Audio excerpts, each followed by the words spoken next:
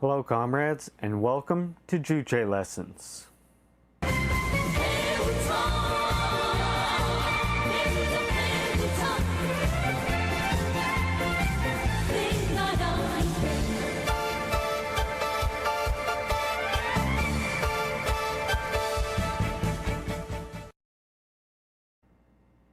In this episode, we will be discussing the development of independence, creativity, and consciousness of humanity.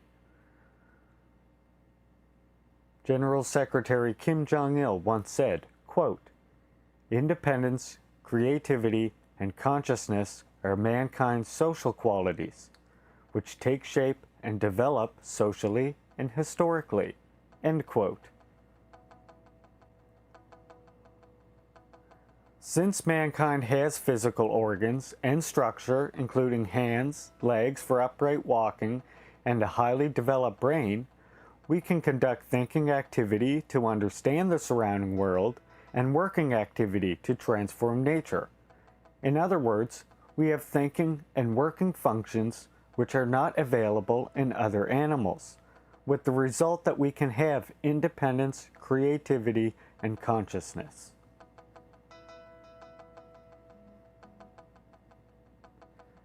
However, it would be incorrect to regard independence, creativity, and consciousness as inborn or biological qualities. Our developed physical organism and its peculiar functions are a material, natural, and biological foundation that enables mankind to have independence, creativity, and consciousness. But independence, creativity, and consciousness are not granted directly from the foundation.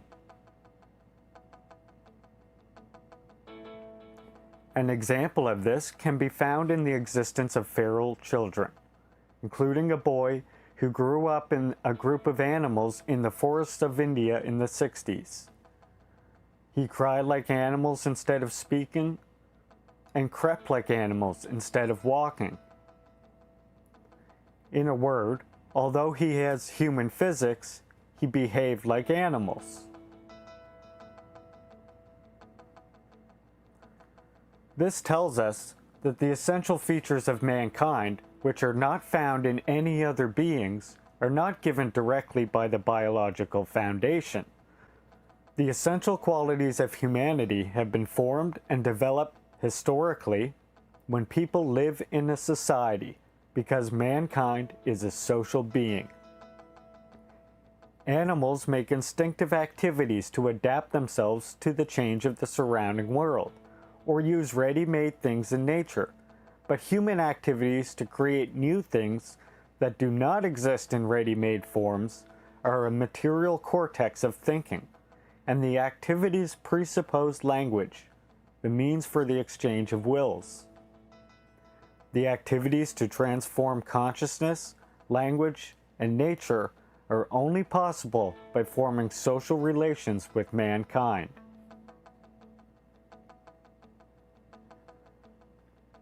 Human ancestors accidentally made the first labor of biological and instinctive forms, such as picking fruits with sticks and cracking shells with stones, in the course of group life.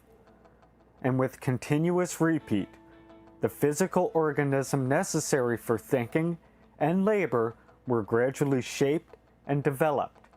And in this process, social relations were originated in group lives. Social relations provided objective conditions that stimulated and accelerated the transition from the origin of consciousness and language, accidental labor of biological and instinctive forms, to conscious and purposeful labor. The emergence of humans, a material being, is synchronized with the formation of labor, consciousness, language, and the developed physical organism, and the formation of society.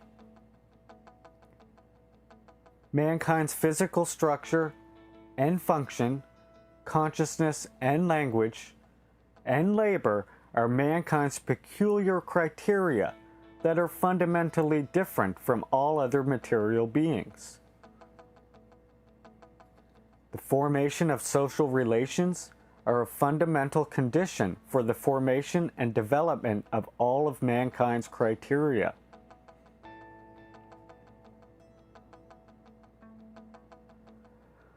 The completion of humanity's physical structure and origin of consciousness, language, and labor are social products. They have social characters. Mankind's consciousness is social consciousness, and language is the means of human social intercourse, while labor is social activity. Mankind stopped being a simple biological being who moved blindly according to our instinct since we formed social relations and became a being who transforms nature and society purposefully and consciously, moving from the process of evolution and entering onto a new stage that develops socially.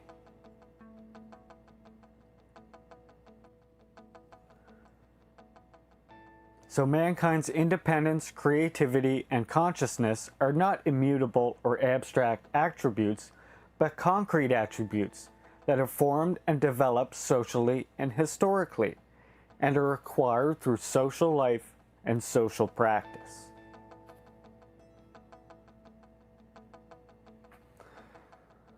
Now let us look at each attribute briefly, and I will expand on these in the following episodes. So first, let us take independence. The contents of man's desire for independence and its realization are not the same in every stage and period of social development.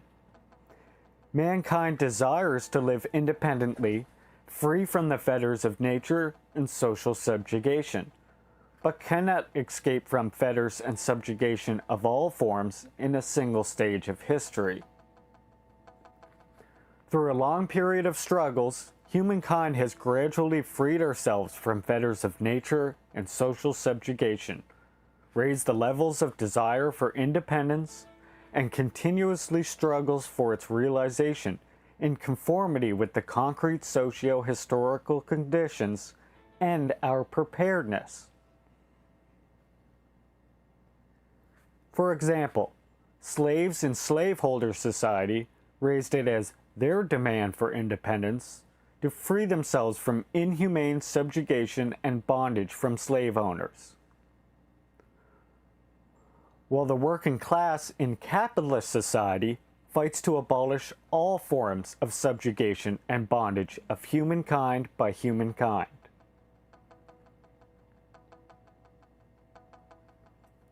Mankind's creativity is also a concrete social attribute that develops socially and historically. We have creative ability, and that creative ability is formed and ceaselessly develops in social practice to reshape nature and society. The history of the development of science is the development of cognitive ability, and the history of the development of productive forces is the development of mankind's practical ability to transform nature. Since the Stone Age to the latest scientific technical successes like information equipment and automatic machines, including computers, robots, biological engineering, and nanotechnology. Well, when we're talking about it regarding Juche, though, it's a completely different concept than the traditional form of breaking away from nature.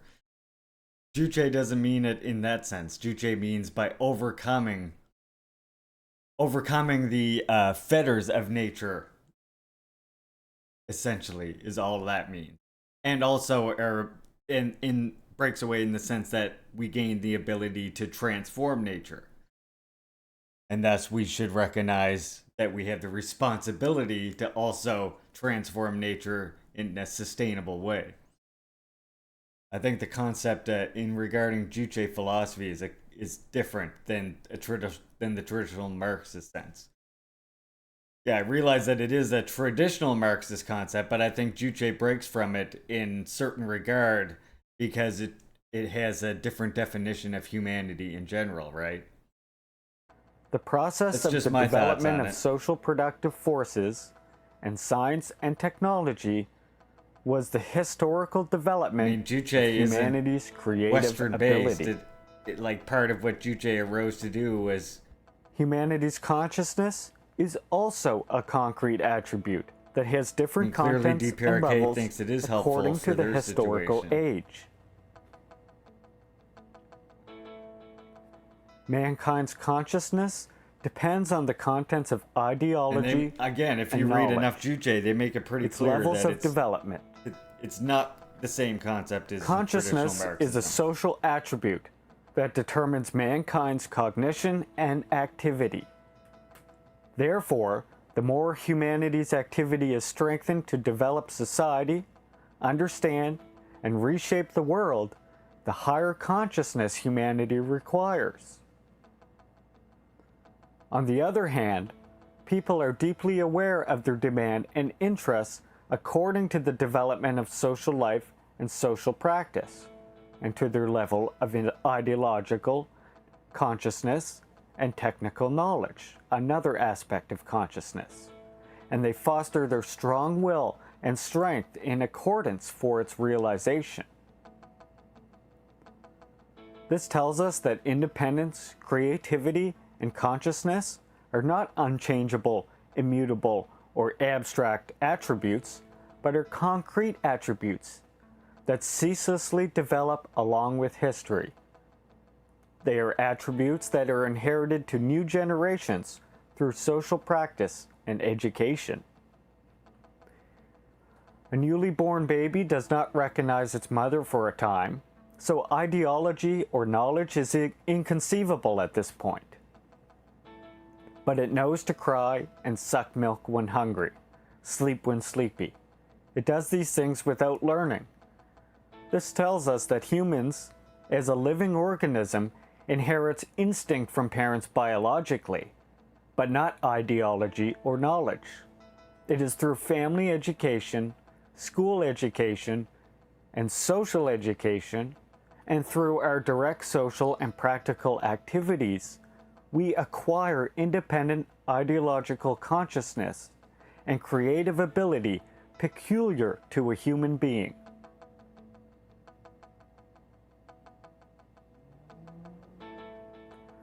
So the Juche idea clarified that mankind is a social being with independence, creativity, and consciousness, thus putting an end to reactionary philosophical disputes about humanity's instinct, giving the most accurate, revolutionary philosophical clarification of mankind.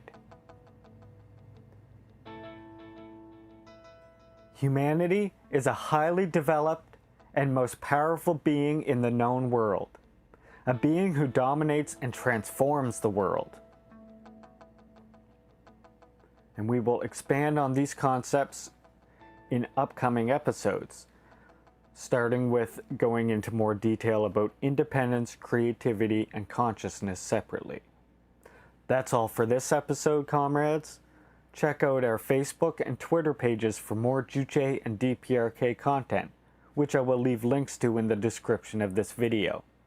If you liked what you saw, please remember to like, subscribe, and share so we can raise the revolutionary consciousness of the masses. And also because I run solely on your motivation and encouragement. I Red shave it salute, every year. Juche comrades. Shave my hair once in the summer every year or so. I guess I could really shave it more often. The wife just buzzes it for me. Hey comrades, welcome in. Commander Red, my weird uncle. I saw Anarchist Laboratory Sean up there earlier. Hope you all are well today, comrades.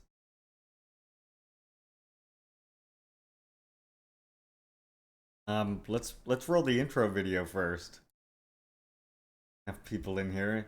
You know, I made this little edit the other day to show that, you know, we do communism, we do gaming. Today, I've got some cool articles. I got some stuff related to Africa, some Pyongyang Times articles, and then, of course, we're going to do our concluding chapter of Red Skin, White Mask today. I also mentioned to you as well that if you like that Juche lessons we just saw, you could also get it on our Peace, Land, and Bread journal, the second journal, as well as this has all kinds of fantastic content in it. But if you go down to the bottom of the journal, here's your comrade right here. No worries, Haley. Totally understandable. So yeah, look at how good Ben makes my Juche lessons look in writing.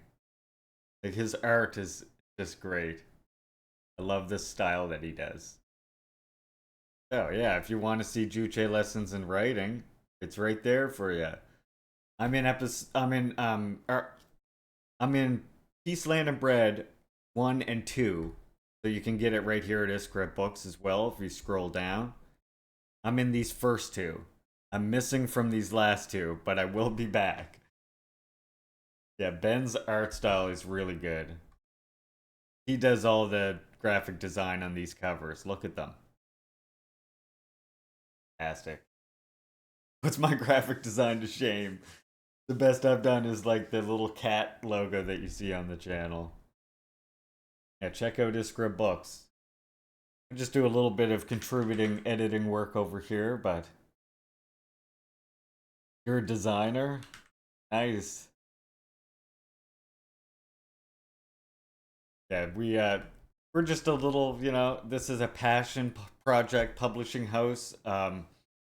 It doesn't exist to make money. Anything we charge for the physical copies of books is literally like what it costs us to print and distribute them. Literally, there's nothing made on anything.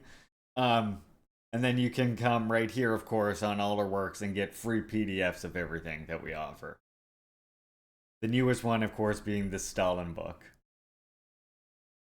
Except I'm stuck in the cog of the capitalist machine that is advertising. Well, we gotta do what we gotta do. It's understandable. At least you get to use some of their graphic design, I guess. I mean, Ben, he's really PhD in politics. Graphic design is his passion. Only he's one of those people who can say that and his graphic design actually looks good.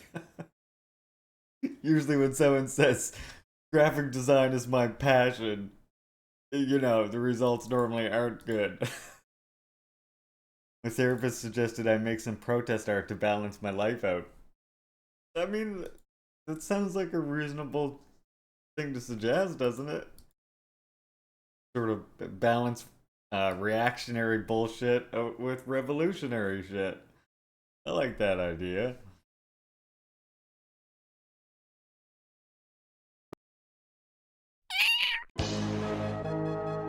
Welcome in, everybody.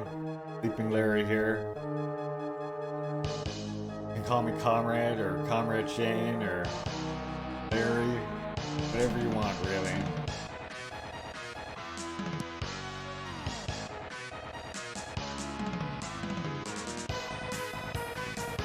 Oh, we open up with politics, I'm thinking, usually.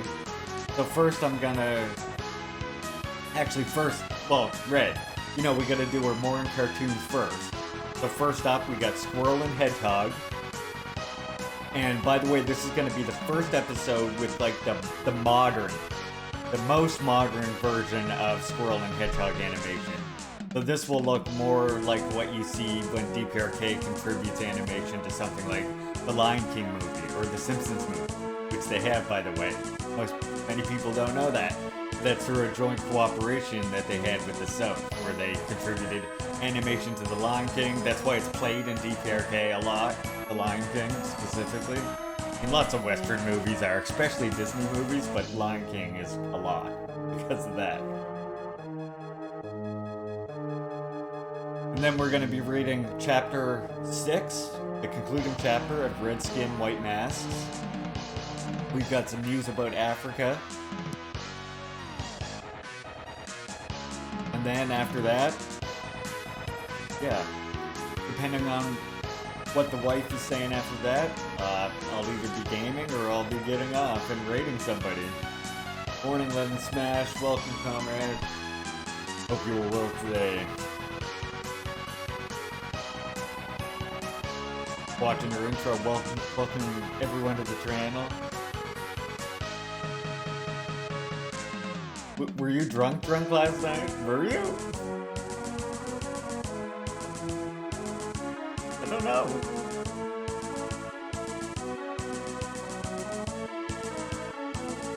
You didn't seem like it, so I think you're good.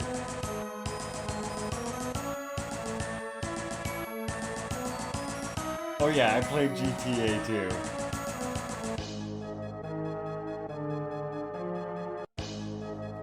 Welcome, by the way, GG.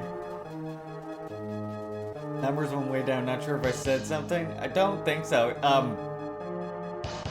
saw Subversive History rated Silver Spook. Silver Spook looked like they had an interesting stream going on last night. I think when I saw they were dancing and stuff, so.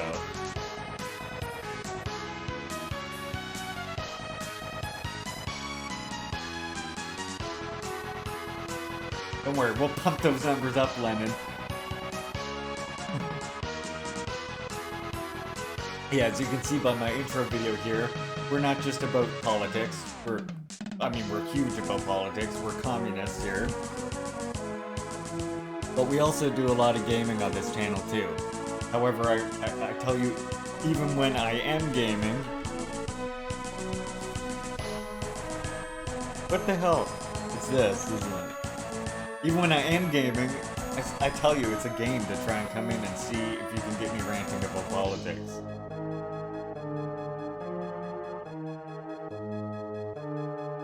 Third time's the charm, right? I'll remember the command one day. Frank has been adding some nifty commands, I noticed. I want to keep adding more too, like I want commands for different definitions. Commands for for certain people as well. So people could go like command shit, just as people come up or something. Like we should really have a Malma one, right? Like Malma is a based revolutionary.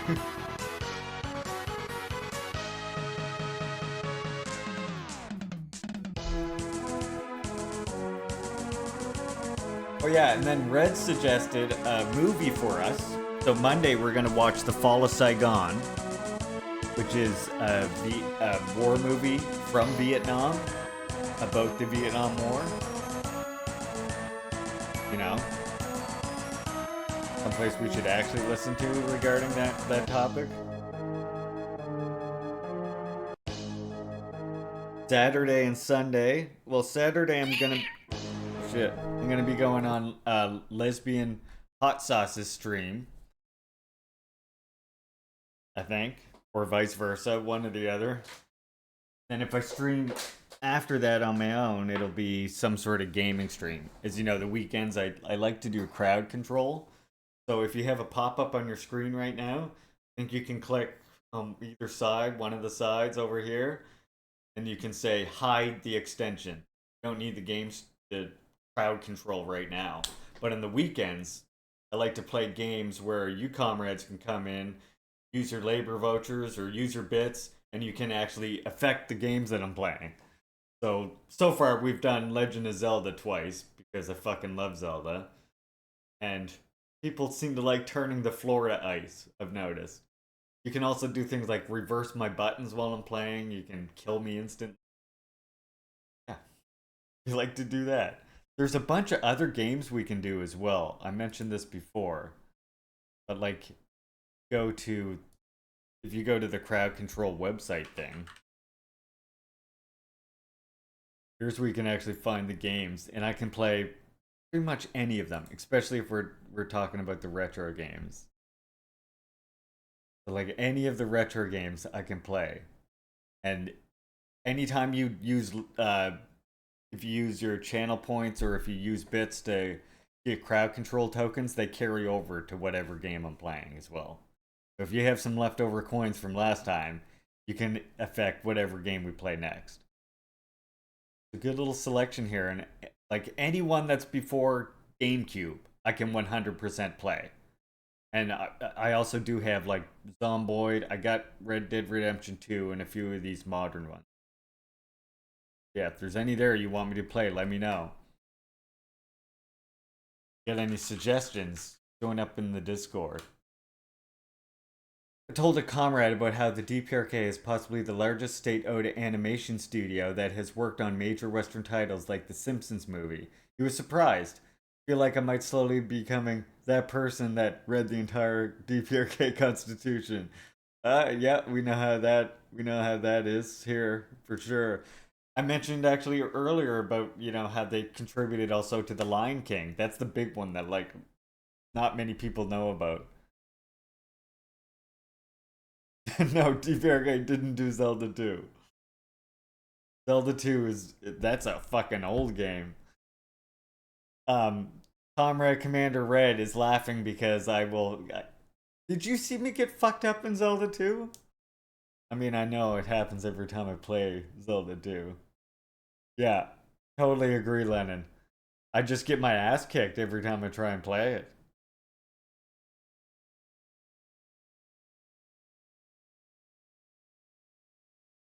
Yeah, they did a couple like more modern Simpsons episodes as well. Don't forget also, comrades, Stalin critique of a black legend is now out. You want to check this out. You want to read this. We're going to be reading it on stream very soon. Okay, before we do the news, we have to do our morning cartoon. Your mom bought you the first, played them together till I moved out. Nice. I liked all of them. My favorite one is the third one, which is the one on Super Nintendo. Link to the Past. That's my favorite one. Yeah, Zelda 2 is a great concept. It could have been great. It's just you got this little tiny sword that's like it's got a beam that goes like what, half a fucking foot. I think maybe you get a power up that extends it later, but oh my god. The only way to like predictably beat the Dark Nuts is you gotta jump and do this little crouching thing and be like that. Yeah. Yeah, Zelda 2 could only have been produced by a deeply flawed society that isn't the DPRK. Exactly. Exactly. They wouldn't. That was that was definitely oh, it was like Japan. They were like, we gotta do something. I mean, they were like weird like that, right? Do you remember the original Japanese Mario 2? Is like almost impossible to actually beat. You gotta like really get to memorize the levels. I mean, I can beat it now, but it takes me a lot of tries. The only officially licensed games that I've tried that style again were Philips CDI games. And I do have, I'll show you what I got here. Check this out. We're getting right off the rails here. We'll get to the cartoons in just a second, I swear. See, I got this Launchbox program right here. Check out how many games I got. The total number of games down here in the corner. I don't know if you can see that. 27,000.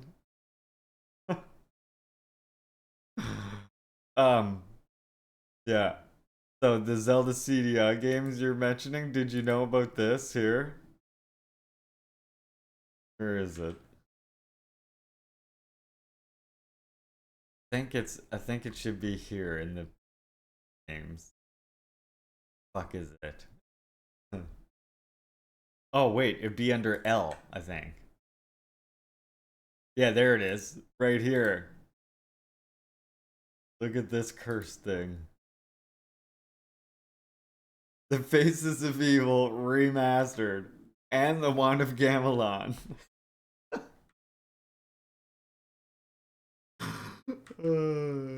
It's and the funny thing about it is like this remaster, somebody actually went through and redid all of the fucking frames of animation like by hand, and a bunch of them because of something to do with the format of CDI made it not compatible to just like convert it over. Yeah. That's hilarious. The number one thing here on my game series collection is the Darius collection because that's what I named my kid. Yeah, there you go. And the huge game collection is why I like doing like variety games on here. Yeah, someone went out of their way to make the CDI game slightly more playable. It is like at least beatable with those additions, and there's a couple options you can make it better with. And something that I actually appreciate way more than that, I don't know how many of your comrades are familiar with the Elder Scrolls series, but did you know somebody made a Unity port of Elder Scrolls Daggerfall? It's so good. The mouse look is so much better, like, they made so many good improvements to it. They made the terrain so it's not just flat, you actually have mountains and stuff now. Daggerfall, Unity, check it out. It's pretty good. Alright, let's do the morning cartoons. Watch the animation now. I think this one will be improved animation. I'm pretty sure. We'll see. We'll see.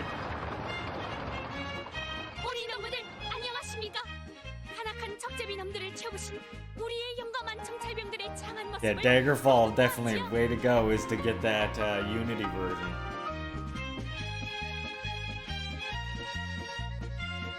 하지만 우리 앞에는 더 위험한 몬스터가 나타났답니다.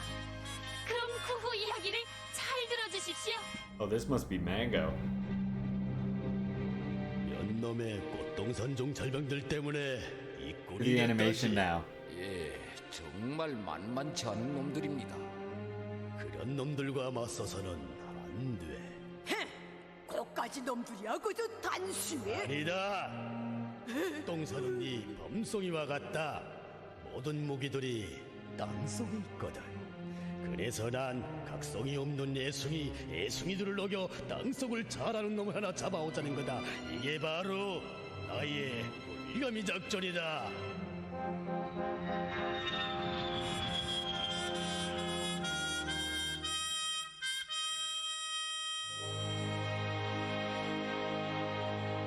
Noose operator.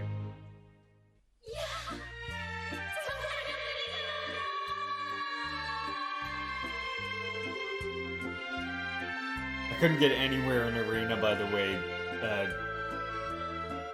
I tried it.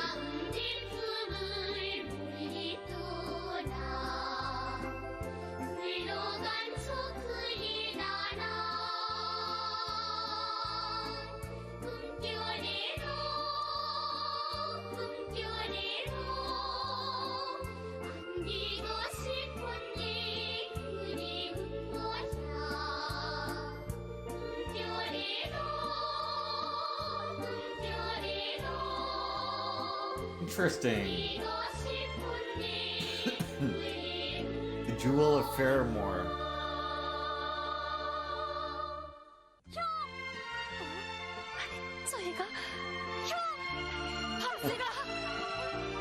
Yeah, doesn't the animation look so much different now? I was telling you. At one point, there's this big jump. To say that socialism doesn't work is to overlook the fact that it did work, and it worked for hundreds of millions of people. I edited new soundbite for bits, by the way, comrades. Okay, wait, before this gets too far. Look, I edited a new soundbites for bits. It's right here, 100 bits. I'll play the sample But that expropriation of the third world has been going on for 400 years, brings us to another revelation. Namely, that the third world is not poor. You don't go to poor countries to make money. There are very few poor countries in this world. Most countries are rich. The Philippines are rich. Brazil is rich. Mexico is rich. Chile is rich. Only the people are poor. So, Haley, this is called Squirrel and Hedgehog. It's a children's cartoon from the DPRK. Hey, A3, welcome, comrade. We're just marveling at how much the animation has improved just since the last episode. 사실 난 정찰병이 돼서 적제비 대장놈을 내 손으로 잡아 없애자고 했는데 그럼 대장놈을 그냥 남겨두고 왔을걸. 예? Yeah, that's a good soundbite, huh? I got all base sound bites. I've tried to reserve the best ones for your channel point redemption, but I can only have 10 of those. And then I can have 30 that are bit redemption, so I just threw all the extras down there. And I can still have more bit redemptions. Like, there's still more stuff. Yeah, this is a children's show.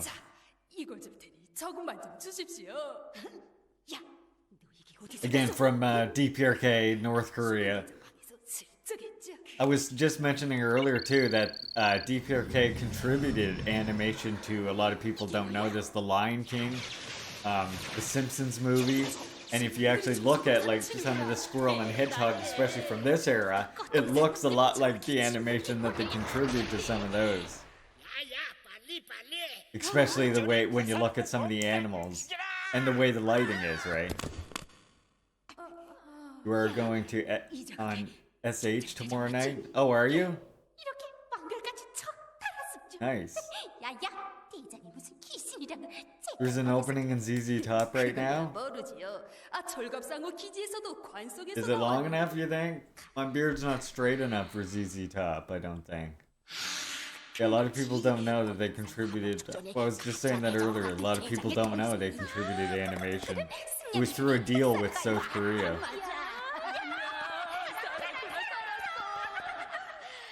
Like a joint cultural agreement or something they had. From Moon Jae-in, and then before that they had another president that was sort of more on the left in that way.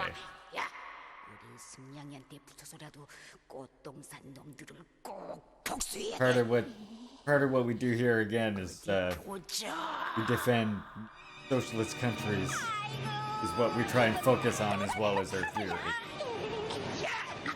Well, on Mondays we like to watch movies from socialist countries.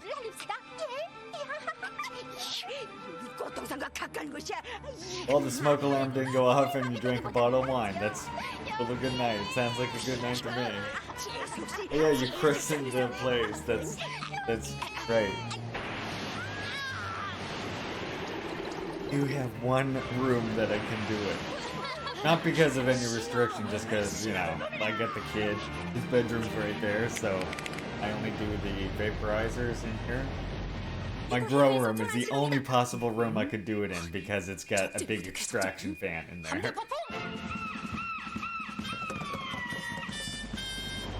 You're basically standing outside in the grow room, other than when we get the heat going.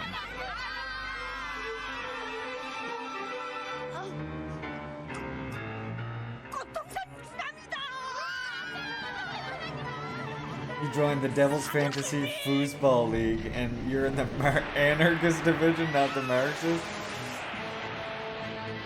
Lenin. Are you letting libertarianism rot away at your political integrity like a moth? You'll all get that joke in a little bit, I promise you.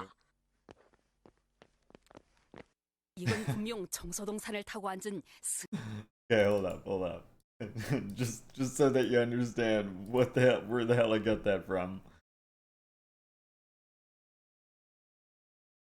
Libertarianism is like an invisible moth gnawing away at the people's political integrity, Comrade Kim Jong-il.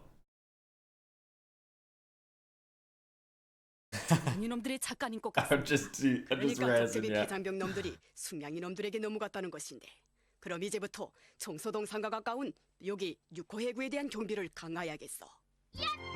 Yeah, exactly, Gigi, because it's been limited to. Yeah, it's been limited to through ROK through joint deals because of like you just said, because of the sanctions. North Korean is authoritarian socialism, isn't that right? I mean, well, okay, here's the thing. Like, we wouldn't, as Marxists, we wouldn't really say, we would say every state on Earth is authoritarian, and a state is merely the tool in the class of one hand, in the hands of one class for enforcing the class rule against another class. So authority is relative, right? That's sort of what Engels, if you ever read Engels on authority, that's really what he's talking about, and he's addressing like this anarchist libertarian view, right? Like that's why we kind of reject the term democratic socialism, because for us, for communists, for Marxists, socialism is inherently democratic from the point of view of the working people, right? It's literally set up, it's a democracy of the masses, of the working masses, against bourgeoisie. So, yeah, it's a authoritarian socialist society in that every society is authoritarian. It's just that DPRK, like Cuba, like USSR, is authoritarian against the bourgeoisie, against the imperialists, and puts power in the hands of the people.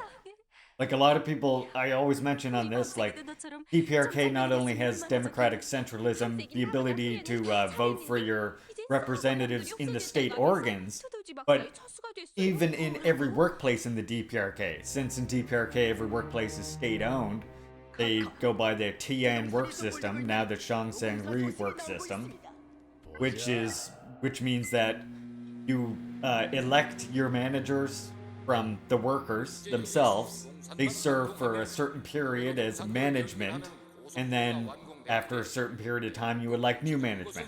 The people who work in the factories also like decide the major policies and like decisions of the factory itself, except for the economic plan, which is decided upon like democratically and then centralized. Just like sort of like what they would have done, I mean what they do in Cuba, what they do in what they used to do in USSR, but just advanced to a different degree, I would say, as well. What's cool about DPRK is a lot of people call it authoritarian, but it's like, I would argue one of the only countries, or the only country, that has actually like abolished the presidency completely, and has actually even abolished like other organs of socialist state and divided them among further state organs. Like the presidency was abolished and split into the cabinet and the Supreme People's Assembly. The National Defense Committee was split into like 3 or 4 state organs after that. Even in the Workers' Party itself, you have the General Secretary position be abolished and separated into first, second, and third secretaries. And this is like all in line with what Lenin predicted, that in order to overcome bureaucracy and increase democracy and the power of the proletariat, you have to have more and more people participate in class or in state administration till all people participate in state administration. And then the state as an entity as we know it ceases to exist, right? The state as a tool of class rule ceases to exist. Sorry for that long-winded rant. Hope that makes sense to you, but yeah, I mean, we talk a lot of theory on this, so hopefully you'll see some works that we'll read that will also, you know, fortify this stuff for you as well. Oh, no problem. I mean, that's what we do here.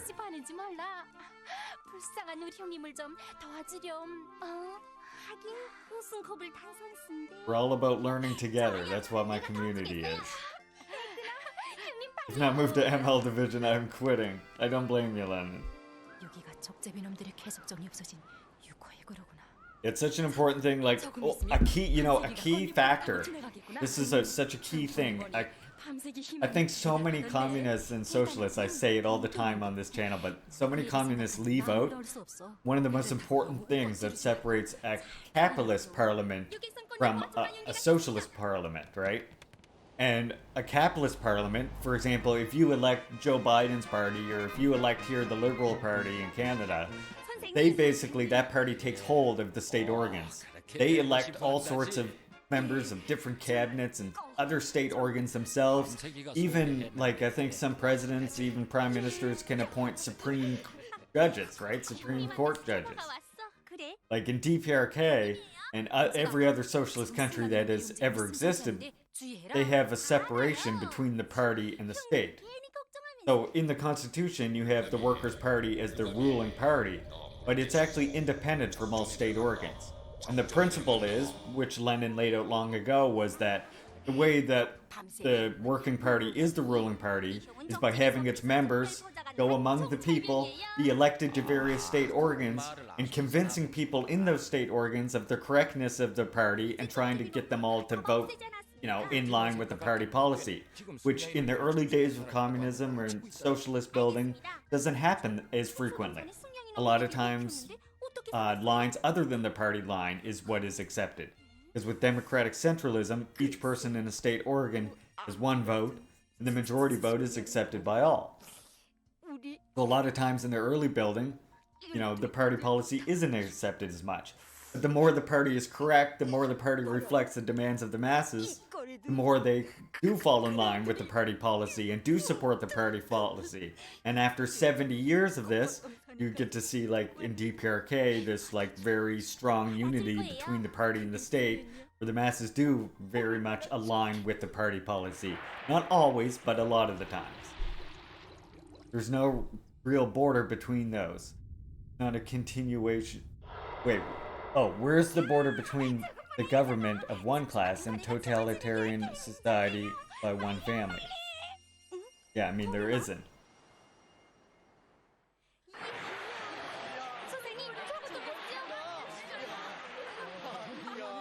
I guess my question is, are the people of DPRK violently oppressed, starved, punished in actuality, or is that propaganda? I mean, to put it as short as I can for you, it's propaganda. But I do have, like, what we were watching this morning, I don't know if you caught any of the pre-credit stuff, but, oh, actually, right here. I have a channel right here that I hope can help people with that. I post our live streams here now, by the way. Just the very end? Okay. Well, I have this channel right here. Let me find my actual...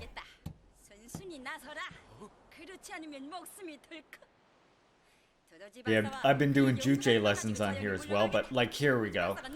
Like this is one here that I did on human rights in DPRK. But like let me put it this way, right? Actually, let me show you a cool diagram too. I mean, in DPRK, just like what I was saying, the people in DPRK, they get to vote in their own representatives, like in the various state organs, like their treasurer. They even vote in Kim Jong-un to his position as what is he now? I think he's State Affairs Commission. What he serves on, they elect him to that position. The supreme legislative body in DPRK is actually made up of a group of workers and peasants who were elected every 5 years. They're the ones who appoint Kim Jong-un, so actually they have authority over him. And this is the way, like I say, every actual socialist state has been set up, where the state, the worker state, has authority over the communist leaders, the leaders of the party. And like even Kim Jong-un, he can't even, as long as he is the leader of the Workers' Party and on the State Affairs Commission, he's not even allowed to be elected to that supreme legislative organ. And then what is really cool is like when you think about Joe Biden, right? He's the head of the legislative department. He's also the head of the executive department. Well, in DPRK, Kim Jong-un is the head of neither. Okay, and they're actually two separate bodies. The legislative head is the Supreme People's Assembly, and the executive head is the cabinet. Two totally separate state organs. And this is one of the things I mentioned is like totally unheard of currently. Even many other socialist states haven't actually gotten to this point yet of like abolishing state organs and democratizing them further and further.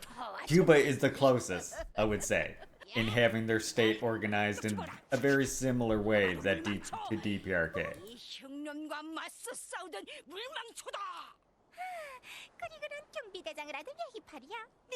I'll show you a cool diagram here in just a second. Just want to point out, like, in regards to what I just said about Cuba too. you can look right here. I love this quote by Raul Castro. If someone is interested in what the Cubans' opinion is on certain questions, he should ask North Koreans. And if someone asks what North Korea's standpoint may be in certain cases, he can safely ask the Cubans about that. Our views are completely identical in everything. That's what he said after his trip to DPRK. This channel is all about catering to everybody who wants to learn. That's what we're all about. As I say, this channel is not, we're a communist channel, but we welcome in people who aren't even communists as well. As long as you're here to learn in good faith, and you're not gonna just sit there and troll like mainstream media articles at us or try and like get into a debate with me, right? Being open and willing to discuss that's the exact kind of people that we're looking for, right? That's what it's all about. That's what I always tell my comrades too. When you're out there trying to teach people, if someone doesn't want to learn from you, if someone's not being reached, that's fine. Let them go, right? Someone else with a different attitude, a different personality might be able to reach someone you're not able to reach. Maybe that person can't be reached at all right now. You think about the way dialectics works. You get the quantitative changes, which eventually lead up to a qualitative change. So by the time more and more people are on board with communist teaching, that the social pressure will convince, even more people to become for that.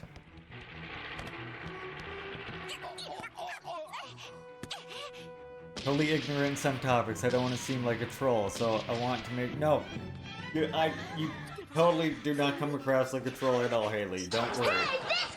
You're oh my Jesus Christ. What the hell? Thank you so much, comrade.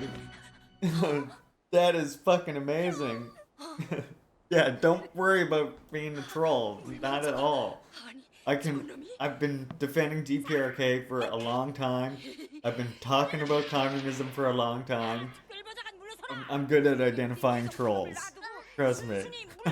Thank you, comrade. I very much appreciate that. It means an absolute ton to me. But yeah, even without that, I can tell that you're definitely here to learn. Like, it's obvious. Oh, what? Natalie Revolts, welcome, comrade. Someone give Natalie Revolts a shout out, please. Do I have a mod? Yeah, Frank Dresser. Give Natalie Revolts a shout out. Welcome, comrade. So glad to see you here. Very dear comrade of mine.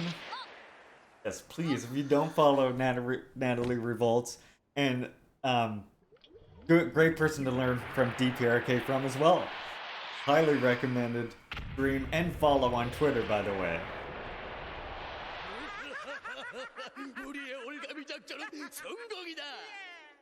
It's amazing. Comrades are making my day today. Then did the follow. Amazing. Oh, what? GMO just gifted a sub to Natalie Revolts. Awesome, comrade. I mean, Natalie Revolts is Juche gang anyway. Now she just has the emotes to go along with it. Alright, everybody welcome the new Juche gang comrades with your Juche gang emotes, please. That's what I always ask. I know, right? NTC? I was just saying.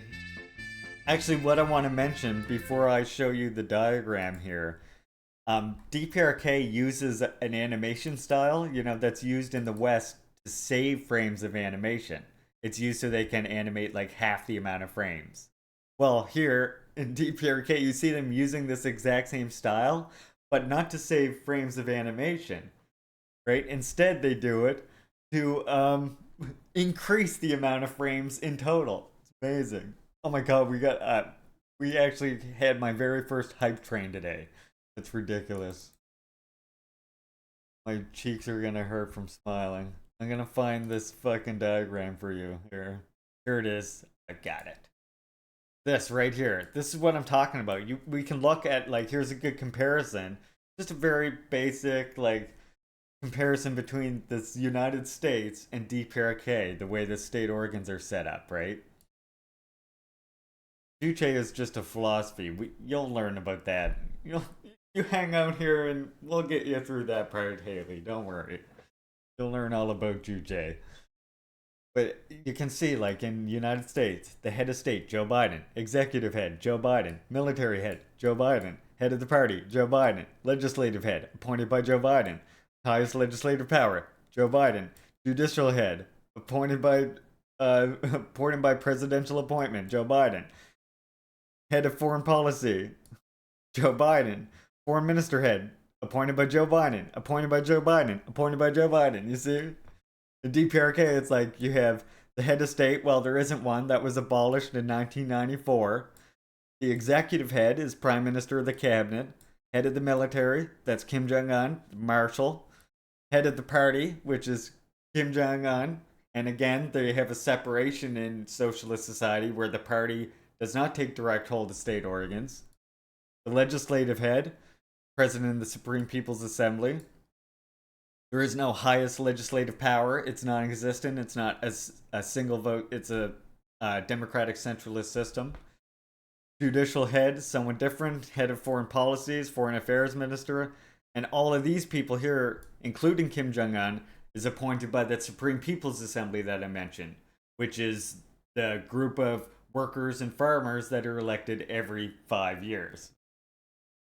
So, like, I mean, if we want to talk from our perspective... Kid, you're being bamboozled. Haley, These what the capitalist hell? fat cats are inflating the profit margin and reducing your total number of toys. There, see? He just said it right there. They're reducing your total number of toys. The capitalist fat cats. Yeah, you can see, like, so from our point of view, no, DPRK is not authoritarian. It's our authority enforced on the imperialists, enforced on the capitalists. So, like, from our point of view, DPRK is democratic. Just like it says it right in the name. It's right in the name. Right? And if you want to see proof of that, I always say, like, just look at what their social wage that they offer their citizens, right? Free housing for everyone provided by the state. The most anybody ever pays in DPRK is a very small percentage of their income. For if you live in an urban, like a apartment building or something, you pay a very small utility fee. But it's like a couple percent of your fucking total income. They have free healthcare, which, by the way, includes prescribed medicine. If you're pregnant or having kids, it includes, like, even goods and medicines that you need to go along with a healthy pregnancy.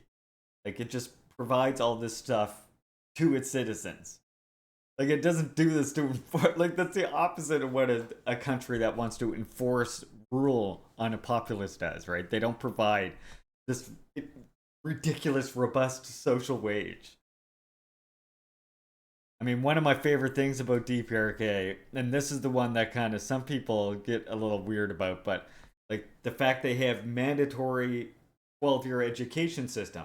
So what that prevents is you having these private education institutions, including, like, Catholic schools, like, and that's where the quote-unquote, that's where the, like, I guess, suppression of religion some people cry about comes in.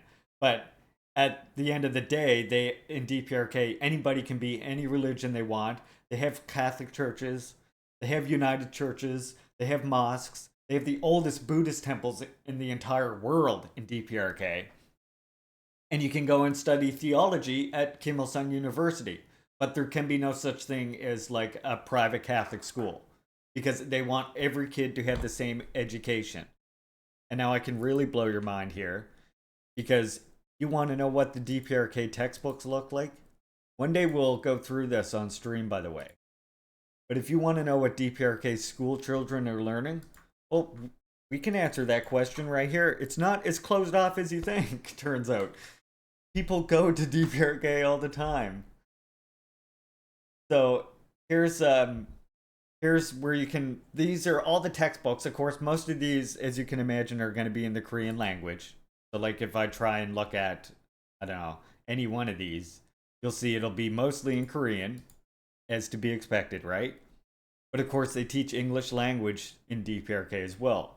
So if you look along the side for these books that are English, here's one, Genius for English. And yeah, you come in right here and let's see, what are they learning in this English? This is just to teach them English language, by the way. What are they learning here? Oh, look, who killed the natives in Australia? Where was that in my textbook? Like, if only, you know? They talk about pollution. Like, there's a bunch of other ones too that are like this. There's another English 5 textbook right here as well. So why does it seem so hard to leave return from DPRK? Is that more propaganda? I'm learning so much. Okay. Yeah, sort of. I mean, right now, first we got to address right now that yes, it is. Because DPRK doesn't agree with who, and I would say who doesn't agree with who. Who was bribed by capitalist interests to basically say the pandemic is over. But right now, like DPRK was like, you know, realized, okay, the pandemic isn't over. We still have to take these measures. And most scientists agree that the pandemic isn't over. But DPRK has citizens, well, here Natalie says DPRK had upwards of 350,000 of its citizens working and living abroad. And I mean, even today, like even before the whole pandemic broke out, you had DPRK could just work in Russia, work in friendly countries. The only countries that restrict DPRK citizens from traveling to them are imperialist countries who place sanctions on them. And when you want to talk about an open border, there is no more open border than the border between China and DPRK, where people were literally, for generations and generations, people just come back and forth, like not even without any recognition that the border is even there in the first place. Like one of the funniest things about Yeonmi Park's lie is that she says she had to cross a mountain or scale a mountain in order to get to China. But like you can look at where her village is, and it's just like it's like the tiny little river. There's no mountain to get to China from her village. Funny.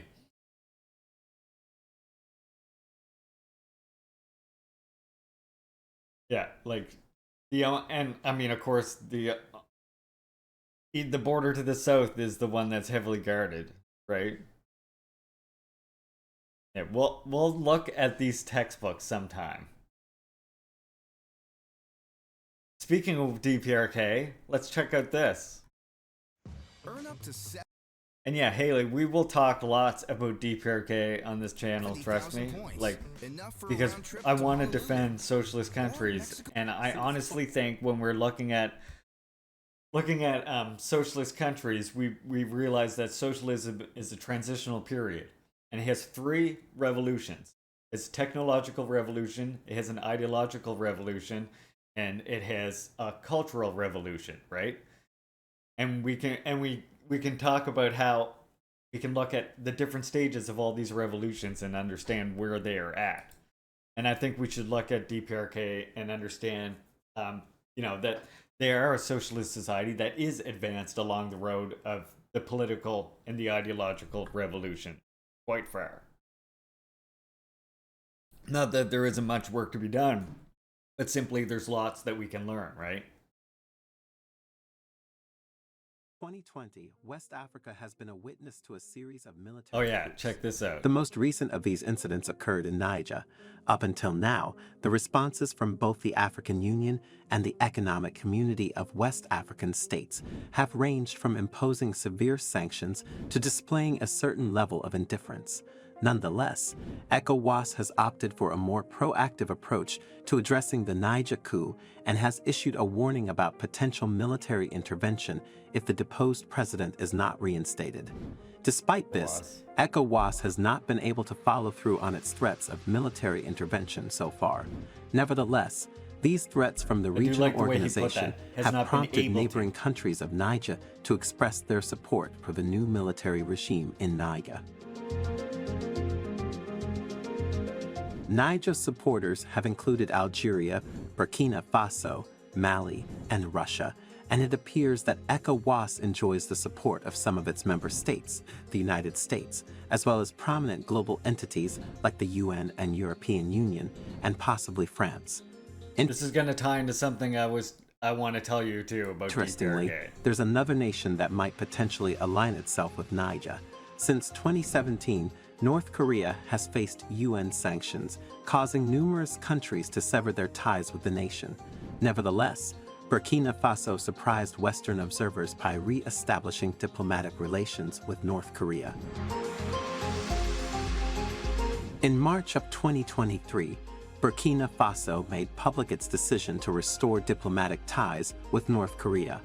As stated by the nation's foreign ministry, this move has been taken in order to maintain exemplary bilateral cooperation in several areas between the two countries. Burkina Faso had previously suspended its relations with North Korea in 2017 as a response to UN Security Council sanctions related to Pyongyang's nuclear weapons program.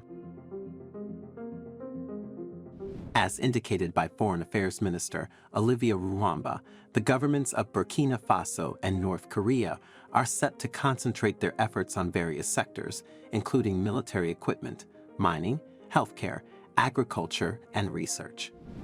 Furthermore, the Burkinabe government has given its approval for the appointment of a North Korean ambassador to Burkina Faso. Cha Hui-chol has received the endorsement as Ambassador Extraordinary and Plenipotentiary of the Democratic People's Republic of Korea to Burkina Faso, with his official residence located in Dakar, Senegal, as outlined in a statement released by the Ministerial Council. While North Korea has maintained a notably reserved stance regarding Africa's instances of coups, the rekindled connection with Burkina Faso could potentially catalyze greater involvement in regional affairs. Despite being under sanctions, North Korea has been identified as a supplier of weaponry to several African nations, as outlined in a Based. I've mentioned this before, that DPRK does actually send, many people don't realize this when they say DPRK is the Hermit Kingdom. Hey Hatchie, welcome comrade. Talking about some DPRK / African news right now. And just mentioning that a lot of people, communists even, who would call DPRK the Hermit Kingdom or whatever, don't realize that DPRK does actually materially aid other liberation movements, including in Yemen recently was one that comes to mind. Africa, several African nations, as this says. They have many times in the past. Everybody knows about Cuba's involvement, but DPRK has been there too.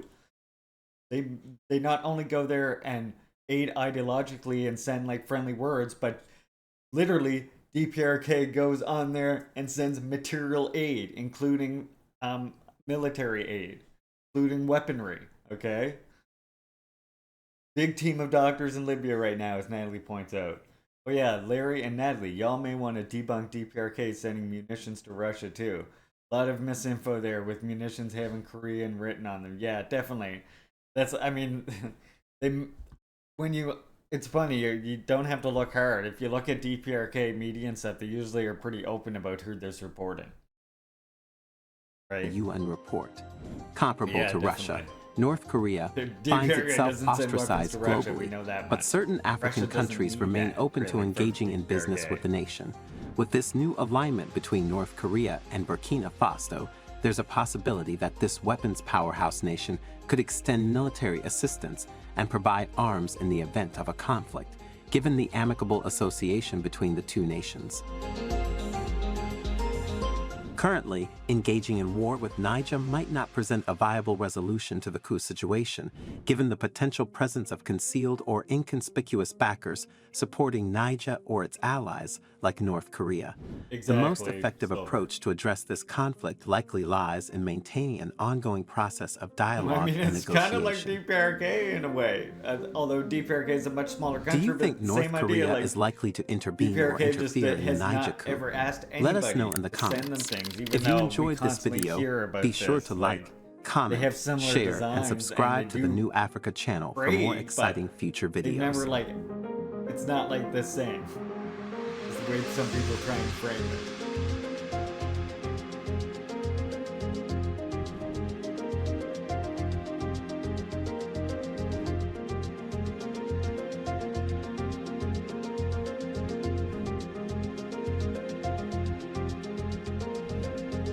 I mean, it's kind of cringe to be, it can be kind of cringe to be anti-religion, right? Like, because it ignores the fact, like, revolutionary theology and lots of other stuff. It's like, ends up being this Western, based thing that, like, do I have to break out the quotes? Okay, I'm gonna break out the 2 quotes, I think. I think I'm gonna have to do it. Break out the religion quotes, aren't I? Okay, let's first look at what, because first we know that the one that, of course, causes the most controversy, the one that we always see from Marx, right? What is it? Everybody knows it, of course. Oh, religion is the opium of the masses, right? What we always hear. So look, I want to first look at the full context of the quote. Religious suffering is, at one and the same time, the expression of real suffering and a protest against real suffering. Religion is the sigh of the oppressed creature, the heart of a heartless world, and the soul of the soulless conditions. It is the opium of the people. The abolition of religion as the illusory happiness of the people is the demand for their real happiness. To call on them to give up their illusions about their condition is to call on them to give up a condition that requires illusions. The criticism of religion is, therefore, in embryo, the criticism of that veil of tears of which religion is the halo.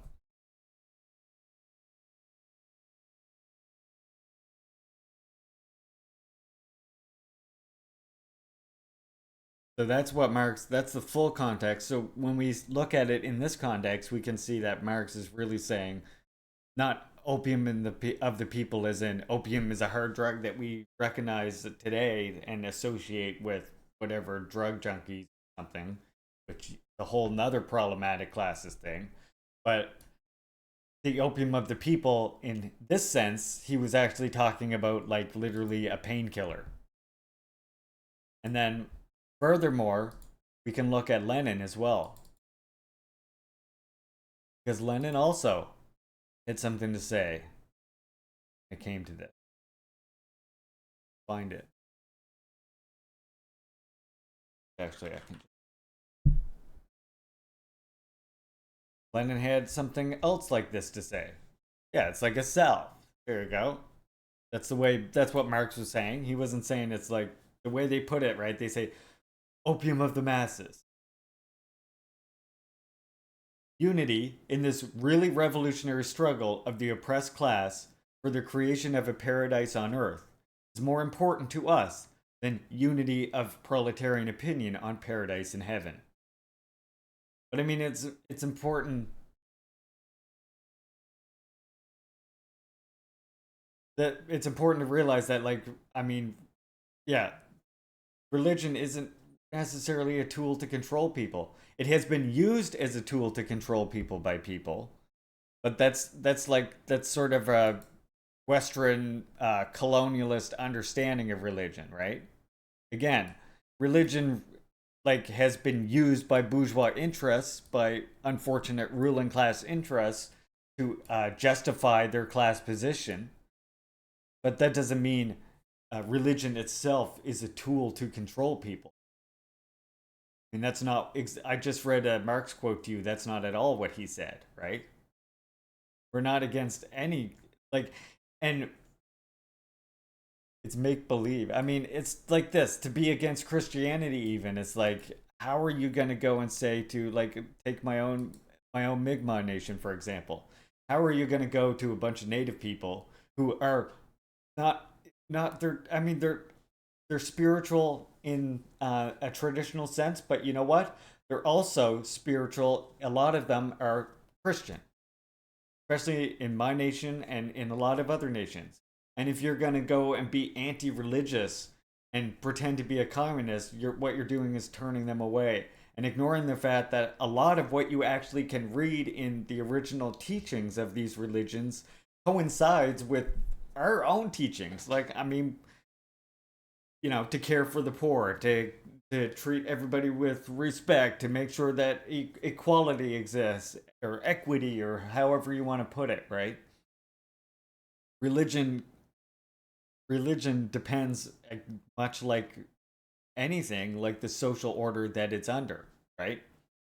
And that's why I was pointing out before, like, DPRK is a good example of how you have religious freedom without it interfering with the state. Like, that's why DPRK, you can go to Kim Il-sung University and you can take theology, right?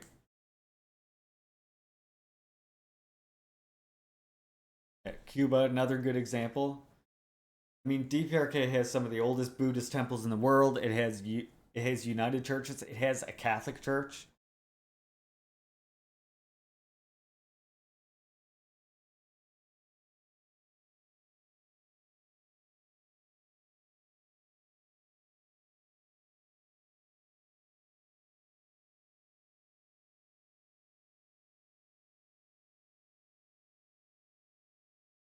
NTC, in my experience, that anti-religious people hold strong individualist beliefs and use their anti-religious stance to tear down the straw man of God for the purpose of furthering liberal ideas. Yeah.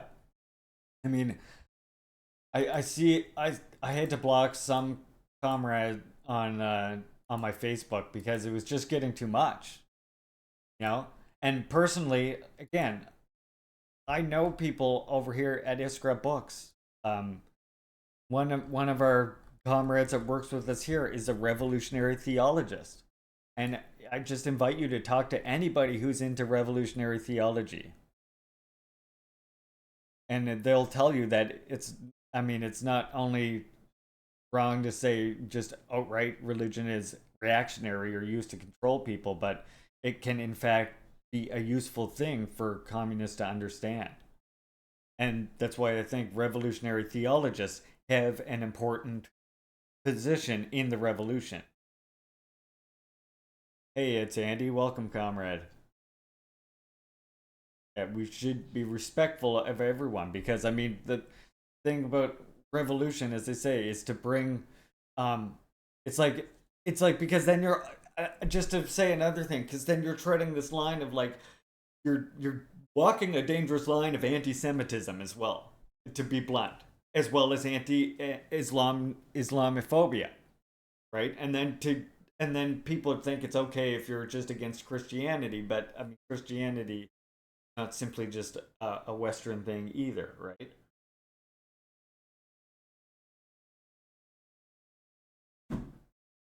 So, atheist is fine. You just can't be, like, anti-religious against other people, especially as, again, it ignores the important work that revolutionary theologists have. Yeah, we're talking about religion at the moment, but yeah, I mean, yeah, it's anti-Semitic because then you're walking this line. If you're being anti-religious, then you're against what? Are you then against the Jewish faith? Where do you draw that line? You're either atheist, agnostic, whatever is fine, but the whole other thing when you're starting to get into the world of being anti-religious and a communist. Like, we're for the liberation of all people.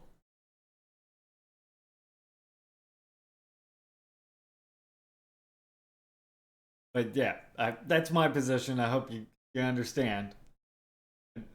I don't think people mean to dogpile you or anything, but just want you to understand that I think it can be a very dangerous reactionary thing to get into. And again, I've seen people, like, delve into Islamophobia because of it and stuff, and I just don't want to see good comrades fall into that sort of thing, you know?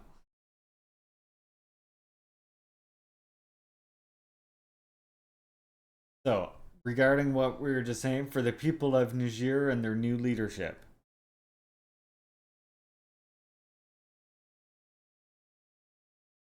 I mean, I disagree with that, though.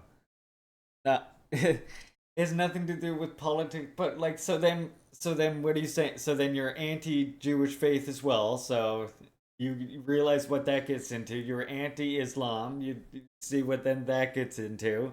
And now that means by extension you're anti First Nations spirituality too. Like you realize how fucking that's not the way that like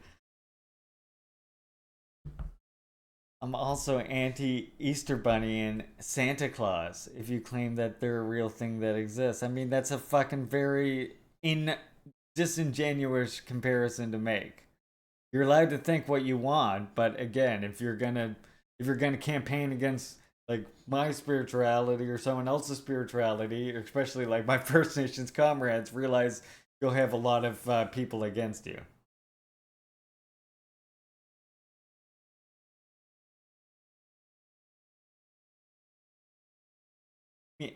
Demonstrable evidence that this thing is real.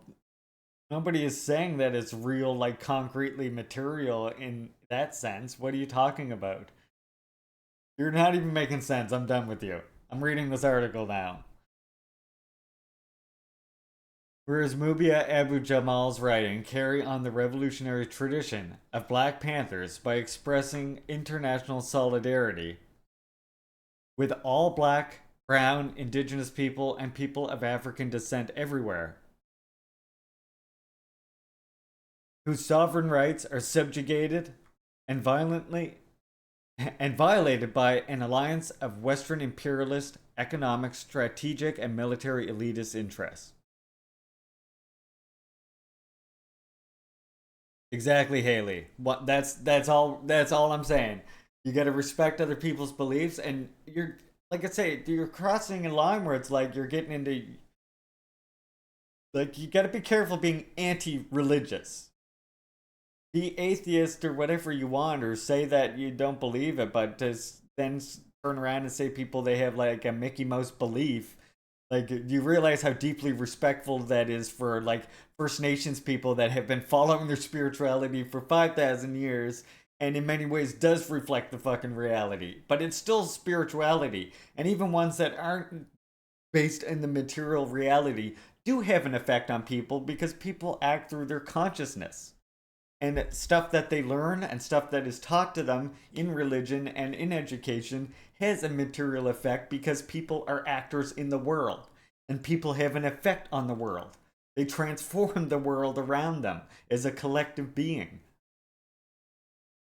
So, ideological things, cultural things, do end up having a material effect.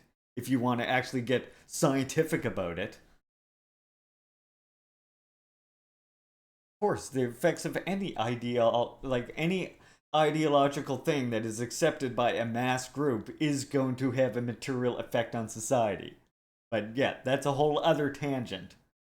But you should, I mean, I told you our position on religion here. It's fine if you don't believe it, but don't come in here and saying that it's like a Mickey Mouse, Santa Claus comparison type thing, because you're getting into pretty shady territory there, my friend.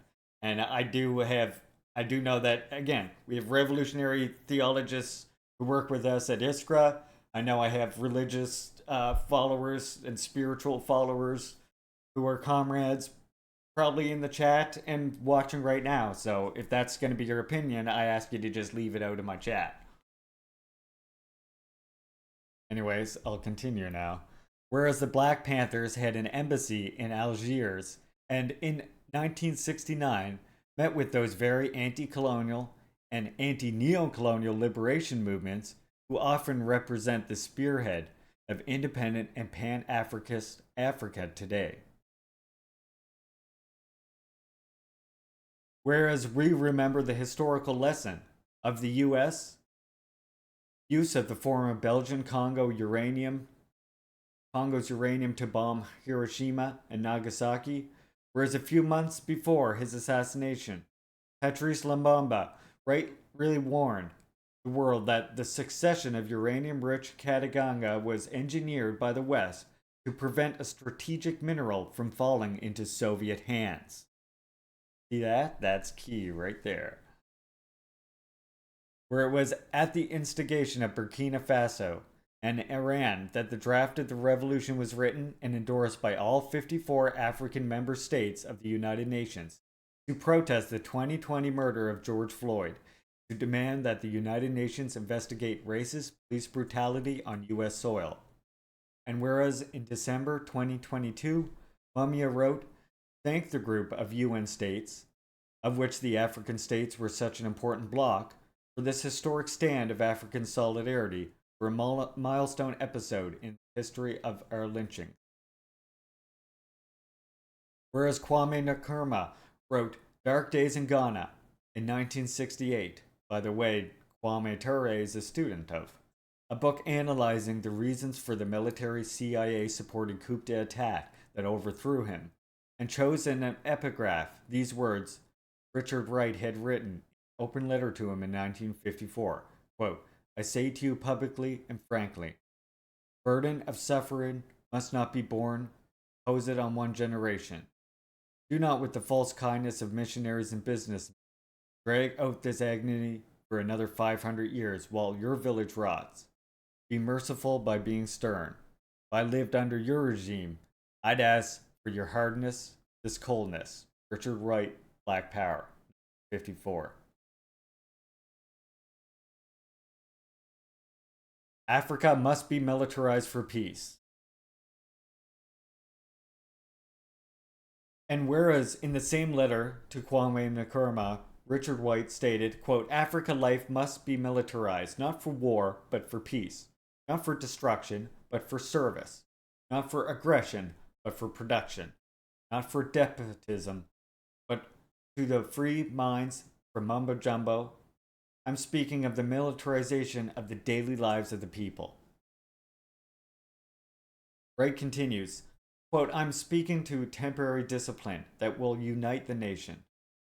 Sweep out the tribal cobwebs and place the feet of the masses upon the basis of reality. What the Europeans failed to do, didn't want to do, because they feared disrupting their own profits in global real estate. You must do, unquote. Whereas Africa today, more than 60% of the population is under 25 years old, and Niger is demographically the youngest country on the planet. 50% of Nigerians are under the age of 15. Youth rising up.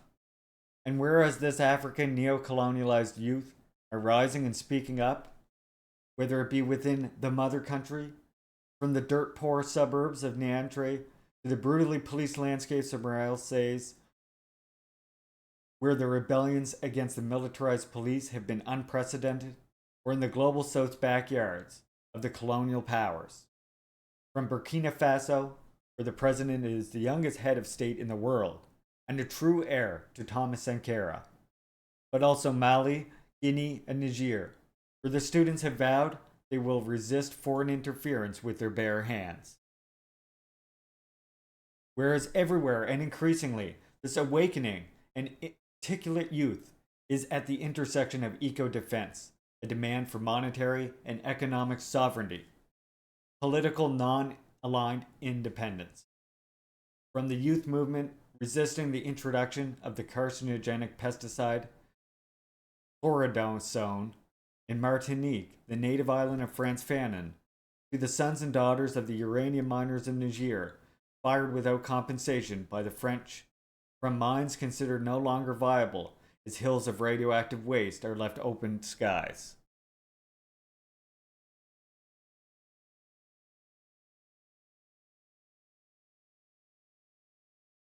Okay, Frank, thank you, comrade. Enjoy your travels.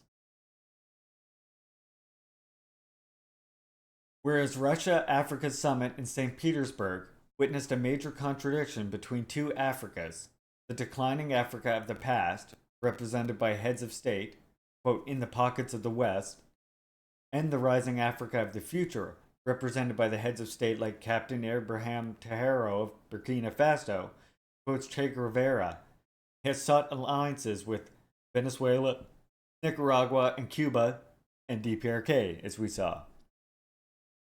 Whereas the official Western narrative about Niger is that it is one of the poorest countries in the world, whereas its very wealth in oil, gold, and uranium was monopolized by the French company's strategy of paying a pittance so that the French could have electricity galore, while most of Niger lives in the dark. It was reduced to import electricity.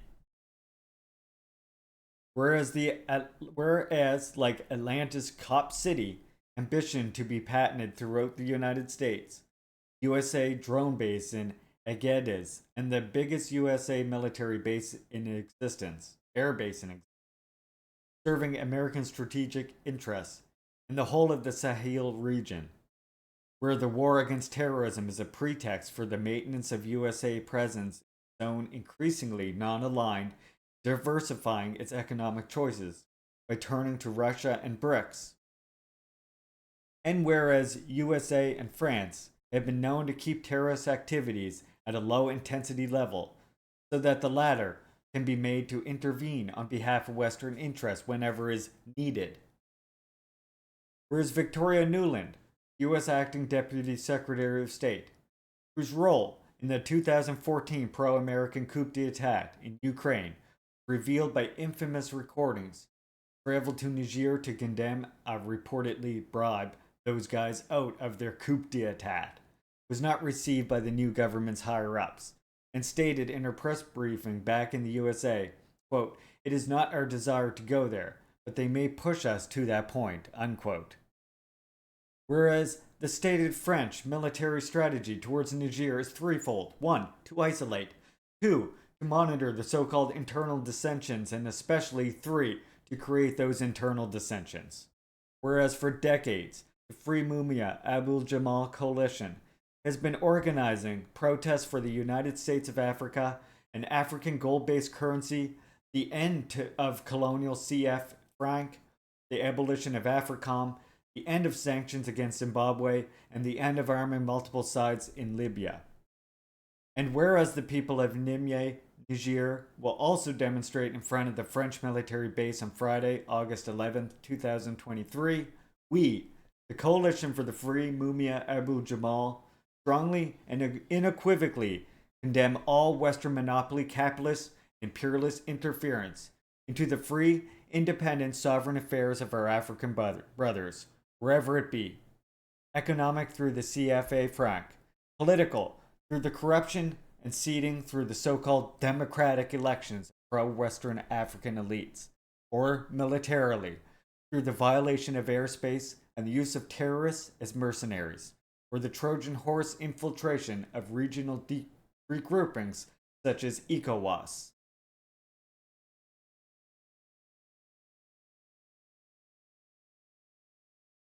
There you go. That's that article from the Free Mumia Abu Jamal Commission. There it is right there. Link it for you all. Haley, that face when you want to leave the US, but you know you have to stay and fight for a better country. Yep. Well, it's the duty of us communists. Actually, I have a really great... I'm just going to go ahead and give you all a nice little quote about... When I say the duty of communists, it always comes to mind.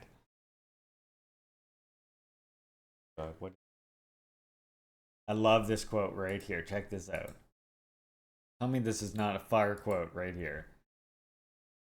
The duty of revolutionaries to go among the popular masses, masters of the revolution, to educate, organize, and inspire them to struggle. Revolutionary forces, too, be trained from among the masses. All problems arising in the revolutionary struggle should likewise be resolved in reliance on their wisdom and strength. Unquote.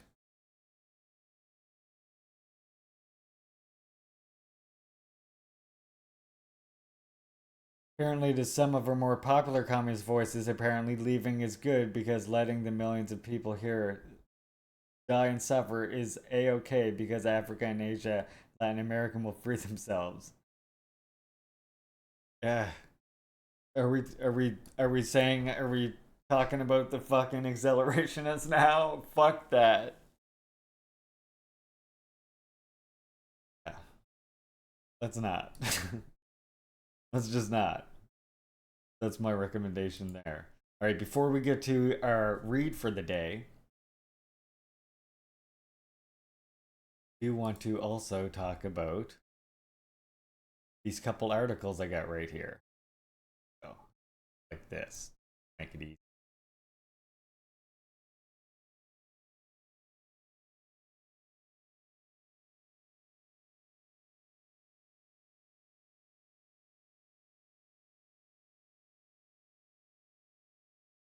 No, everyone who thinks the West won't win its war because it run out of munitions, so they think they can sit on their hands while the war. Oh yeah, yeah. I get. There's a really great. I don't have it as a quote yet, but there's a really great quote by Comrade Fidel Castro where he says, we know that imperialism will fail. We know that revolution will win, but it's not for revolutionaries to sit with arms crossed in their doorways, waiting for the ghost of revolution to pass by. Yeah. America, yeah, well, Haley, I'm in Canada, and it's not that as much better as people think. They like to say it is, but it's not.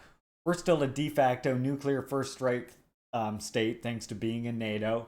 Our free universal healthcare system sterilizes First Nations people when they go in for any sort of routine checkups. Like, yeah, it's got some problems.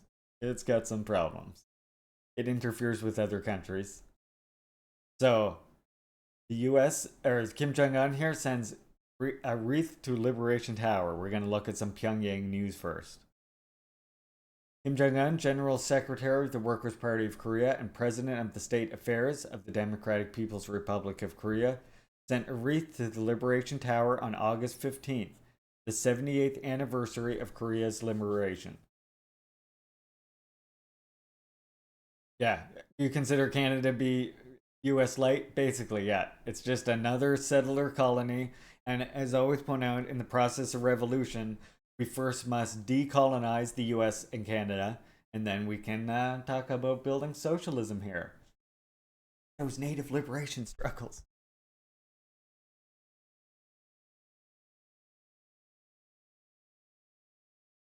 The guards of honor of the Korean People's Army lined up before the tower.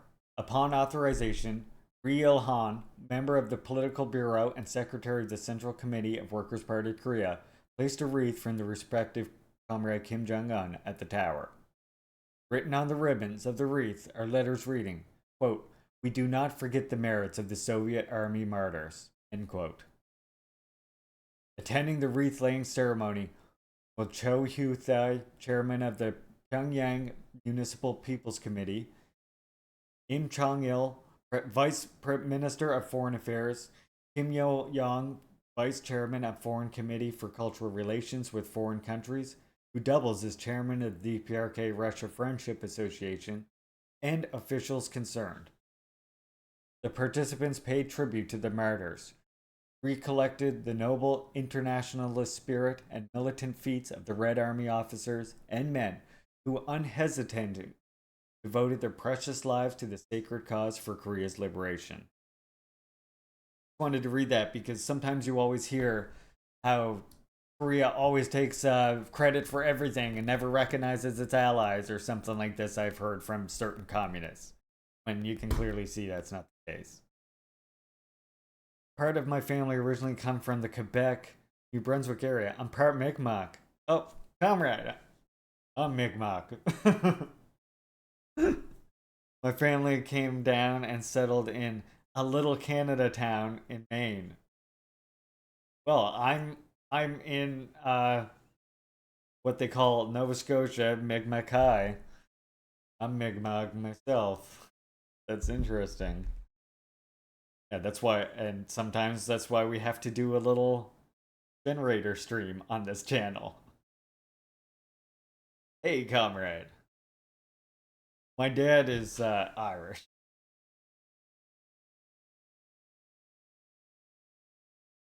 Silver, I'm technically a mix of first generation and not. Okay, let me finish this right quick. Oh, wait, this is a new article. Second that. Yeah, that's interesting. Originally from Quebec, New Brunswick. Cool. Yeah, I'm from Mi'kmaq. I still go every year. Have to go to Keji McChick. see the... Okay. Okay, hold on one sec. Yeah, it's all about where... I mean, this is the thing I always remind people, right? It's not about blood quantum. It's about your family, where you grew up, your teaching, etc. Important thing to know is that blood quantum is a colonizer fucking tool for carrying out, for actually accelerating the genocide, I would say. See if I can find these. Because I do have these cool pictures. I just don't think I have them saved on my hard drive anymore. But I do have them saved. Here it is.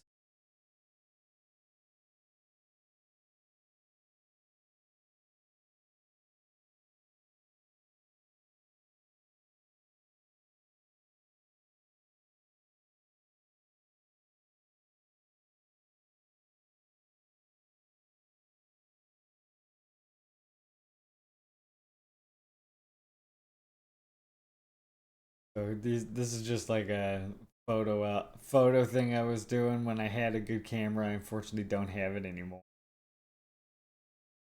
These are all like photos that I took in Keji. I didn't post them here. Shit. Fucking love Keji.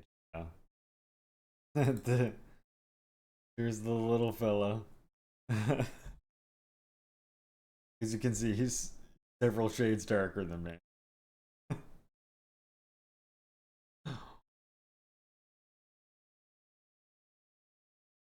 Yeah, I love Keji though.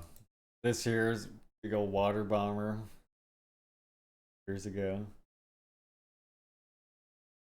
Yeah, the wheel is taller than him. Old wagon wheel. Keji is so beautiful.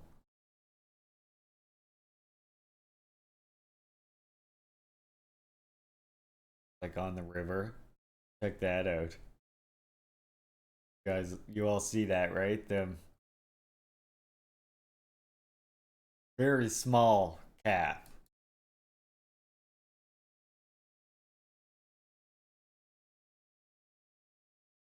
Strangely enough, my therapist is also part of Mi'kmaq and has encouraged me to travel to Canada to explore and embrace my heritage, despite the whole blood thing. Definitely a comrade, and I'm lucky. Yeah, I mean, I constantly point out, I've pointed this out to many comrades before. It's again, it's about community. Like it's where you grew up. You grow up in that community. That's what makes you your family, right?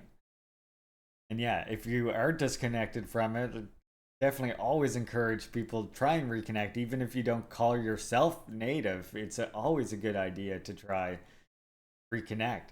And if you ever do come to Nova Scotia, if you come to Mi'kmaq territory, hit me up and I'll show you the petroglyphs sometime that are actually in Kejimkujik. They're the oldest petroglyphs up like north of Mexico, I believe. Some of them up to 500 years old. This is why I try to go to this place all the time. Besides, like, I mean, just look at it, right? But it also has some of the oldest.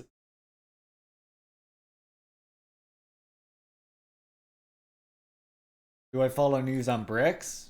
A little bit. Why? What's going on, Commander Red?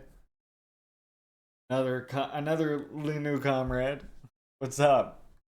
What's going on at bricks? Fill me in.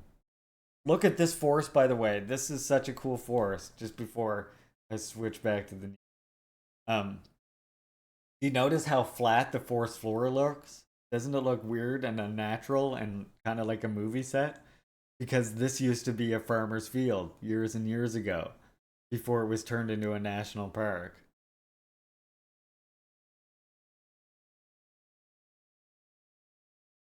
A family not far from the Nova Scotia border. Word.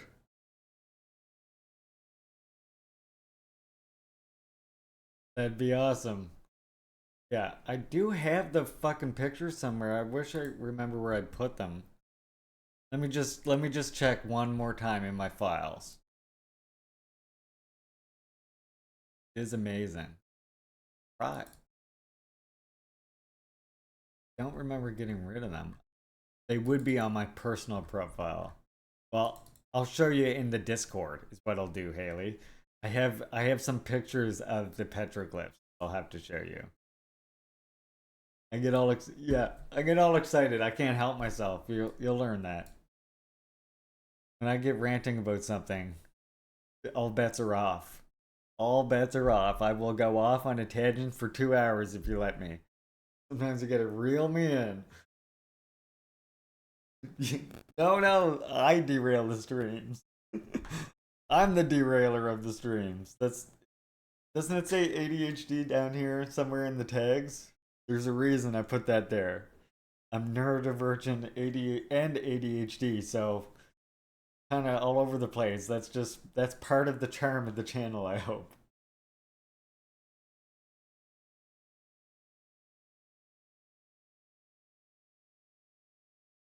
You've been to Canada, but it was BC and Ontario.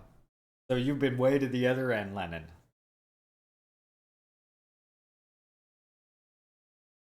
Hey, comrade. Amazing.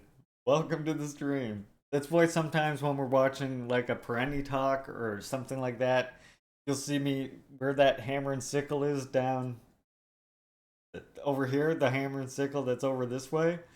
Sometimes you'll see that instead be a video game because I like to multi-screen.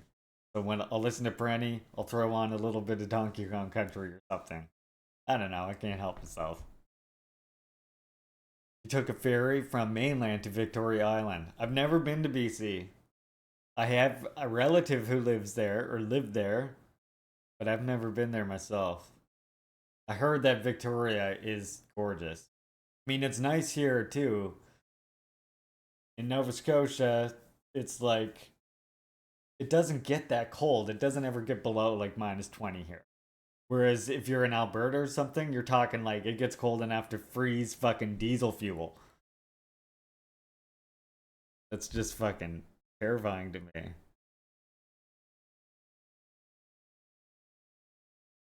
So, in respect, remember that the Liberation anniversary, the floral tribute was paid to the Korean great leaders. Officials and working people, service personnel, youth, students visited the statues of President Kim Il Sung, Chairman Kim Jong Il on Mansu Hill in Pyongyang, laid baskets of flowers on the occasion of the 78th anniversary of Korea's liberation. Almost 80 years. Endless stream of visitors flowed to Mansu Hill with a deep yearning for Kim Il Sung and Kim Jong Il, who achieved the historic cause of national liberation. A lot of people don't realize how integral both of these comrades were in the liberation, which is often, I think, overlooked when we talk about both of them being leaders of the Workers' Party, who achieved the historic cause of national liberation under the uplifted banner of national independence and independence by the Koreans' own efforts, glorified the DPRK as the eternal people's country, an invincible socialist state, by embodying the idea of, quote, the people are the God. What they mean by that is the masses are my God. We gotta wait. There we go. Baskets of flowers were laid at their statues in the name of the organs of the Workers' Party of Korea, the government, the armed forces, the social organizations, ministries, national agencies, units of the Korean People's Army, and public security forces and institutions, and industrial establishments at all levels, and universities at Pyongyang. Chief members of the Pyongyang mission of the anti-imperialist National Democratic Front laid a bouquet before the statues. Flower baskets were laid along with bouquets and flowers in the name of institution, enterprises, units of the KPA and the PSF, and others before the statues of the peerlessly great men and portraits of their smiling images in different parts of Pyongyang, including Kim Il Sung University, Ministry of National Defense, and Mansudae Art Studio. Working people, service personnel, youth, and students across the country visited the statues of great leaders, portraits of the smiling images in their local areas to pay tribute to them.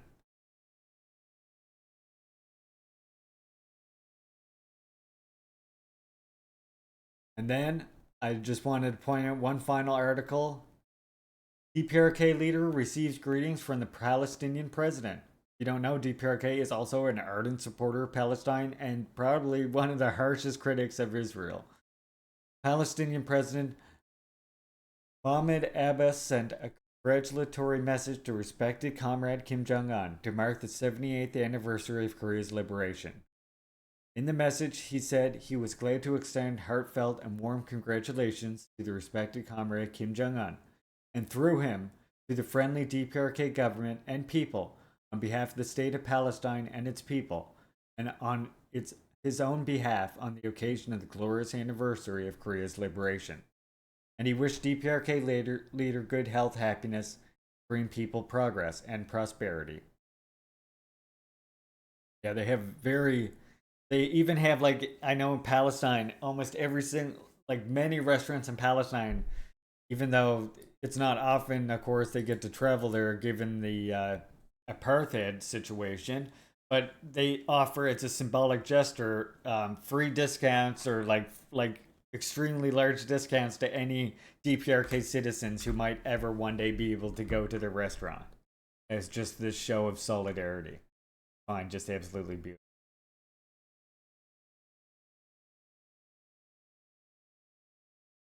Hanakami, thank you so much for the 420 liberation. If you don't know, we've got some of the best channel point liberations on this stream. 420, of course, gets me the fresh air, which you'll find in this little vial of fresh air I have.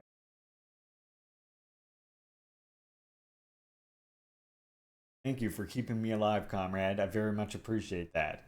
Now, we also have some really good, of course, soundbite redemptions as well, if you aren't aware. One of my favorites, J-Rock, right here. It's all for one motherfucker and one motherfucker for all motherfuckers everywhere, you know what I'm saying? And we have a bunch more good ones. The Kami quote 300 means that, as you see these quotes that I'm pulling up, means you get to force me to pull up a Kami quote on request.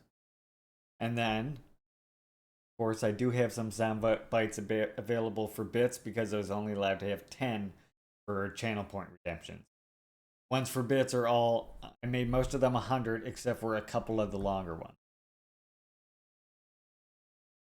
Alright, now we're going to get to the conclusion from Red Skin, White Masks. Your emote broke? Emote looks good to me. So whenever you're wondering what we're working on the channel, you can always use my reading command, even if we're not actually reading it right at the moment. That way you can catch up if you're wanting to, or whatever you want to do. So we're going to finish up. We get the concluding chapter, Red Skin, White Mask. Then I'll show you what we're going to be reading next. Conclusions, lessons from Idle No More, the future of indigenous activism. Personal and collective transformation is not instrumental to the surging against state power. It is the very means of our struggle, unquote. Kayeke Alfred, Wassay. In writing this book, I set out to problematize the increasingly commonplace assumption that the colonial relationship between indigenous peoples and the Canadian state can be reconciled via the liberal politics of recognition, I characterize in politics of recognition. As a recognition-based approach to reconciling indigenous peoples' assertions of nationhood with settler state sovereignty via the accommodation of indigenous identity-related claims through the negotiation of settlements over issues such as land, economic development, self-government, I argued that this orientation to the reconciliation of indigenous nationhood with state sovereignty is still colonial insofar as it remains structurally committed to the dispossession of indigenous peoples of our lands, self-determining authority.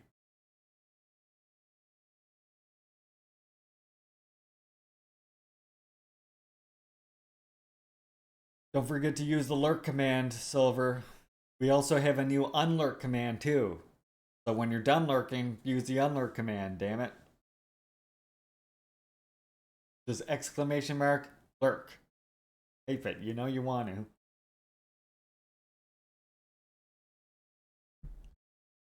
My conceptualization of settler colonialism. There we go. Best lurk message on Twitch. Look at that. The unlurk one is good too.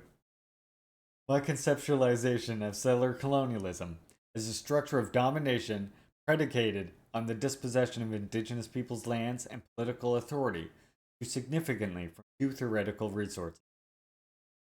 Karl Marx's writings on primitive accumulation of capital, Frantz Fanon's anti-colonial critique of Hegel's master-slave parable, when applied to colonial situations.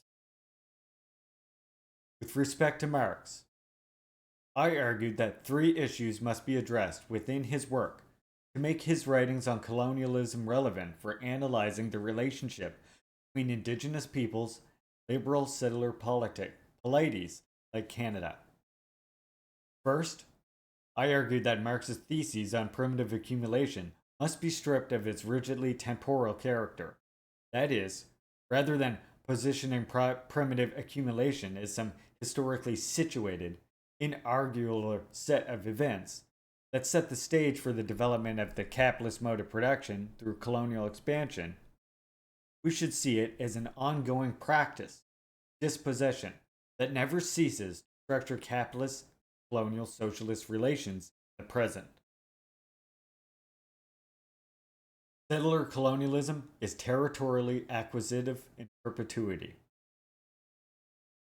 Second, I argued that Marx's theory of primitive accumulation must be stripped of its early normative developmentist character.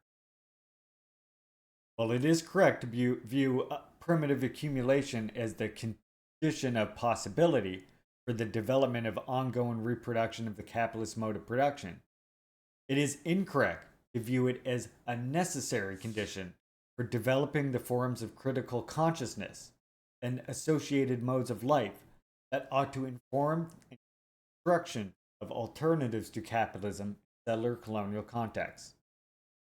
By the way, this right here, this is why many First Nations comrades have constantly been trying to inform people that actually the primary contradiction is settler colonialism, and it's actually settler colonialism that capitalism is built up upon.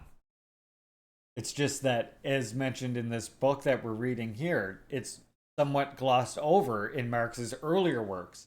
Even in Marx's later works, he was starting to change it. But in his earlier works, he was really sort of glossed over with this primitive accumulation term that he used.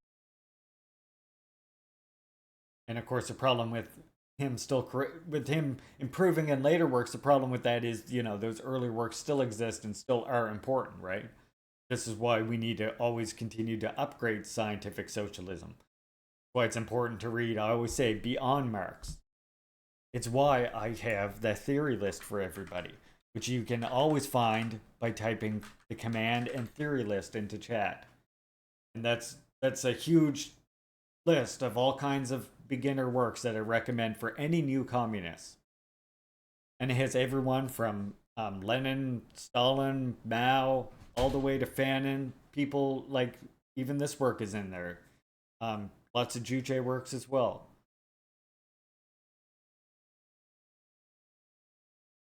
Recommend that. Those are my recommended reads for new communists in that document.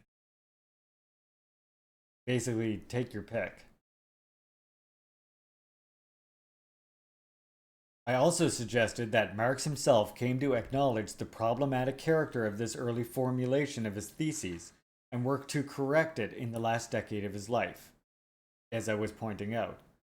And finally, I argued that the forms of colonial power associated with primitive accumulation need not be understood as strictly coercive, repressive, or explicitly violent in nature.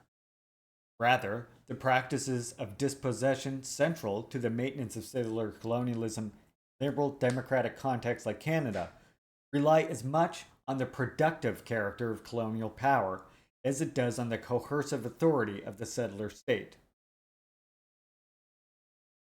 Seen from this angle, Settler colonialism should not be seen as deriving its reproductive force solely from the strictly repressive or violent features, but rather from its ability to reproduce forms of life that make settler colonialism's constitutive hierarchies seem natural.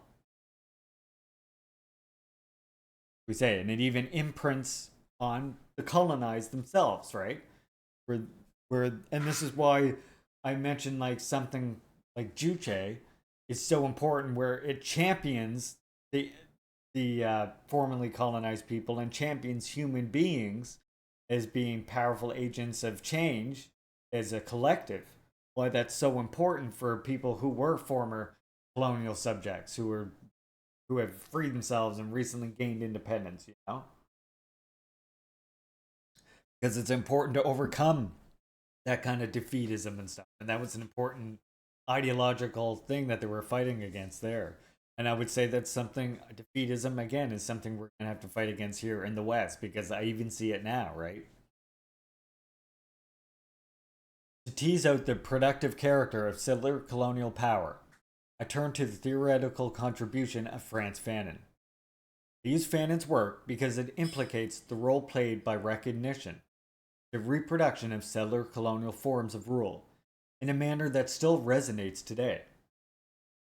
More specifically, I use Fanon's critical engagement with the dialectic of recognition theorized in Hegel's master-slave narrative to identify the neo-colonial function played by contemporary recognition politics in maintaining the settler-colonial relationship between indigenous nations and the Canadian state.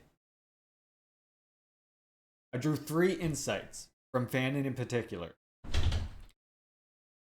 First, I claim that Fanon's critique of Hegel's theory of recognition convincingly unpacks the ways in which delegated exchanges of political recognition, the colonizer to the colonized, usually ends up being structurally determined by and in the interest of the colonizer. Second, Fanon also identifies the subtle ways in which colonized populations often come to develop what he calls psychoactive attachments to these circumscribed, master-sanctioned forms of delegated recognition, as I just mentioned again, that internalized colonization. I'm gonna say it here, I think. I should stop. I should just read, I guess. Fanon, these psychoactive or ideological attachments create an impression of naturalness to the colonial condition, which he refers to as internalization or internalized colonialism. Third, Fanon showed how colonized populations, despite their totalizing power of colonialism, are often able to turn these internalized forms of colonial recognition into expressions of indigenous self-empowerment through the reclamation and revitalization of pre-colonial social relations and cultural traditions. In the end, however, Fanon viewed these practices of indigenous cultural self-empowerment, self-recognition, is insufficient for decolonization. They constitute a means, but not an end.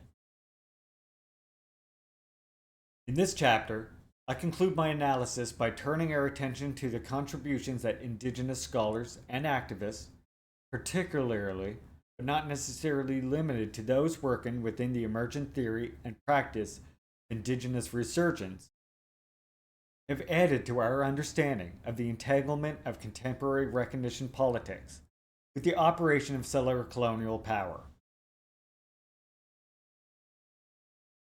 I feel that it is important to conclude my study in this way because indigenous contributions to anti-colonial thought and practices have been generally underappreciated for their transformative value and insights. Indeed, as we saw in the previous chapter, even Fanon viewed the decolonial potential of indigenous cultural politics as fundamentally undercut by a resentment-directed orientation toward the past. Remember, resentment is what he's borrowing this term from Nietzsche and using it to mean basically, well, as Nietzsche meant it was a type of resistance or resentment that is negative.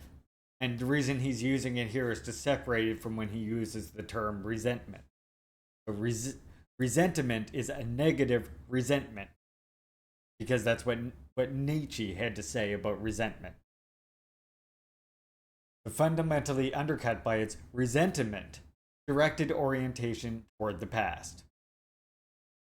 Which of course means like being lost in the past, being unable to get over the colonialism. Which we still, of course, hear today, right? Quote, we should not therefore be content to delve into the people's past, to find concrete examples of to counter colonialism's endeavor to sort, depreciate, unquote, writes Fanon in Wretched of the Earth. Colonialism will never be put to shame by exhibiting unknown cultural treasures under its nose. Unquote. That was Fanon. I suggest that it is on this point that we reach the limit to Fanon's colonial.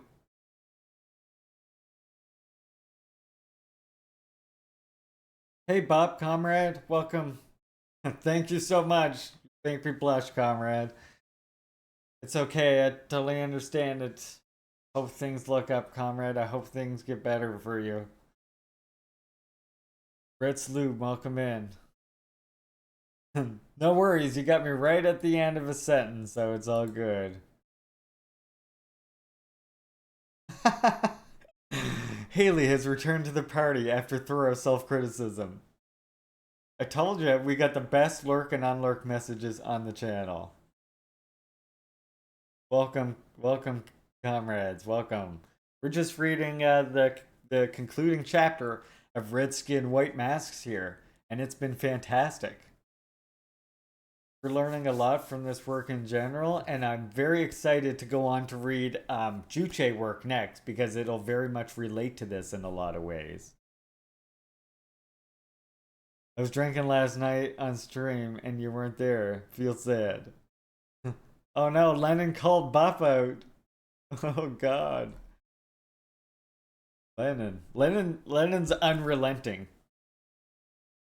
Just sort of like the real Lennon, I guess. What do you know? You live up to the name, I guess.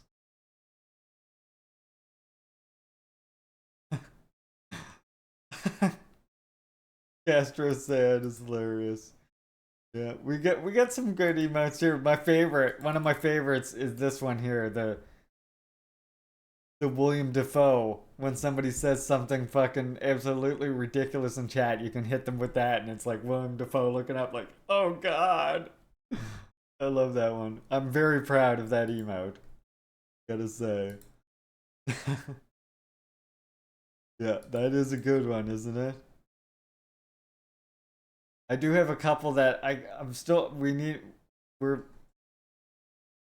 wait a second. Oh shit, we'll be able to have a new, we can move a new emote to the thing, I think. Yeah. So look, comrades, here's the two emotes we got. I want you to see this. Hold up now. So there's these two emotes here, right? Which one of those do you comrades want to be the next regular sub emote? We just achieved the goal, I realize. So, should it be Fanon or should it be Che Guevara? I'll give you 5 minutes to vote. Vote on that. What is the next sub emote since we accomplished that goal?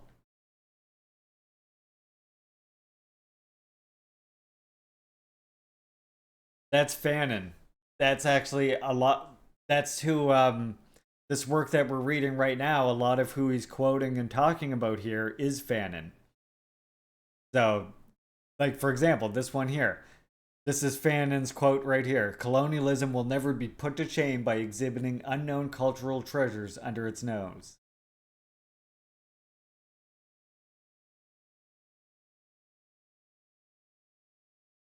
Plans Fanon. Fanon is more important than Che, although I love Che. Yeah, it's a tough choice. I recognize that, and I don't blame any comrade for whichever vote they make is totally understandable. And you know, they are both ardent, they would both be like ardent anti-colonialists, right? So Either one you go with is great.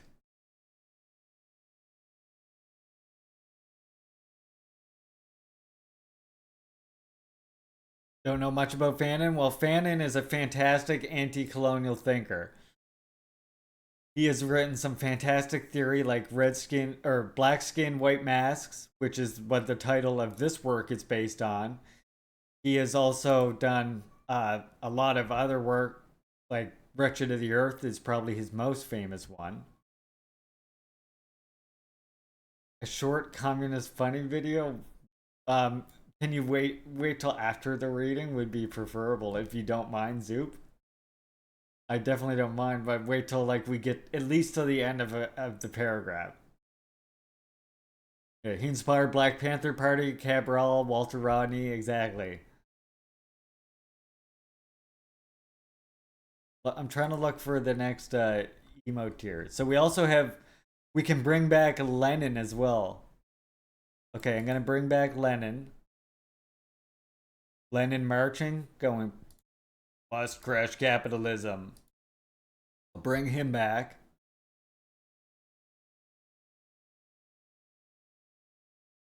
All right. And then the next, looking at.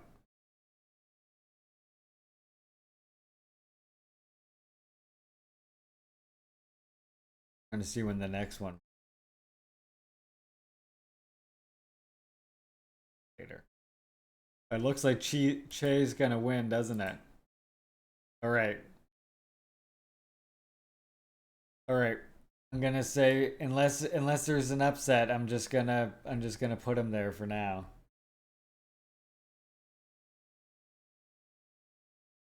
It seems like he's there. Seems like he's gonna get it. Yeah, everyone knows Che. Although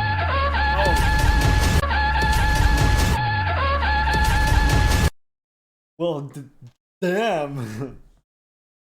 Thank you so much for the raid, comrade. What's up, heel to the face? Welcome. I'm Comrade Leaping Larry. Call me Larry. Communist streamer from the north part of what they call Canada. Or what I call Canada. I'm a communist streamer. We watch movies on Monday. We read theories Tuesdays and Thursdays. We also play some games, but we also mostly talk a lot of communism. Welcome in. Thank you so much for the raid, heel to face. How was your stream? Yeah, send the video now. Sure, Zoop. Let's see what you got. It's nothing as long as it's got here. Michaels helps turn your ideas into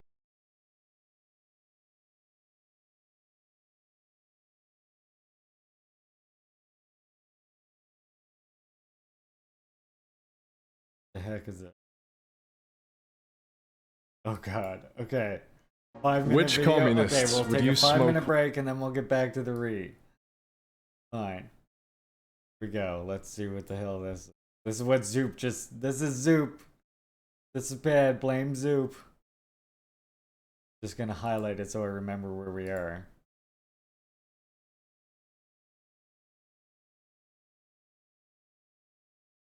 With this is a sequel of our last video, which U.S. presidents alright, would get you back to smoke Chinese with. learning. Everybody Nice. loved that video so much, So we much. decided to make Learning another Chinese. one. I'm here Impressive. with Luke.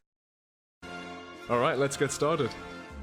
Vladimir Lenin. No, here we you see, go. the problem is, you said he was a strong advocate for sobriety and he saw alcohol and drug use as detrimental to the revolutionary cause, but this makes him a massive hypocrite because he was a tweaker. Yeah. He was a massive tweaker. Me and him, we came to an agreement. Yeah. California sober only, because I saw how those pills were doing him. But I look over him at the Okay. sesh and he's looked back at me with those eyes. This one time, I was smoking up with Lenin, and I put a bit of dynamite at the end of his spliff, and it completely exploded on his bald head. Looney Tunes style. We got his ass. Would you smoke with Lenin? That's a great question. I don't know. He's got very judgmental eyebrows, but also a kind demeanor. So I think he'd be a comforting man to smoke with. I gotta be in if a you all Lennon refresh vibe. your browser now, by the way. If I'm not feeling Lennon, I'm not feeling Lennon. If you refresh your browser, you should have new emotes I'd say now. I would talk about it. I believe we come to a disagreement here. The room is split. Next up, we got Joseph Stalin. You know his mustache stinks of Kiev. It's going straight from there. The smoke leaves his mouth and goes straight up into that flavor saver. He'll crop you out of photos if you say some fuck shit before he posts it on the crowd. Well, here. I mean, look at him. Look at that photo down there of him hitting that shit. He doesn't pussy out. He rips the whole bowl, which actually could be bad sometimes. Because say you've only got one bowl's worth left. You're like, okay, nice right, profile you just picture. take the corner, then I'll take the corner. Nice, They'll take the corner. He rips the whole bowl in one go. Nah, he's greedy. But you can't be mad. Because he milks that thing. It's like beautiful when it comes out. The vapor fills the room. I'm smoking with Stalin. You know what? You convinced me. I think I'm smoking with Stalin. I'm smoking with Stalin. However, we got Leon Trotsky now. This guy's dead. Yeah, he's a flop. W. Stalin, L. Trotsky, simple as. He will roll Mexican style. Murdered an asteroid spider. 70 ain't weed. What? He secretly fakes his hits though. He's a traitor. He's a faker. He wasn't just a traitor to the cause, but he was a traitor to the sesh.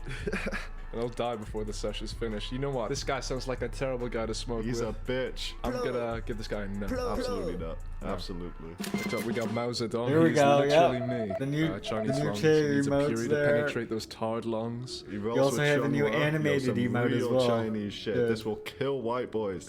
He's chill as fuck. I'm absolutely smoking. You should with have, Mao Zedong. There's no Of course doubt I'm gonna about smoke it. with Lenin. Mao You know what the Martin. CCP stands for?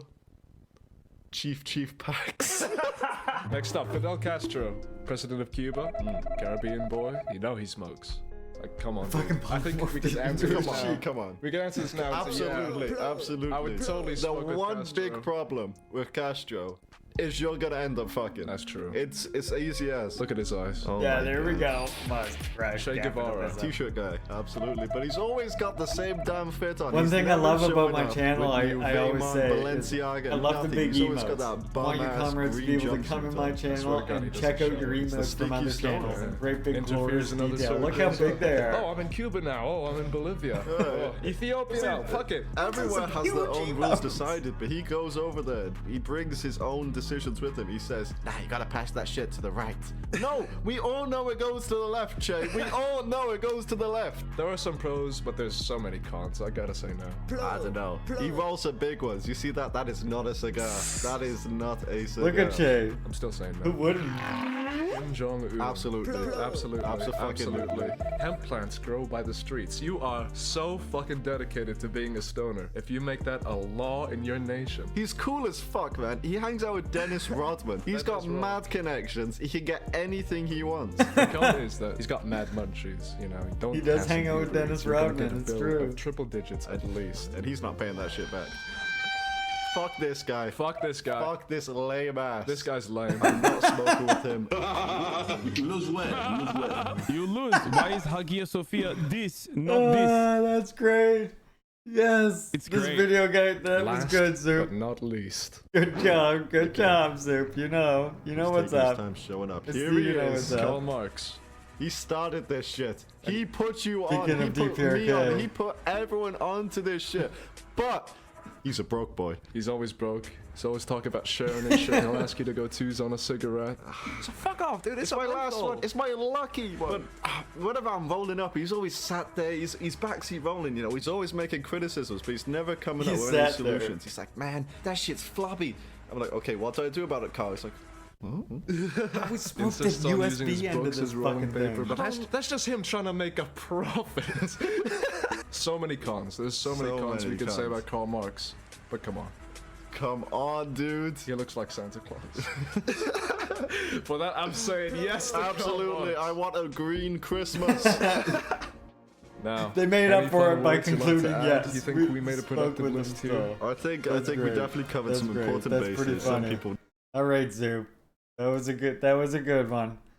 Thank you for that. I did appreciate that, actually. I did.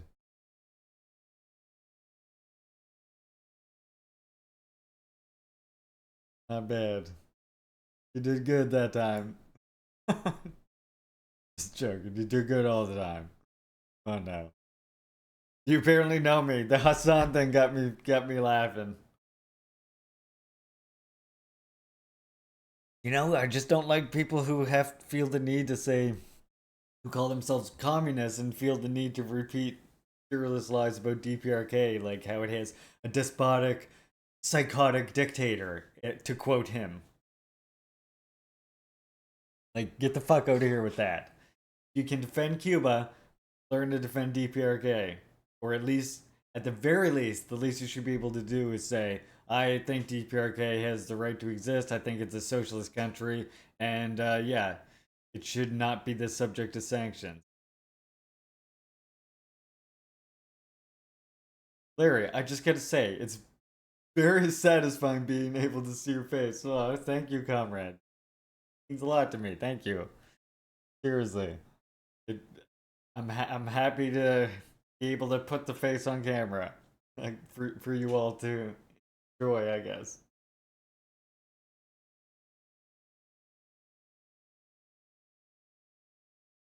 Alright, let's continue with our glorious read of Redskins White Mass. Well, it makes me blush, and I'm trying to dance around it because I know that that's the case, and it's making me get all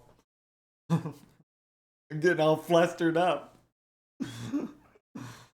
I'm not used to being told that very often, you know. Yeah, yeah. This isn't my regular face. This is my cheeks are hurting from smiling so much. This has been the best stream I've had so far. People teaching people. There's like been the first hype train I ever had, and and now you're like in here making me fucking blush. Your comrades are killing me. Thank you, Natalie. Okay.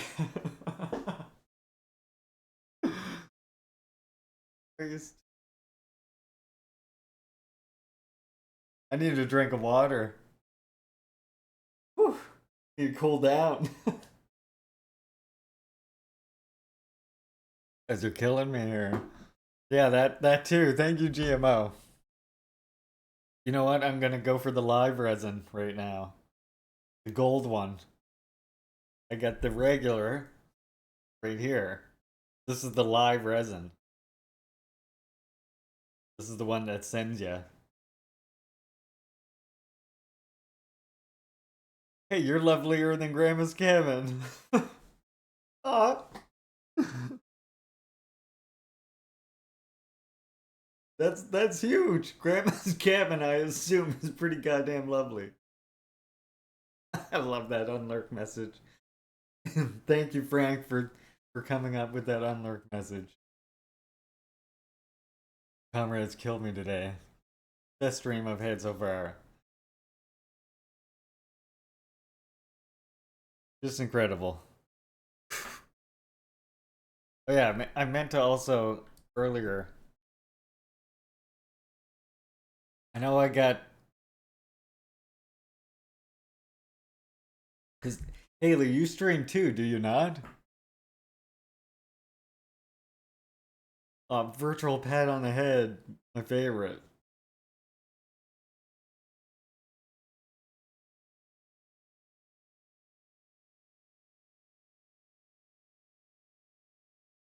You're making your way back? I thought so. I thought I saw some VODs on your channel. Well, then you need a shout out too, don't you, comrade? Channel's all about the collective love because somebody redeem a comic quote. I know someone's got 300 labor vouchers. I know someone does.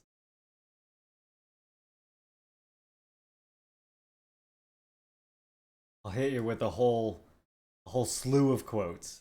Here we go. Good job. Thank you. Hit you with a whole slew of them here. It's sort of like an amalgamation of different quotes from Comrade Kim Jong-il on love. I just love the way what do you know? I love the way these are all put. Trust is love. Love that proceeds from a selfish motive is not love, but hypocrisy. Only when you fully trust others can you win trust from them. Trust produces unity, mistrust, betrayal, and division. A revolution that realizes humanity's independence can be called the greatest love, a love that makes humanity perfect. This is the philosophy of love. The greatest love a revolutionary can give his comrade is trust. In the world of comradeship, there is only the faith that I am you and you are me, together with love and loyalty. I love that. To be in tune with the rest of the quote. It's a great quote. And another one by him that I know off the top of my head is just the revolution, the goal of revolution is to bring love for the people into bloom. I love that one too. Because I think too often we hear about how revolution is a weapon, or it's a fight, and it is all those things, but it's also a struggle to bring love for the people into bloom. And that's just such a perfect way of saying it. We're overcoming the oppression, all oppression of human by human, right? That's the kernel of Marxism, as I always say. If you want to know what the revolutionary essence of Marxism is, it's to get over all oppression, all exploitation of human by human. And all the other theory, the philosophy, everything that arises from that is literally to realize that goal of materializing human love for all, of no oppression, no exploitation, equality, right? That's what it's all about. On this channel, that's why on Tuesdays and Thursdays I like to spend this time and read like theory, right? We can get a better understanding of these things. And the rest of the time we just hang out and chat, and we're here to all learn together, I hope. So thank you, comrades, all for being here. I'm going to continue our read here. Then I'll show you what we're going to be reading next, because I'm very excited for that. I suggest that it is on this point that we reach a limit to Fanon's anti-colonial analysis, especially when applied to the civil colonial dynamics that inform our current circumstances.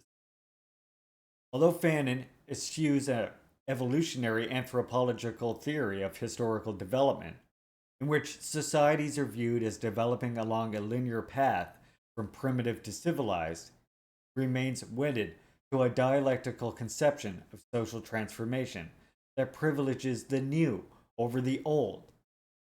When this dialectic is applied to colonial situations, the result, I claim, is the conceptualization of culture that mimics how Marxists understand class as a transitional category of identification that colonized peoples must struggle to transcend as soon as they become conscious of its existence as a form of identification.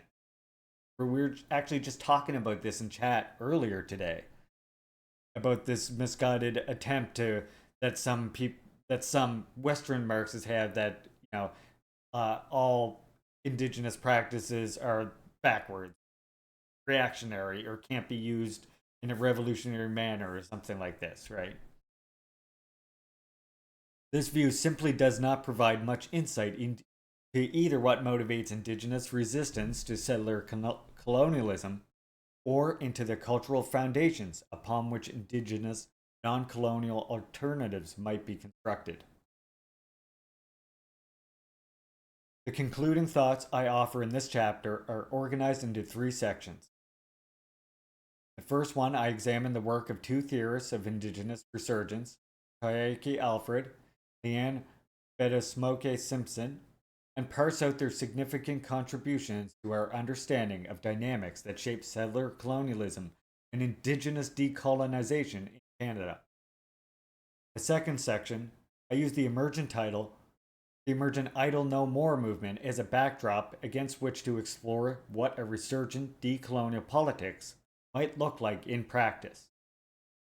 Finally, I conclude with the 5 theses on indigenous resurgence on decolonialization, in light of what we have learned throughout the preceding chapters. So at the end of the day, this is the most important chapter. And even if you hear this first, if you missed the rest, when you go back and listen or read the rest of them, you'll understand. And this, you actually might like it better in that sort of context. And I do recommend, by the way, I put up all the reads on my YouTube. Eventually, I will edit out just the parts where I've read and put them in a separate playlist on the Juche Gang. So if you go to YouTube, search Juche Gang, you'll find my YouTube.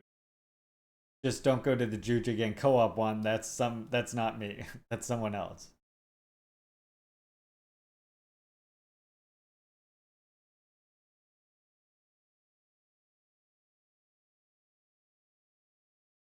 To my mind, the most explicit theorization of indigenous resurgent paradigm can be found in the writings of two indigenous scholar activists working here in Canada. Mohawk political scientist Taeke Alfred and Anishinaabe feminist Leanne Simpson. Like Fanon's quasi-Nietzschean invocation of self-affirmation, black skin, white mask, both Alfred and Simpson start from a position that calls on indigenous people and communities to turn away from the assimilative formation of liberal recognition approach and to instead build on our national liberation efforts on the revitalization of traditional political values and practices. Quote, "We must choose to turn away from the legacies of colonialism," writes Alfred in Why Say, "and take on the challenge of creating a new reality for ourselves and for our people," unquote. For Simpson, decolonization requires that indigenous communities reorient our collective labor from attempts to transform, quote, "the colonial outside to a flourishment indigenous inside." In other words, we need to decolonize on our own terms, without the sanction, permission, or engagement of the state, Western theory, or the opinions of Canadians, unquote.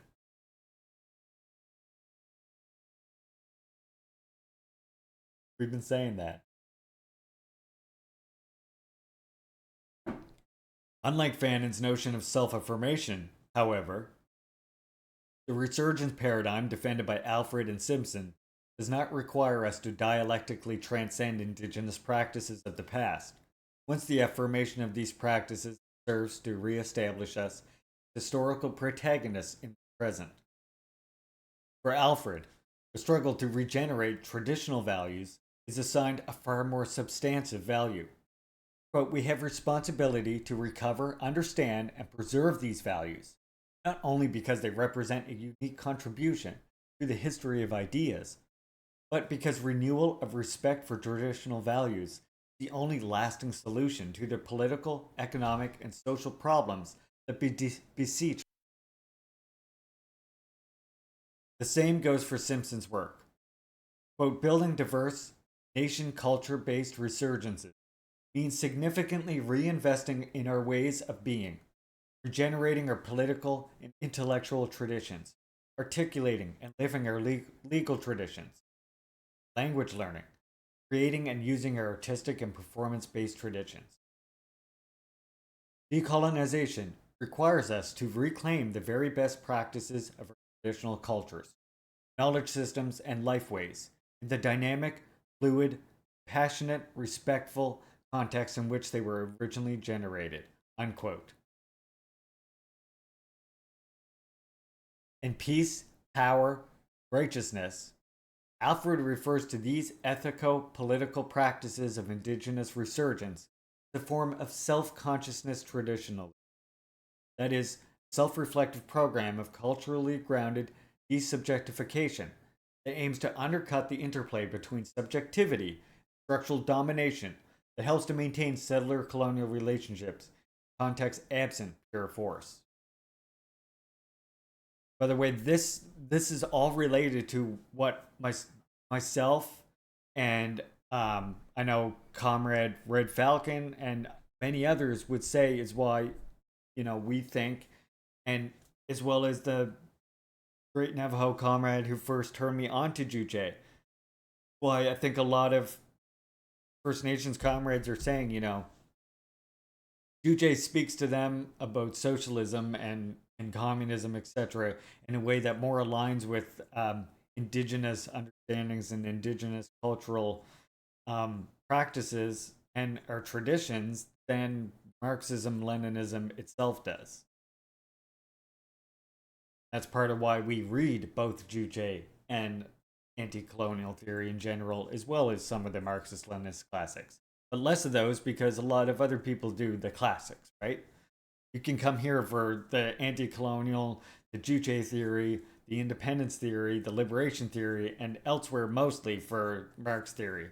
Unless we get one that's like really related to something we're saying, somehow relates to a later work of his. Peace, Power, and Righteousness seems like a good read. Yeah, that probably would be. You know, Bopper, if you're in the Discord, you should remind me of that in chat. For Alfred, colonial recognition politics serves the imperatives of capitalist accumulation by appearing to address its colonial history through symbolic acts of redress, while in actuality, quote, further entrenching in law and practice the real basis of its control. Yeah, I've quoted it a few times in here, right? Like, I think it's been quoted quite a bit throughout the entire read. As we have seen over the last 40 years in Canada, has recognized a host of rights specific to Aboriginal communities, including, most importantly, to land and self-government. Canada has always used this recognition, however, as evidence of its ultimately just relationship with Indigenous communities. Even though this recognition continues to be structured with colonial power interests in mind. Simpson levels a similar charge against the more recent turn to reconciliation in Indigenous politics, as reconciliation has once become institutionalized, writes Simpson. Quote, I worry our participation will benefit the state in an asymmetrical fashion, unquote. Simpson's view, the state's approach to reconciliation serves to neutralize the legitimacy of Indigenous justice claims by offering statements of regret and apology for harms narrowly conceived of as occurring in the past, thus offloading Canada's responsibility to address structural injustices that continue to inform our settler colonial present.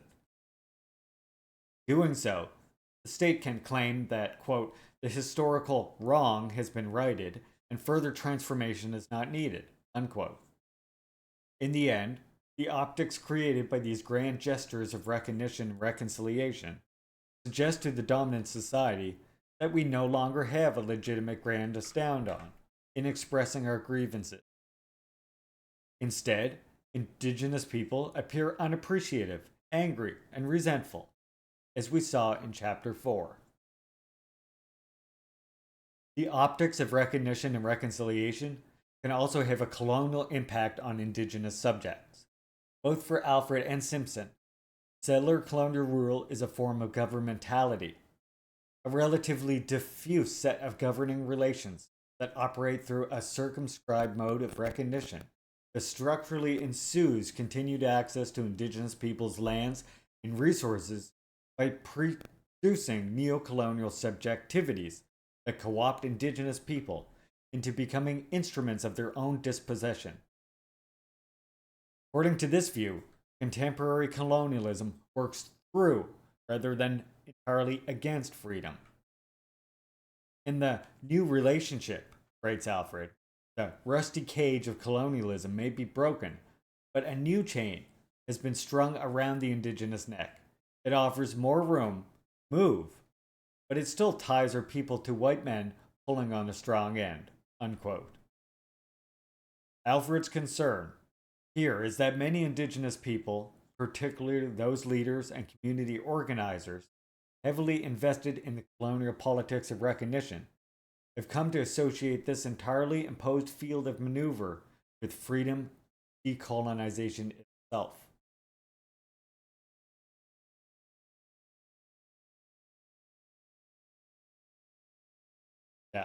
right? Canada loves to, I mean, I guess probably the US as well, right? They love to pass laws and then go, oh yeah, this is agreed upon. And sometimes they'll find even comprador indigenous leaders to go along with it, as they do in countries around the world as well.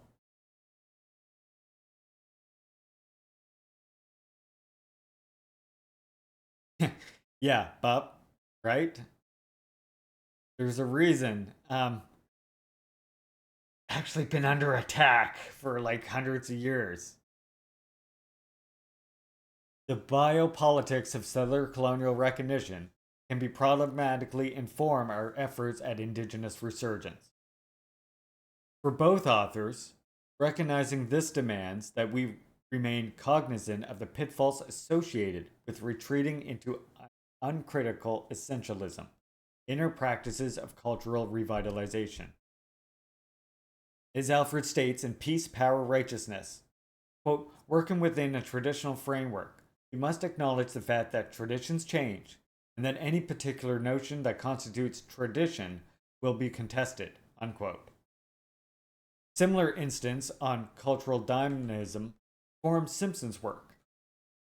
Resurgence does not, quote, literally mean returning to the past, says Simpson, but rather recreating the cultural and political flourishment of the past to support the well-being of our contemporary citizens, unquote. For Simpson, that requires that we reclaim the fluidity of our traditions and not the rigidity of colonialism. Acknowledging culture's malleability, however, does not mean that we cannot still identify certain beliefs, values, and principles that form the persistent core of a community's culture, writes Alfred. It is this traditional framework that we must use as the basis on which to build a better society. The resurgence Alfred and Simpson advocate is thus a critical one, an intellectual, social, political, and artistic movement geared towards this self-reflective revitalization, those, quote, values, principles, and other cultural elements that are best suited to the larger contemporary political economic reality, unquote. Resurgence in this view draws critically on the past with an eye to radically transform the colonial power relations that have come to dominate our present.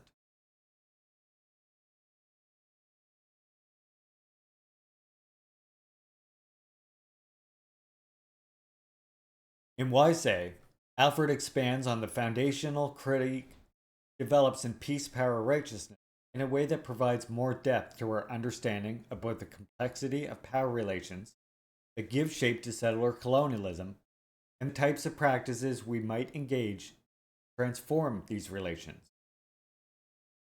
In my mind, one of the most important layers of complexity Alfred adds in Wasay to do with the placement of gender in his theoretical framework, which was largely absent in his previous work. I would suggest that there are two reasons that inform the inclusion of a gender component to Alfred's more recent position.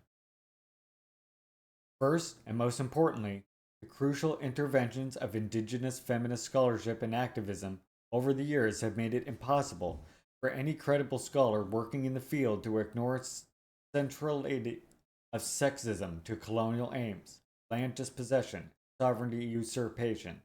Remember, as I mentioned, my great great grandmother had community destroyed in Canada because the state refused to recognize all woman leadership that was the community, therefore did not recognize it as a community at all, and destroyed it and dissipated the community.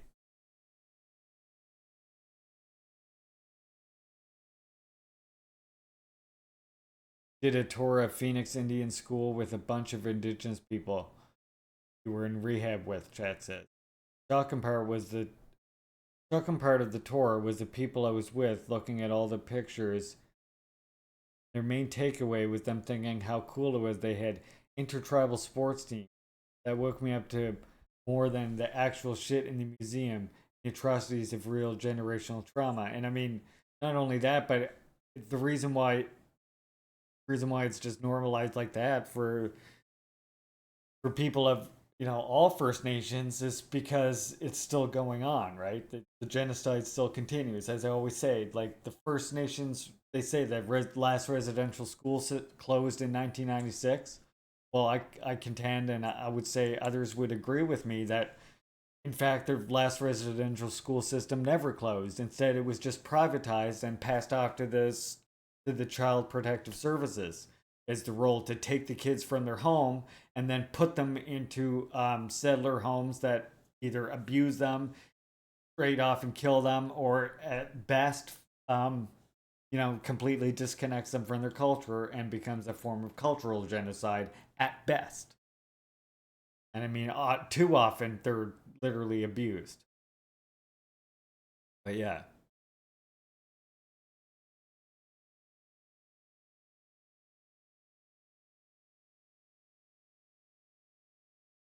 Return to the work.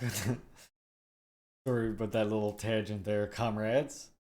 This crucial area of work has also made it impossible to credibly ignore the impact that colonial patriarchy continues to have on our national liberation efforts. Second, I also think that gender figures its way into Alfred's more recent work because of the explicit collapse of any ends means distinction in his notion of resurgence. One of the central problems with indigenous politics, insists Alfred, quote, is that there is no consistency of means and ends in the way that we are struggling to empower ourselves, unquote. For Alfred, we must remain cognizant of subtle ways our methods can come to discursively shape the ends we seek to obtain through our decolonization strategy. This is why Alfred is quick to insist that struggles of indigenous peoples today cannot hold onto a concept of struggle. Quote, that is gendered in a way it was once and that is located in the absolute view of men's and women's roles, unquote. Instead, indigenous struggles must rethought and recast from the solely masculine view of old traditional ways to a new concept of the warrior that is freed from colonial gender constructions. Remember, this is why I always try and remind you, comrades, that if you're anti-trans, you're anti-homosexuality, you're also anti-indigenous as well. You're being anti-native by extension. And native people are definitely going to mark you as fucking suspect and likely not an ally. Be aware of that, and I don't make space for those people on this channel either. Just so we're all aware of that. Yeah.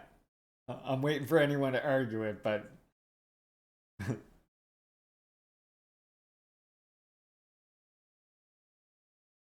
okay, well, I guess we're all on the same page. Good, good.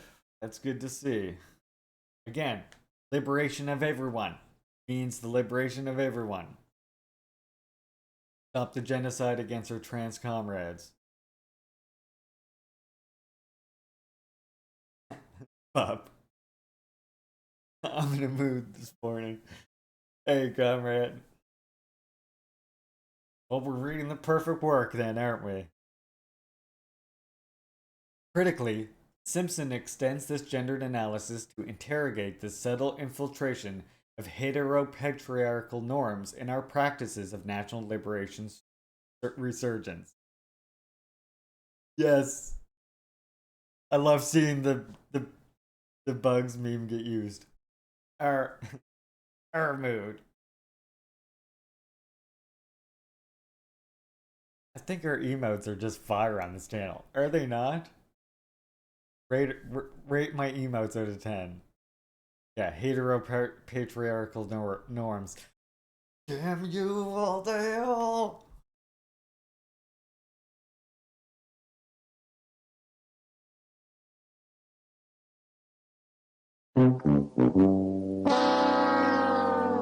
That's what we think of heteropatriarchal norms right there.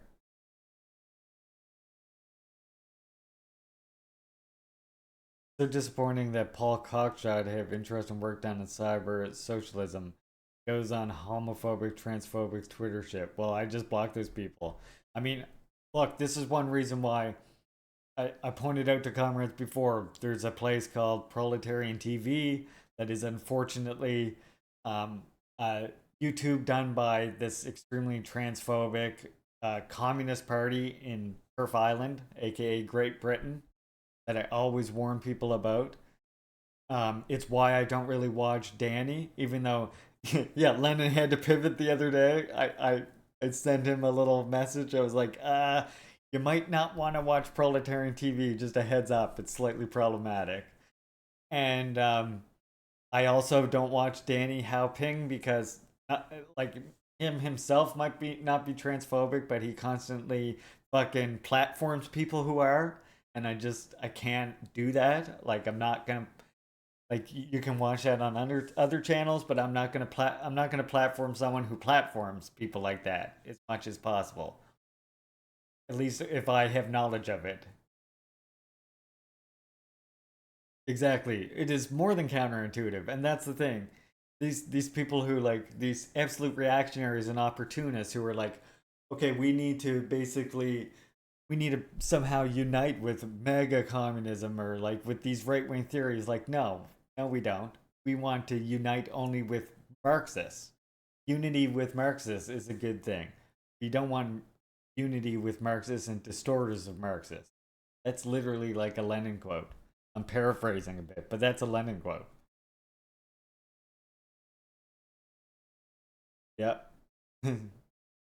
Yeah. That's why I don't. But that, if you're ever wondering why I don't watch Danny, there's a couple other ones that I know some channels watch, but I just don't watch them just because of that.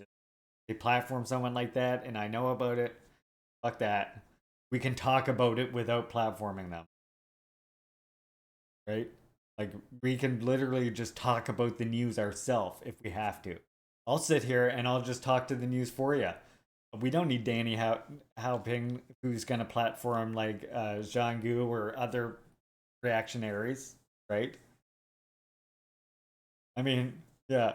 I don't know. I don't watch Richard either just because I had comrades tell me things, but I don't really want to get into that just right now. But I'll just say that anyone who platforms someone who's problematic, if I know about it, I'd rather just talk about the news than let them tell the news on my channel. You know?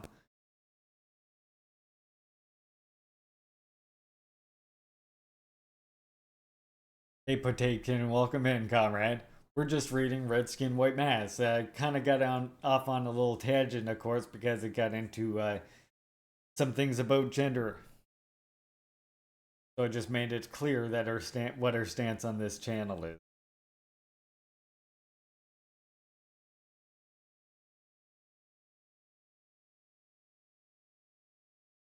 Exactly, Doreen.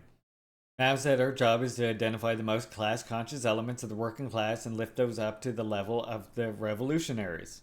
Which means that the most important thing for a revolutionary party is to have, the revolutionary discipline.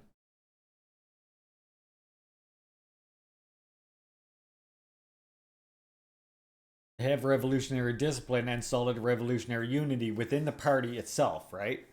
And our goal, if we draw supporters of right-wing politics away and they accept revolutionary teachings and get over any phobia or bigotry they have, then okay, then they can serve the revolution, maybe, right? But what we don't want to do is unite with them. Lenin was even against uniting with like social democrats and people who shared positions in lots of other fronts but weren't actually revolutionary. Sanju reached out to all his homies to try and get on their shows. Yeah, because since he had them anti-LGBTQ plus takes, he hasn't been getting any play. Sebs wrote Danny a DM about it, and Danny responded to it. Seemed to that he understood it, so we will see. Oh, really? How long ago was that, Stern? Do you know? Hopefully that's okay. Hopefully that works out, but hopefully he stops platforming. I mean, he used to, like, Sanju used to send me, I got a postcard, I had a postcard from him here from DPRK, and when I found that out, I was like, okay, fuck this guy, I guess. Fuck. I don't care. If you're like that, I will drop you. Just a warning.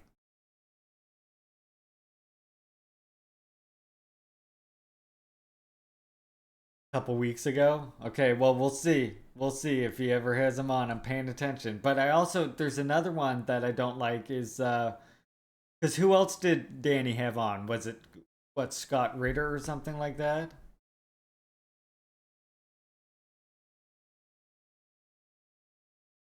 Oh, we got. Okay, you comrades can't see this right now. Be warned, you're about to see a tunnel. I just want to show you what I'm seeing right now, so you know.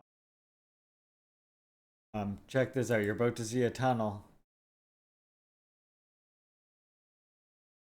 Look at this. Look at this. I got a live one in chat right here.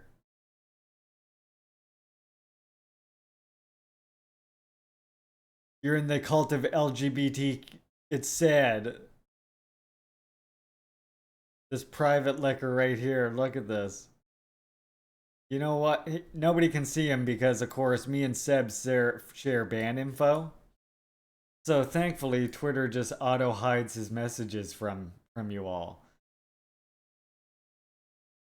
So we have this guy right now who's yelling to himself in our chat about me being pro LGBTQ plus liberation. So this is private liquor and we're about to ban him. So get ready. Say bye to private liquor. Now he can't chat anymore. Not that anyone could see him chatting to begin with. I share ban info with my comrades, you know? So. Yeah. See ya. Yeah. See ya. Exactly. That's funny. That's funny. Nice try, though. Nice try. He tried to come in here trolling. There was this private liquor came into chat just now, Fannin, and tried to troll me for being pro LGBTQ plus liberation. And he was like in chat yelling, "Oh, you're in that cult, blah blah blah," yelling all this stuff. But of course, but because I share ban info with Sebs, and Sebs dev apparently already banned this person, it hid his messages from chat. So nobody could actually see him talking, and he realized that because, of course, it comes and tells you, right?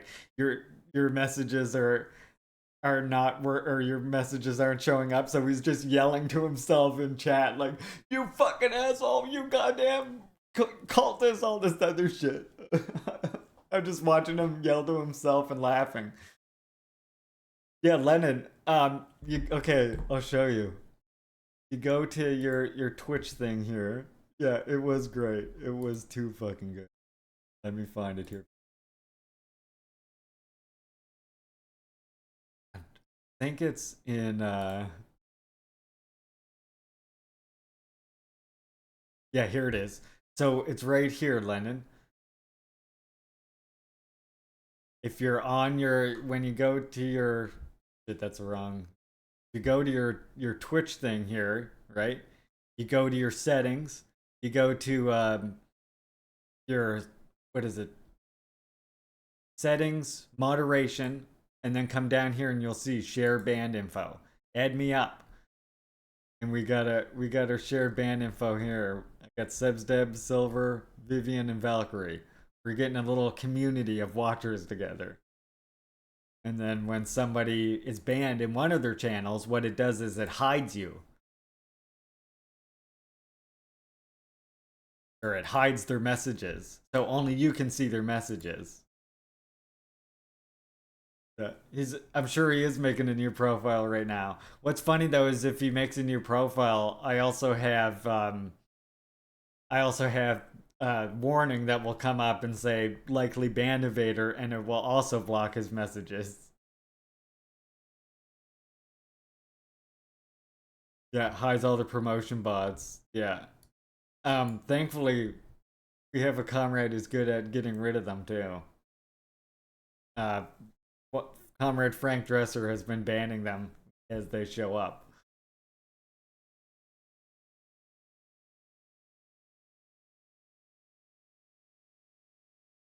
Yeah, puts them in restricted. You can ban. You can mark people as suspicious too, right? There's like a way to change it so that you mark someone as a suspicious user. And that way, any of your mods or anyone else who's in chat and sees them knows be wary of this person, or like they're on their last leg or whatever, right? They're always doing the red purges. How you keep the party clean, chat. All right. Now that we got rid of the trash, let's continue with this. Just as we're getting to like this important part of the work, he comes in with that bullshit, and you'll see why his timing is such shit. Drawing off the insights of recent scholars working at the intersection of queer theory and indigenous studies, in particular the writings of Chris Finley and Andrea Smith, Simpson challenges the perpetuation of heteropatriarchy within her movements on several fronts, including through the construction of rigid colonial gender roles, pressuring women to wear certain articles of clothing to ceremonies, the exclusion of LGBTQ2 individuals from communities and ceremonies, the dominance of male-centered narratives regarding Indigenous experiences, the lack of recognition for women and LGBTQ2 voices, experiences, contributions, and leadership, and narrow interpretations of tradition used to control the contributions of women in ceremony, politics, and leadership. Unquote. Although I am speculating here, I suspect that Simpson's important call to queer resurgence represents her own response to concerns raised by Métis feminist Emma LaRocque regarding the heteronormative conception of Indigenous womanhood that underwrites certain aspects in recent Indigenous feminist reclamation projects. A particular concern to LaRocque is a manner in which To say that socialism doesn't work is to overlook the fact that it did work, and it worked for hundreds of millions of people. Look at the name of the person who wrote this. What the fuck? The revolution that feeds the children gets my support.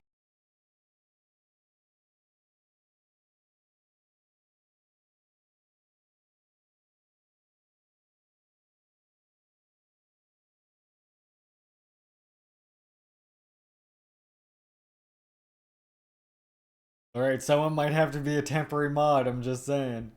Either that or I'm gonna have to go like this. Change the followers only mode. Yeah. See ya. Okay. You forced this to happen. Now it's 10 minutes only followers only mode. I will fucking extend it if I have to. I run a fucking channel called Juche Gang. You don't think I'm used to dealing with trolls? Jesus Christ.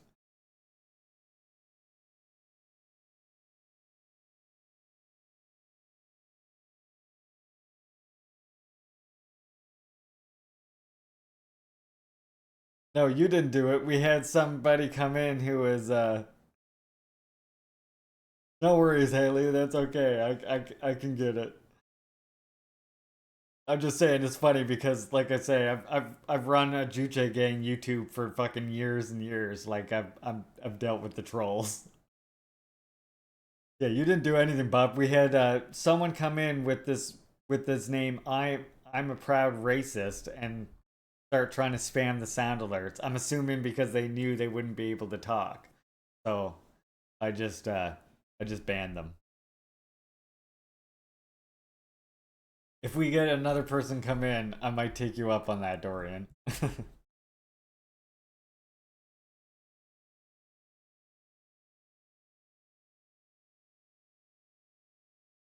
A particular concern to LaRocque is a manner in which Cree feminist Kim Anderson appears to foreground her particular view of Indigenous motherhood as central to Aboriginal women's ethnology.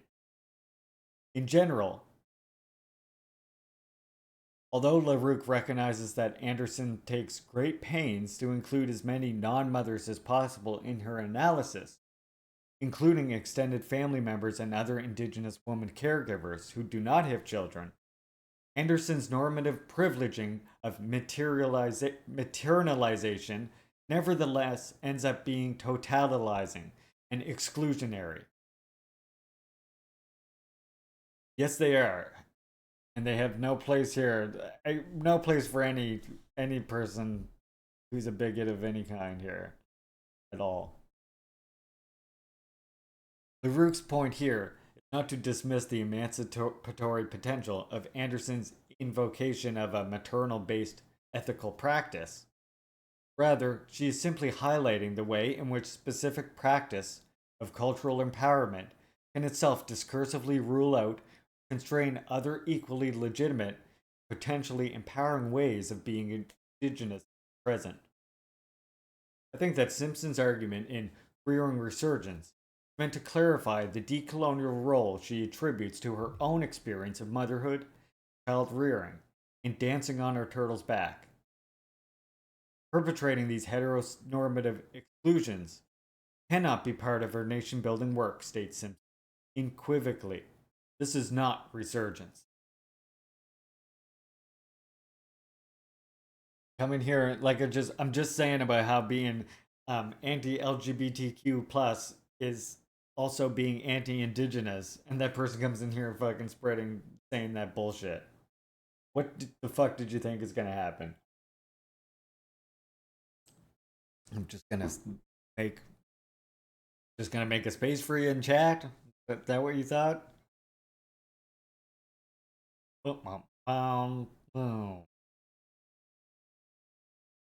Yeah. Sometimes the closet ones are worse. I agree. At least, yeah. That's the thing, right? And that's the big problem with some like social democrat types and people like this is they pretend like this, but yet you check them out and like they've never said anything about Palestine. They're like, oh, Ukraine's being attacked by big bad Russia, but these same people have never said anything about Palestine, never said anything about Yemen, you know? Never said anything about even like settler colonial genocide in their own countries. So what the fuck? Why are we to take them seriously as being allies? Alfred's call for a consistency between the means and ends of decolonialization implicates more than oppressive gender constructs. It also has ramifications in the realm of political economy. For example, Alfred's resurgent approach to decolonization demands that we challenge the common sense idea that one can construct an equitable relationship with non-indigenous peoples and a sustainable relationship with the land by participating more intensely in a capitalist economy that is environmentally unsustainable and founded at its core on racial, gender, and class exploitation and inequalities. The same can be said regarding our attempts to negotiate a relation of non-domination with a structure of domination, like the colonial nation state. Oh, wait, I gotta allow that. Hold on.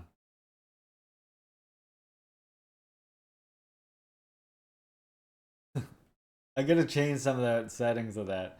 For Alfred, the best aspects of traditional indigenous governing practices stand in sharp contrast to the dominant understanding of the state. There is no absolute authority, no coercive enforcement of decisions, no hierarchy, and no separate ruling entity.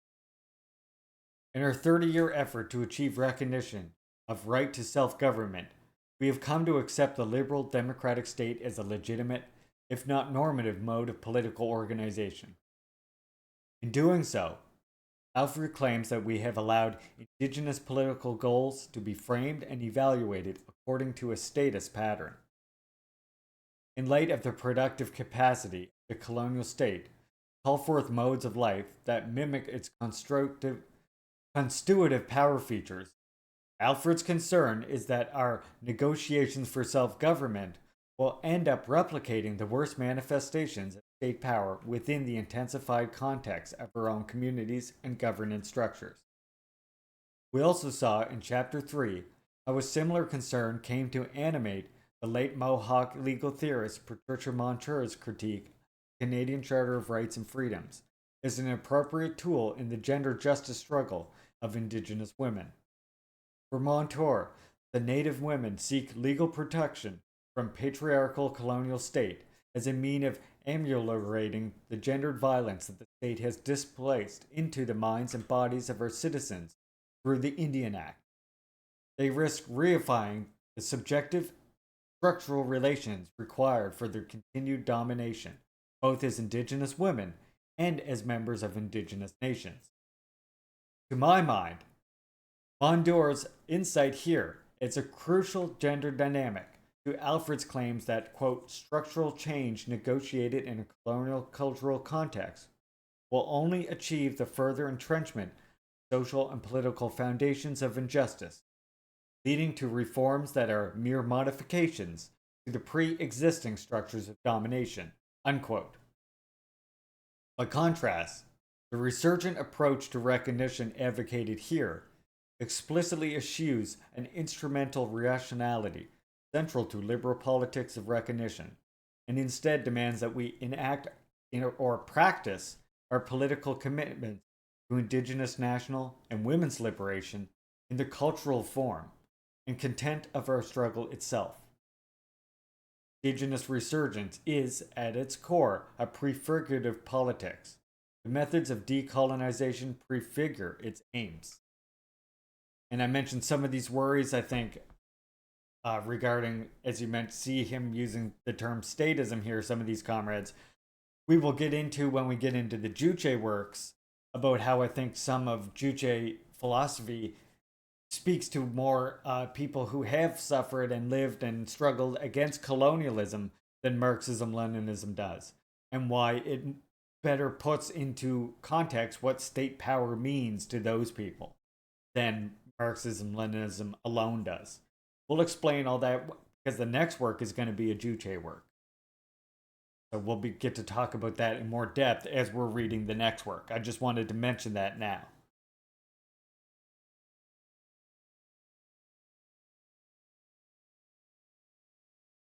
Idle No More, A History. Below, I want to turn our attention to Idle No More movement that burst onto the Canadian political scene in the late fall, early winter of 2012-2013. By the way, do y'all notice how I can recognize a French name? It's the curse of having that school system that made me learn French until grade 10. As soon as I see them, I can detect them. Getting lots of follows today, by the way. Thank you so much, comrades. Appreciate that. To my mind, okay, heading out for a bit. This was a nice stream.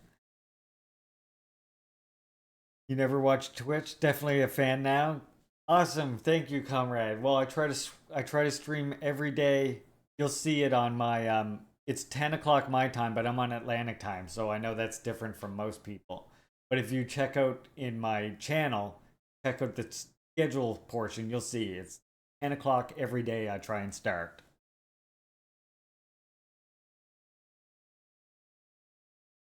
I agree, Bob. No problem, and thank you for hanging out, Comrade Natalie. I always appreciate your company here. And of course, as I always said, make sure you follow Comrade Natalie on Twitter and Twitch, both. To my mind, Idle No More offers a productive case study against which to explore what a resurgent Indigenous politics might look like on the ground. Before I turn to this analysis, however, providing a bit of context to the movement is required.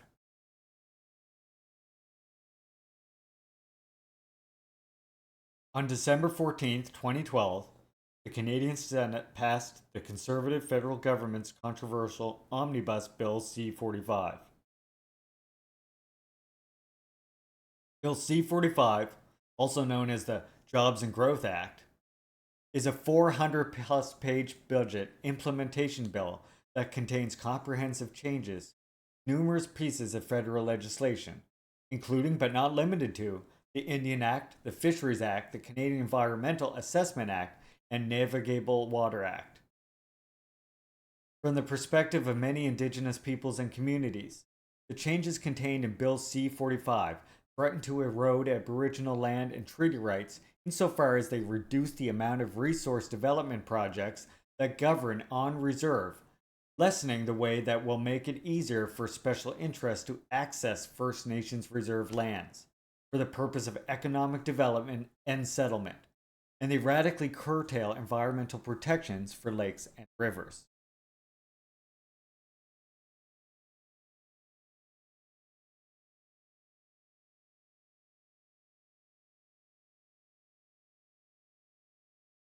Love that the mods and I are in the same channels. That's hilarious. All of Lennon's mods hang out in this channel as well. Well, Lennon, that just speaks more to, we definitely got to get this evening stream going where we play TMNT. And by the way, you don't need to own Teenage Mutant Ninja Turtles. I can stream it to people and just invite you to play, and we need 5 people to play. So far, we have had Lennon say he wants to play. I think Red Falcon wants to play. And who else wanted to play? Oh, Valkyrie wants to play as well. I will try Baldur's Gate, but I'll warn you, I've never been a fan of MMOs. So if it's an MMO, you'll have to watch out. I'm talking about the new Turtle game. The one right here. Show you the one I'm talking about.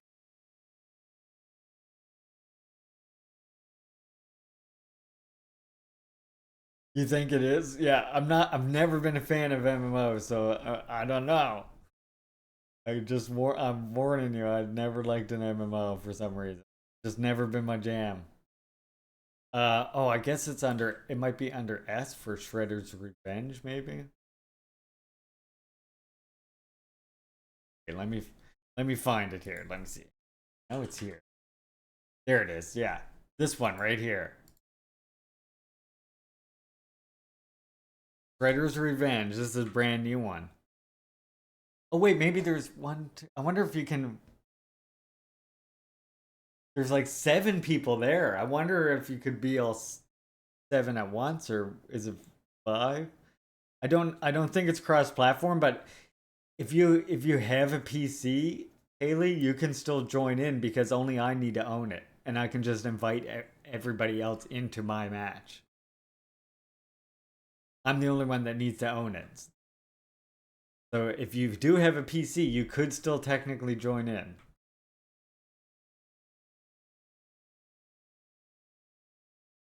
Yeah, sometime on Sunday. That could work. That could work. Okay, that could work, but we'll talk more about that. We'll talk more about that. That could work.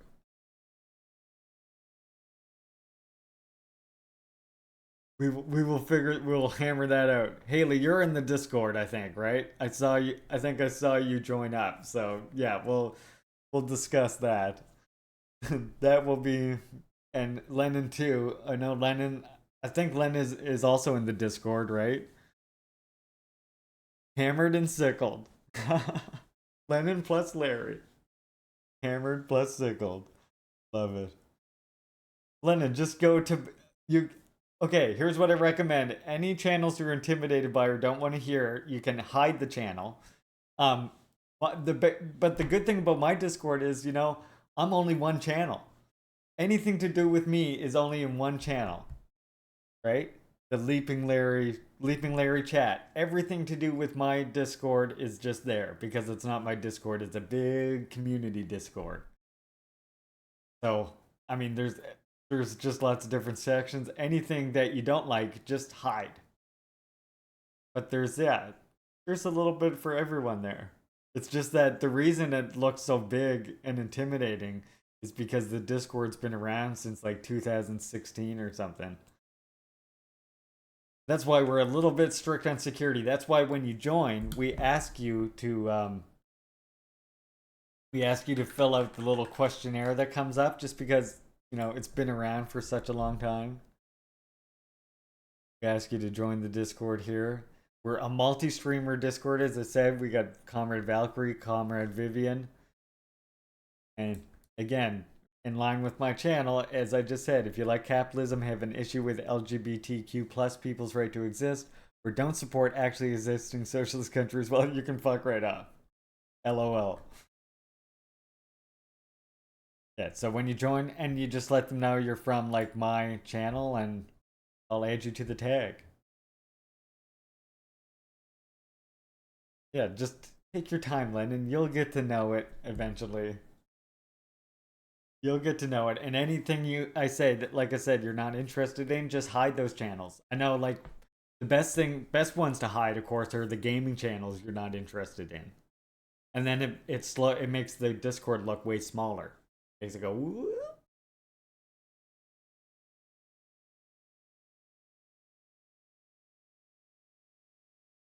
Alright, I shall continue our work now. Now that I'm done with that tangent. Again, lots of tangents all the time. Indigenous opposition to Bill C-45 began in the fall of 2012 as a grassroots education campaign initiated by 4 women in the prairies. Jessica Gordon, Sylvia McAdam, Julia McLean, and Nina Wilson. Under the mantra, "Idle no more." The campaign's original aim was to provide information to Canadians about the impending impacts of Bill C-45 on Aboriginal rights and environmental protections before the legislation was passed by the Canadian Senate. Then, on December 4, Chief Theresa Spence of the Attawapisky Cree Nation announced that she would begin a hunger strike December 11th to bring attention to the deplorable housing conditions on her resort in northern Ontario, to raise awareness about the impacts of Bill C-45, and to demonstrate her support for the emerging Idle No More movement.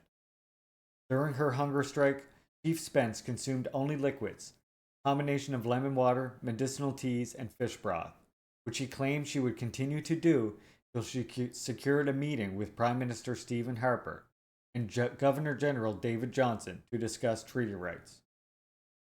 Her hunger strike took place in a teepee on Victoria Island near Parliament Hill in Ottawa, lasted from December 11th until January 24th, 2013.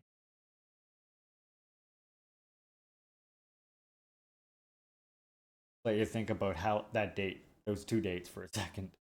Actually, I'll leave them on screen.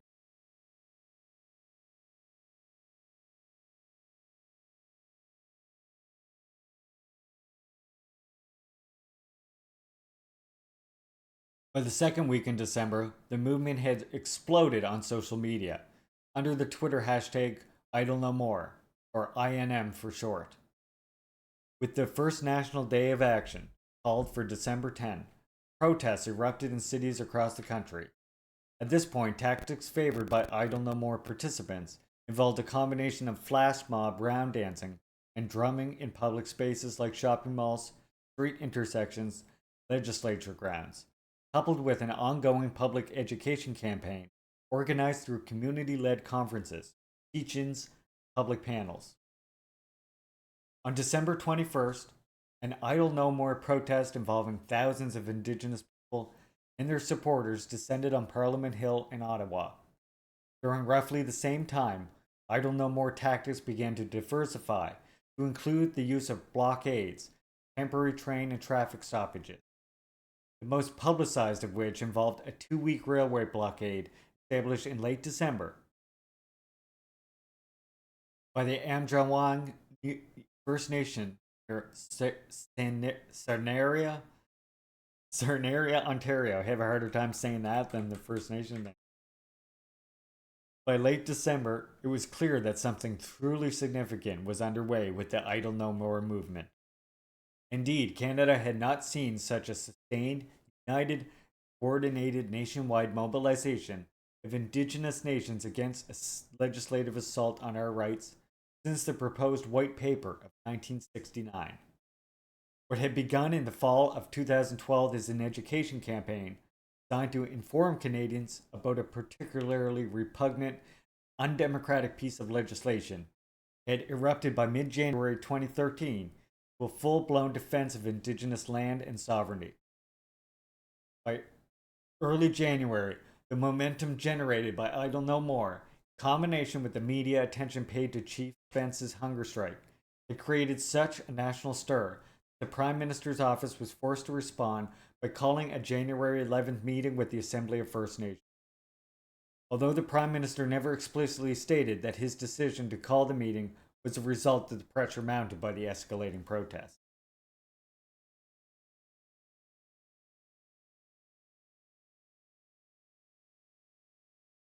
At the height of the protest activities leading into the January 11th gathering, political analyses of the movement ranged from the entirely asinine coverage that was both engaged and critically astute.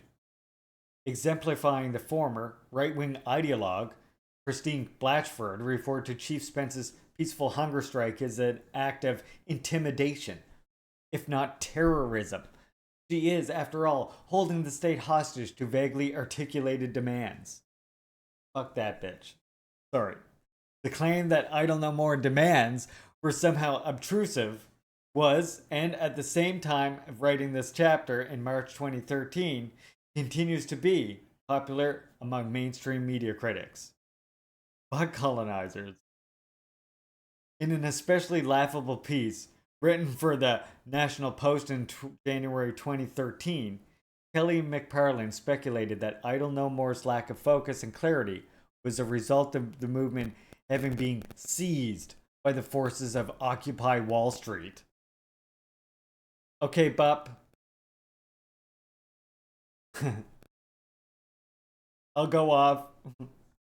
You know how I feel when it comes to the people like this. I think you know how I feel. Like, this is just the worst. The person's hunger strike was an act of intimidation, if not terrorism. What a fucking cowardly thing to say. Quote, "What are the aims of the cause?" asked McParlin condescendingly.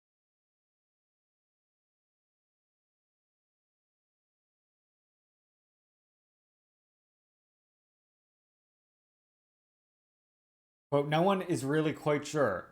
Just as with Occupy, the idle forces are desperate and leaderless." Unquote.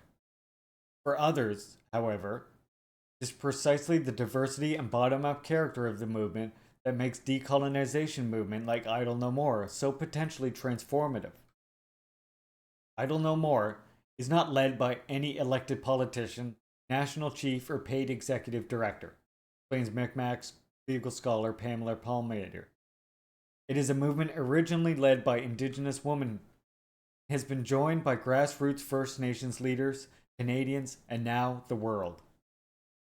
Similarly, for Leanne Simpson, the strength of the movement lies in the fact that it is not led from above, but rather has hundreds of eloquent spokespeople, seasoned organizers, writers, thinkers, and artists acting on their own ideas in any way and every way possible. This is the beauty of our movement.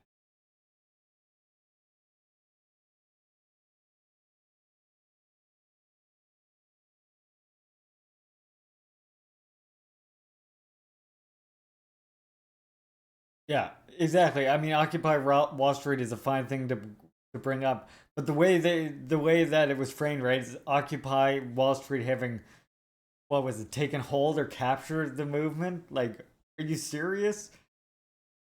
First Nations have been fighting for fucking liberation for hundreds of years. This is just part and parcel with that, right? Connected with that, not with fucking Occupy Wall Street. Give me a break. As with any grassroots political movement, the diversity at the heart of Idle No More resulted in debates and disagreements over what types of strategies and tactics to use in our efforts to forge meaningful change. These debates intensified in the days leading up to the January 11th meeting. On the other side, There was the perspective among many Native people working within mainstream Aboriginal organizations that saw a January 11 meeting as an important space to get Aboriginal issues and concerns on the federal government's political agenda. On the other side of the debate, however, were the voices emanating up from the communities, with some chiefs following suit, that saw the turn to high-level political negotiations as yet another attempt by the state and Aboriginal organizations, in particular the Assembly of First Nations, to co-opt the transformative potential of the movement by redirecting it in a more moderate and reformist direction.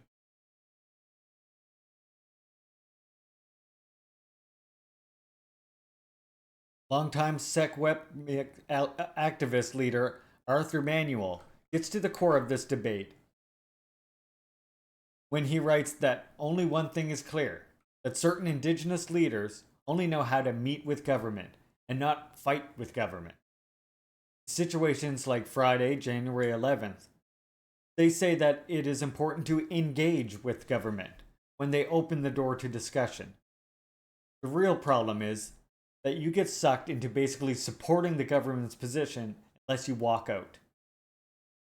And then, of course, right, when you walk out, they say, oh, look how hostile they're being. Look how unreasonable they're being.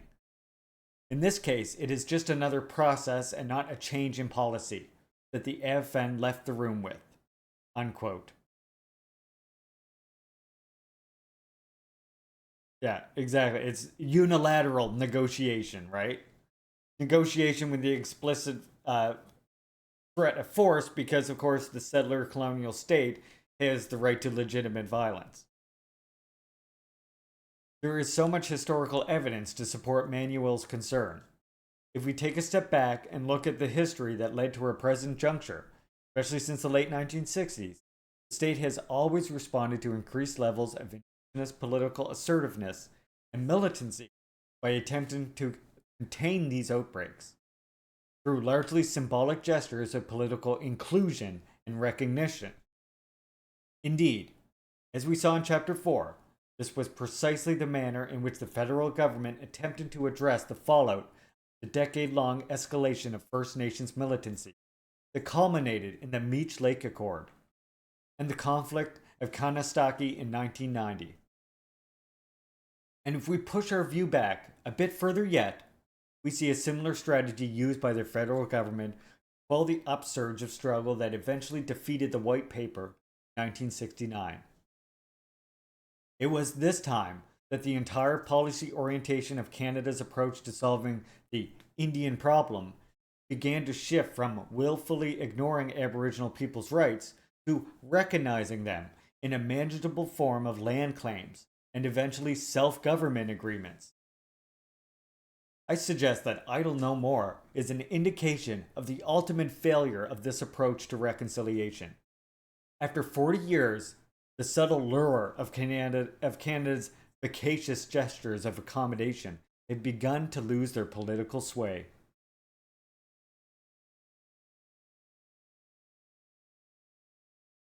Right? And that's why I like to always point out also to you comrades, right? Literally, how much violence should we allow them to do to us is why that what Bup just said in chat here is exactly why we always say, you know, you have to recognize that revolutionary violence as a term is so dishonestly cast. Because revolutionary violence really is defensive violence, right? The violence always comes from the reactionaries first, when the revolutionaries have been demanding and asking for peaceful gains and peaceful democratic solutions the entire time, and demanding that, and being met with further stiffer and stiffer resistance until finally the state realizes that the people are gaining momentum and they fight back with actual violence. And revolutionary violence simply means to be ready for this moment that we know will occur. That's all it means. Revolutionary violence is revolutionary defense against bourgeois violence.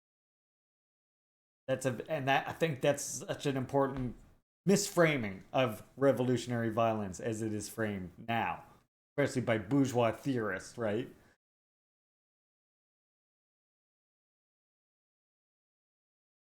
So when we say revolutionary violence, we're talking about defensive violence against the actual, actual aggressive violence of this imperialist state, the settler colonial state, bourgeois state. Yeah, and and as you say right there, chat, that the reactionaries, of course, refuse to even acknowledge that violence has been done at all. It's just what the state does, right? It's just the normal interworkings of the state, the day-to-day things. That's the way they frame it. That's our liberals. That's your moderates. You're very concerned moderates, right? All of this is to say that the January 11th meeting did not transpire without major controversy. One of the most significant points of contention involved the refusal of Prime Minister Harper to include the participation of Governor General David Johnson in the meeting, thwarting the demand of Chief Spence, a growing number of First Nation leaders, and Idle No More supporters.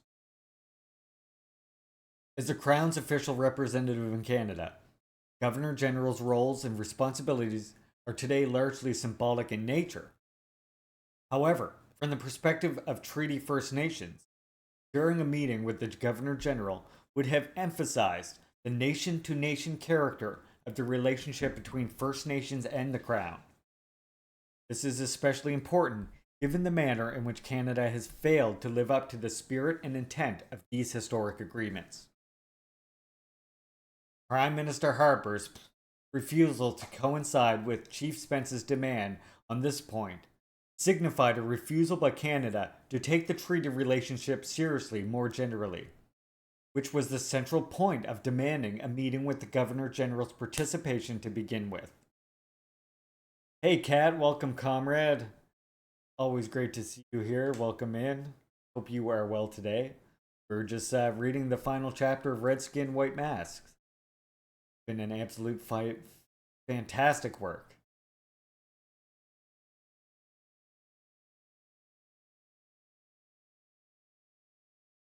Combined with the previously mentioned concern of cooperation, the failure to invite the Governor General resulted in a boycott of the meeting by a number of prominent leaders within the Assembly of First Nations, including the Assembly of Manitoba Chiefs, which represents 64 First Nations in the province of Manitoba. Chief Spence also declined to attend the meeting, as well as break with her hunger strike.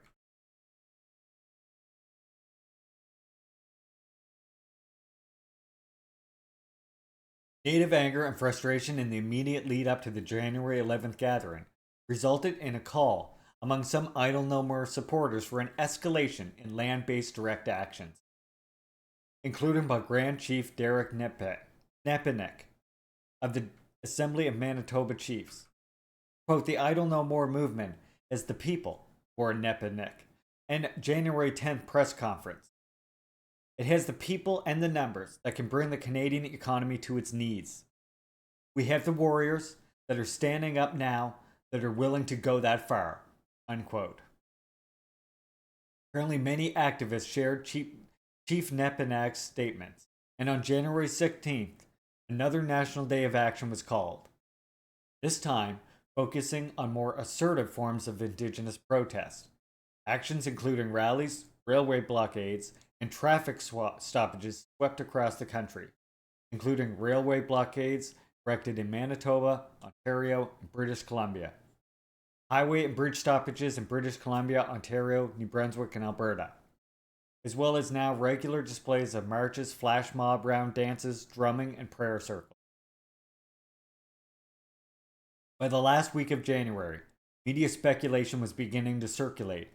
Possibility of Chief Spence ending her hunger strike after securing a declaration of commitment by the Executive Committee of the Assembly of First Nations, Native Women's Association of Canada, and the caucuses of two of Canada's federal opposition parties, the New Democrats and the Liberals.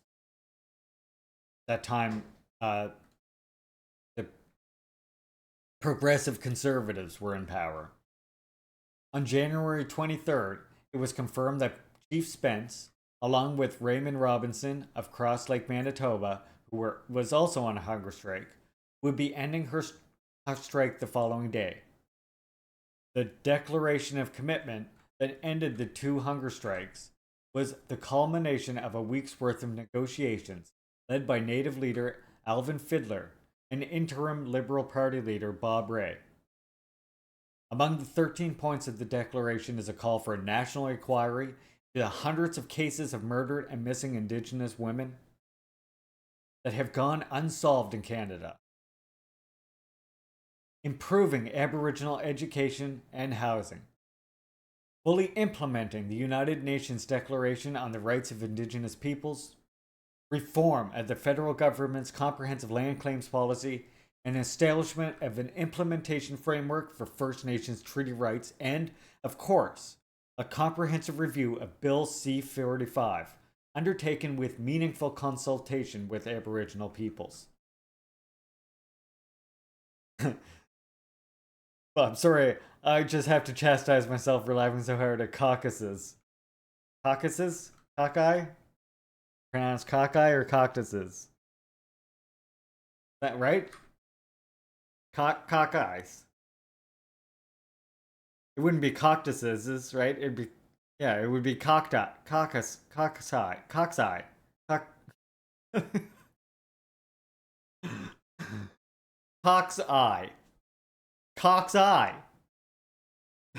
Look into the cock's eye. Yeah, that's it. That sounds right. That sounds right to me. Now I don't even know what the fuck we're talking about. Cocked eyes.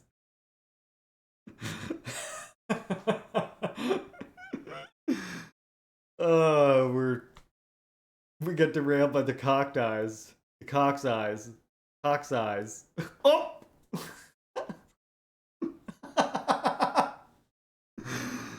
Oh shit.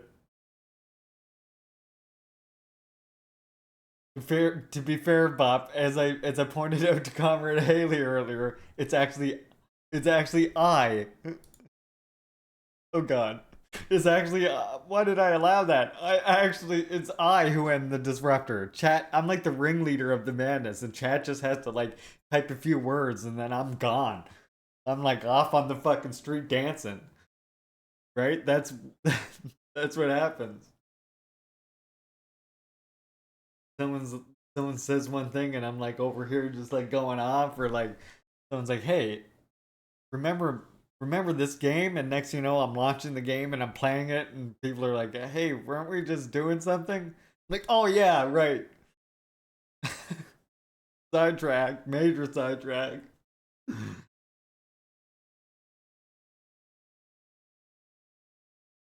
Can't help it. I think it's all this screen time or something. I don't know. Too much time canoeing really fast. I showed you my canoe spot earlier.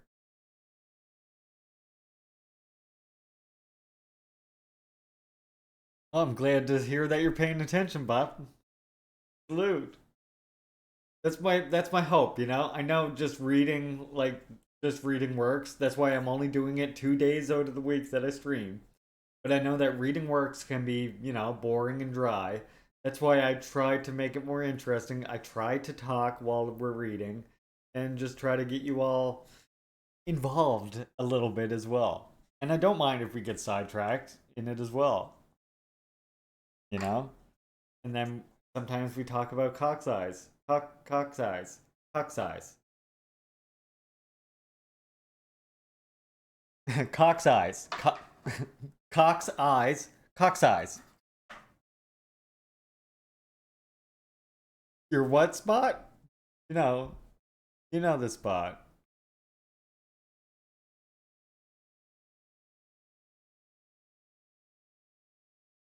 I think sidetracks make it more interesting and memorable. Well, that's 2 out of however many people are watching, so I'll take that as a yes. I think that is democracy wins again. Toxices. Yep, eyes. Cock's eyes. Cock's eyes. Alright. There's a fine point to get sidetracked. We were in between paragraphs. See, there's a space here. There's a tab here. Thank you, Dorian. Let's see. Now we're getting the results are in. Sidetracking is good. Got it. I will become more distracted. It's distracted man. I vow to become more distracted than ever before. More distracted than anyone's ever become.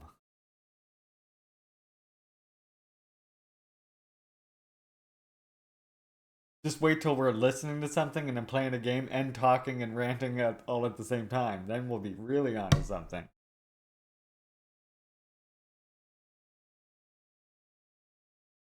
I'll be as distracted as 10 mortal men.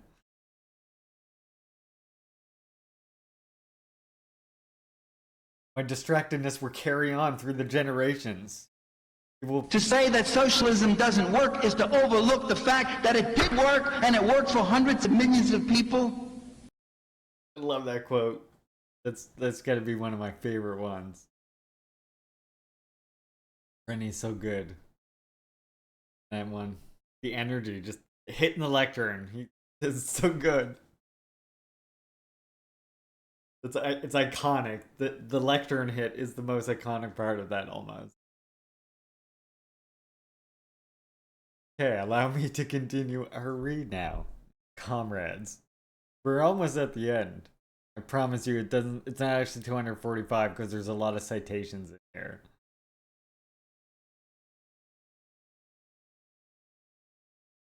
Buddy is coming to visit next week after moving to California last year, and I immediately thought of him when you said distracted man.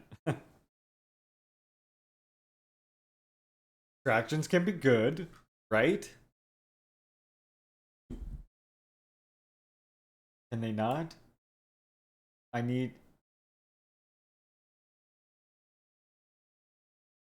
well, fine then. Distractions can be good. 1 for yes, 0 for no.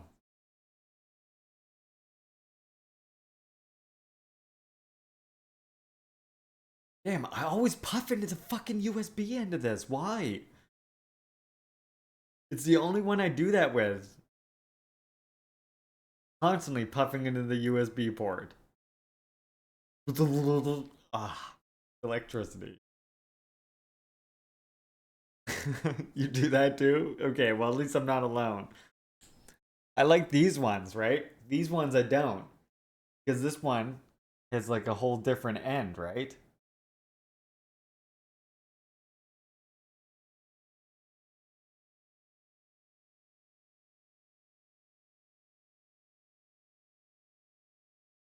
Oh. I used to play guitar. I played piano too for several years. I used to have, the one thing that I miss more than anything is my goddamn, I used to have this synthesizer years and years ago. Oh, I miss that so much. Wait 1 second.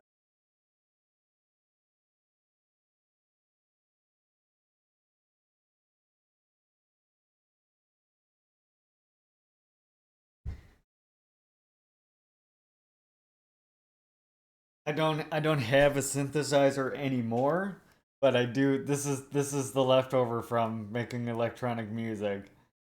This is my Korg drum machine thing. Volca Beats.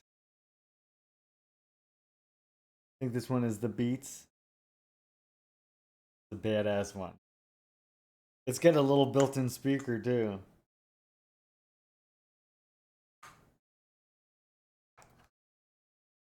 See, it's just like a little. I don't know if I got any.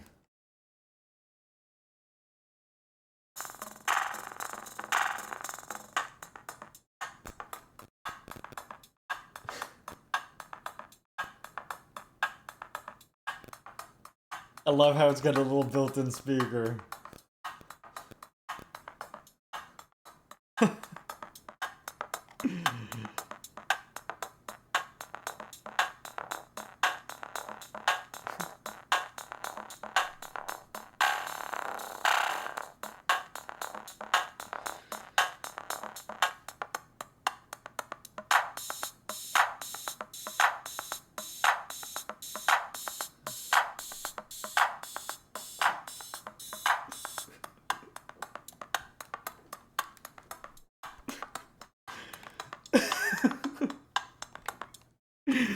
I blame you all for that. All right, this is gonna become a channel redemption, I think. You're all responsible for that happening. That's gonna have to become a channel redemption or something. That'll become a regular feature on the channel now. Now that I've showed it off once. Oh my god. Okay, now I will start reading again. I swear. Yeah, music is always good, and I don't have to worry about any copyright strike or anything with that. So there you go. You're a pianist and cellist? Nice. I'm a pianist slash guitarist. Not so good at guitar anymore. But I still read like manuscript music, you know? I can still read music notes and all that. So I could get good at it again. It just would take time. Because I get the theory, I understand how to read all the notes. It just takes time for my like fingies to get back used to them again. I took music for a long time. You always like to play cello? Cello is a cool fucking instrument. I don't blame you. I always just like I just always liked the synthesizers. Like I say, I used to have this Roland keyboard synthesizer, and I miss that so much. You could just like play all sort of like that thing, play little loops, and then just completely fuck with the sound of it, right?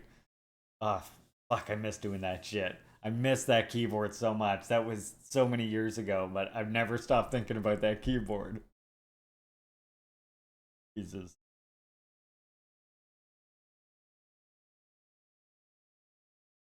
Makes your guitar friends mad when you start playing past the fretboard. That's awesome. Yeah, well, I'll make that a channel redemption or some sort of like reward or something eventually. Larry breaks out the Volca, breaks out the cork. All right.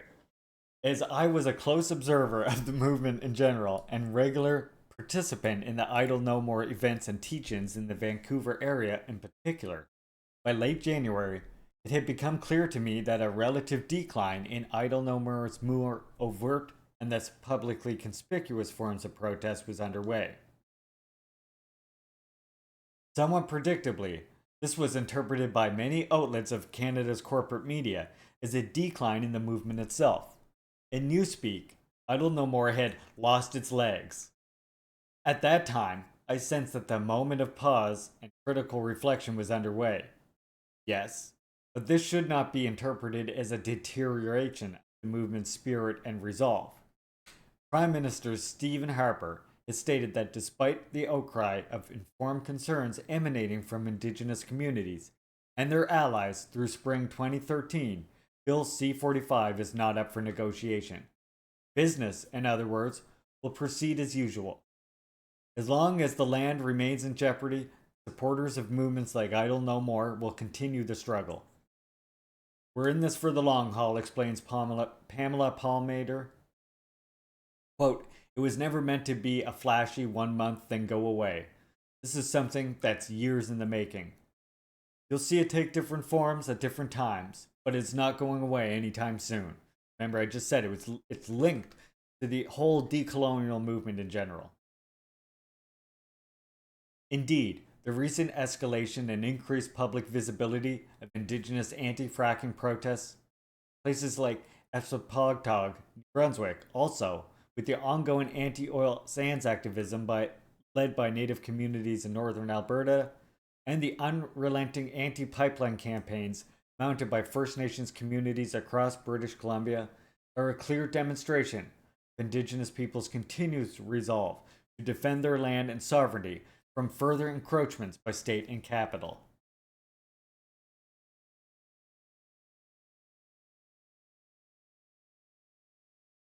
Pam used to be a streamer on Twitch? Really, Sam? I did not know that.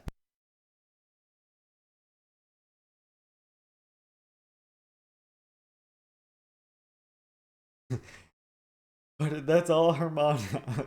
Buff, you're hilarious. Pam's been on Rob's show a few times. Oh, cool. See, I'm so new to Twitch. I did not know that. I'm like old school, lost in the books. I did not know that she was. That is incredible. You were her first follower on Twitch. Wow.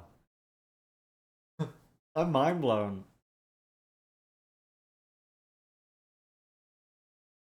I feel like I feel like I'm I feel like a snail or something. I'm way behind everybody else.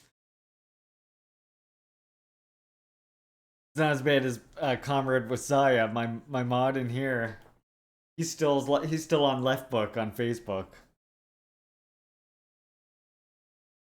Well, way that contemporary capitalism is incapable. There we go. Give her a follow. That's okay. If I follow, I'll get the notifications now. Hey, K Comrade, welcome. Hope you were well today. Welcome to the channel, Comrade. Great to see you as always. He hasn't streamed probably 8 months. Yeah, they go away depending on your thing, right? I think, like, I'm affiliate, so they go away after 7 days or something like that. Oh yeah, I'm not gonna be lazy this time, Kay. I'm gonna remember to shout you out too. I'm doing good today.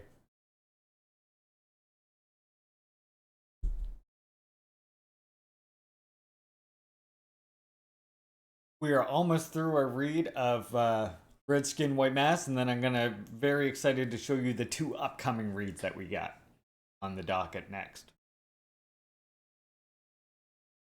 Of course, no problem, Comrade. Always. I'm usually just like forgetful, but I always mean to shout out to anybody who's a fellow streamer, who's a comrade, and comes into chat. Happy to shout out any of you. 5 Theses on Indigenous Resurgence and Decolonization.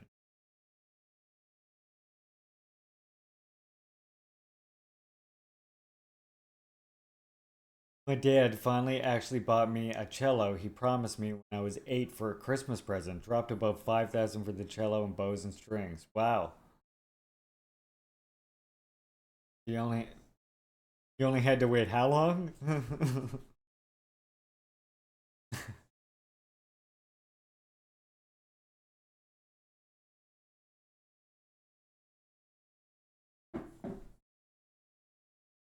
Finally found and bought a guitar I'd wanted since I was 13, so I kind of know the feeling.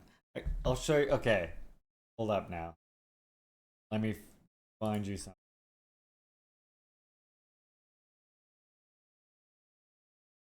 Want to see my guitars?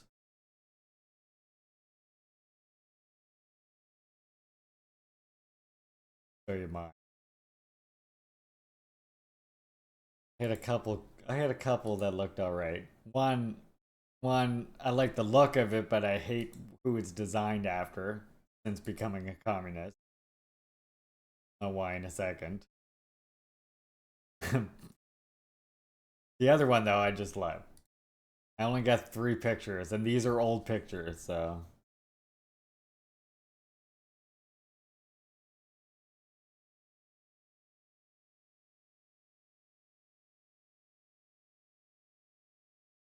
That's one of them, the Washburn thing.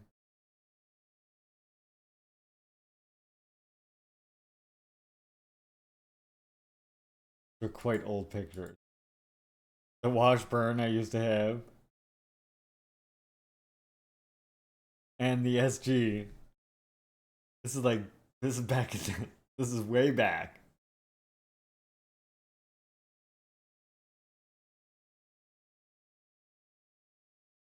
Those were my guitars. And I had another one too. I had a...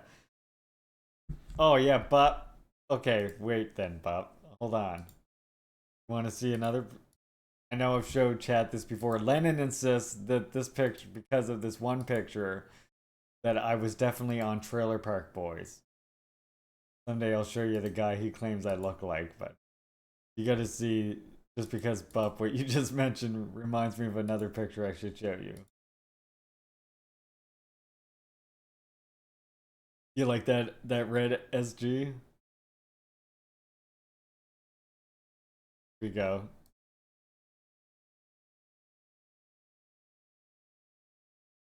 Lennon knows. Lennon knows. Here. There's an old picture.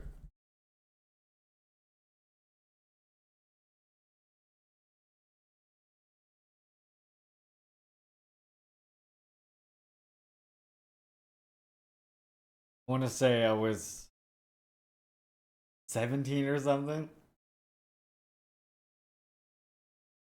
Mustard glass in the background? No. That's insulation. There's no drywall on the walls. Yeah. And notice what I'm taking a selfie with here. What do you think? You're some kind of stegosaurus or something? Yes. What's holding those bad boys up? Hairspray while I use the blow dryer at the same time. Because someone has to... it required multiple people. What year is this? I'm gonna say 2003, 2004. Now show them you on set. I don't even remember what. I have to like dig up what fucking clip that's from again. Well, they insist that I was in an episode of Trailer Park Boys. Well, Lennon insists. I will find the clip. I will find the clip in between streams and I will show it to you, comrades. Lennon's looking for it. Alright, if you find it, then I will show it. Good to know.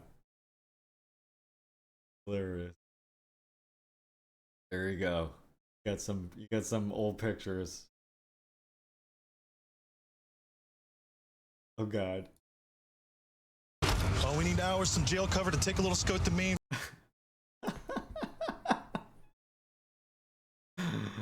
Here we go. All we need now is some jail cover to take a little scout the mean for us today. Know just where to find these dicks.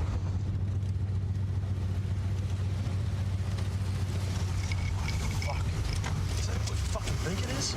Really, yeah. Oh my god, that's Jacob Collins. Julian, he's rocking your look hard. What the fuck is he wearing? He's got on a black t-shirt, a black goatee, and he's rocking a goofy little drink. Did he dye his fucking hair? He did. He looks like you, Julian, without any muscles. Look at the drink, Ricky. It's one of those old mustard glasses with the diamonds and clubs in it. Bubs? Oh, mustard glasses. Lay off Jacob, all right?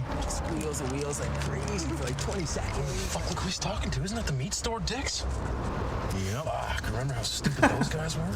They'd be perfect jail cover. Well, I'll tell you right now, we're not gonna find any people dumber than those guys. They are dumb. Oh my goodness. Let's get them. Jail cover. The meat store dick. What's up, Red Star? Oh, hey guys. Hey, Julian. Hey, Jacob. Changed the look a little bit, have you, Jacob? Lower your fucking drink in front of Julian. Respect. Changing too, Jacob. It takes his length from. What are you rocking there? Is that a mustard glass? Yeah. That's hardcore. Oh, we love the Trailer Park Boys. Of course, because they're not just because they were filmed in my local area, but because they're cool too. Hey, Red Star, welcome. Welcome to the stream, comrade. I do have some funny, yeah, Rip Leahy. I thought what was hilarious though was how they had Leahy, like they used voiceovers of him after he died. They kept him in the show using like voiceovers as his ghost or whatever. I just thought that was great. Leahy would have wanted that. You hung up with Bo Bandy? Awesome. Yeah, I've seen them all when I was working at the airport. They were filming one of their movies there. I got to hang out with them all there. Like here's one of my favorite I got these bit redemptions, right? For any generous comrades who come on the stream in the future. You go down, you can see I got the bit redemptions. Check out, this is one of the best Trailer Park Boys one right here. What are you doing, Julian? The chicken fingers aren't even cooked. Want to get sarsaparilla or something, you dick? I love Ricky. Ricky's too funny. This one too from Ricky. But the thing is, in order to stop breaking the law, we gotta break the law just for a couple minutes and then we're gonna be done, retired. Right? Right? I used to think like that. I remember thinking like that. And then, of course, one of my favorite, the Leahys. Okay, 2 Leahy ones, and then we're done. I'll go back to the read. You know what a shit barometer is, Bob? Oh? Measures the shit pressure in the air. You can feel it. Listen, Bubs, hear that? The sounds of the whispering winds of shit. Whispering winds of shit. And then you also have the shit blizzard as well. Feel that? Feel what, Mr. Leahy? The way the shit clings to the air, Andy? Shit clings to the air? It's already started, my dear good friend. What started, Mr. Leahy? The shit blizzard. Shit. What are you doing? Getting dog food?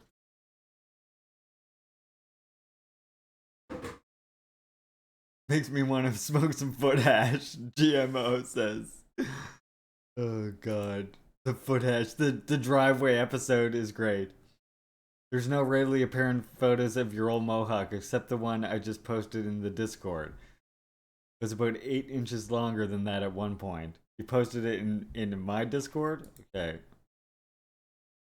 Hold on, let's find this. Are you telling me I can show this on stream, Bop? the coins, the hash coins, yeah. He pressed the coins and hash, and that's how he did all his trade. Oh my god. That was so good. Oh, here we go. I like the color, Bop. Great looking color, comrade. Love it. And mine was about, the spikes that you saw there were about 12 inches high. I love purple. My spikes were about 12 inches high. When I sat in my car, I had to like tilt my head like this to drive. I'm sure it was safe. God, it's good.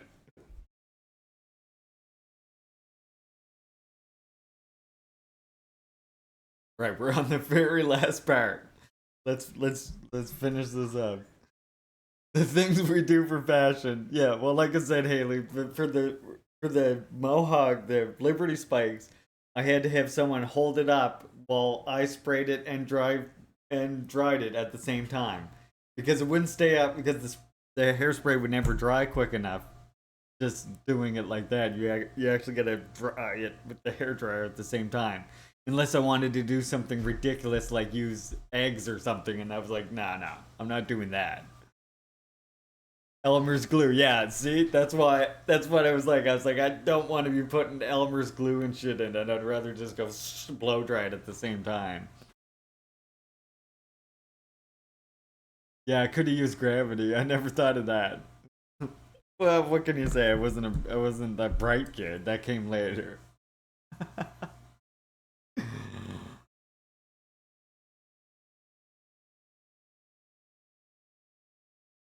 Oh, you use Elmer's glue too? Yeah.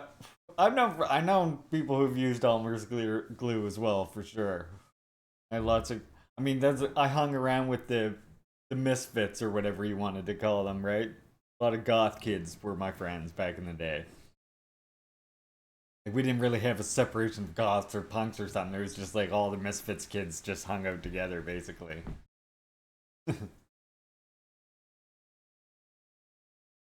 That's where most of us fit in that school.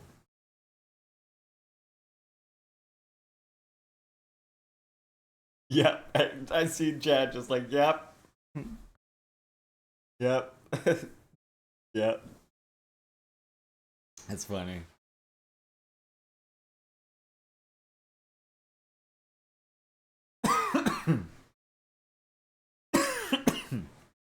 All right. I love our comrades too. I'm telling you, we're building like the best community. It's amazing. We're just hammering out the best communities, and we're casting out the fucking reactionaries into the sea. That's what we're all about. That's why I always say, you know, I'm not here to teach you, comrades. I'm here to learn along with everybody. Right? Not one of these people who don't understand my plays.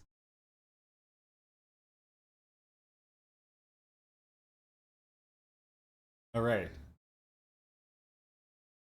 Yeah. What, running through the field of dicks to find some quality friends. That's exactly what it's all about. Eating reactionaries since 1989. See ya. Yeah. See ya. That's what we say to reactionaries here. By the way, I see that we're getting a little bit more viewers now, so maybe when we're done this work is a treat to you all, chat. How about I show anybody who hasn't seen it yet? Yeah. See ya. Flat nose. How about I show anybody who hasn't seen it yet where that soundbite you just heard comes from? So at the end of this read, that's your treat. You get to see where that soundbite you just heard comes from. I promise you, it's good. All right. 5 theses on indigenous resurgence. Always a treat for the community. And decolonization. Like my other. As a conclusion to this study, I want to critically reflect on the Idle No More movement. In light of what we have discussed up to this point, with this as my aim, I will organize my thoughts around 5 theses on indigenous resurgence. These theses are not meant to be overly prescriptive or conclusive. Instead, I propose them with the aim of both consolidating and contributing to the constructive debates, critical conversations that have already animated the movement to date. They also indicate areas where future research is required. Can we fix all this by voting harder? Gonna say nah. I'm gonna say you have to get out there and do some struggling. Unfortunately. Some people are gonna have to get out there and do some struggle. Thesis 1. On the necessity of direct action. I'm going to structure my comments on direct action around a discursive restraint. That is... Oh, welcome Meg, by the way, comrade. I'm going to structure my comments on a direct action around a discursive restraint that has increasingly been placed on movements like Idle No More. Shit. Both within and from without, since the debates that emerged leading into the January 11th meeting with Prime Minister Harper and the January 16th National Day of Action. This constraint involves the type of tactics that are being represented as morally legitimate in our efforts to defend our land and rights as Indigenous people, on the one hand, and those that are increasingly being presented as either morally illegitimate or at least politically self-defeating because of their disruptive, extra-legal, and therefore potentially alienating character on the other. Sorry, Conrad, I did not mean to scare you. I dropped the vaporizer on the ground. Sometimes my brain doesn't work right here, and I'd like try and show things into the microphone. I'm a noob. I'm like, see? You see that? Oh no, wait, that's the mic. There, now you see. Oh, Lennon can get you up to speed on the field of dicks. It's not the good kind of field of dicks, unfortunately. With respect to those approaches deemed legitimate in defending our rights, emphasis is placed on formal negotiations, usually carried out between official Aboriginal leadership and representatives of the state.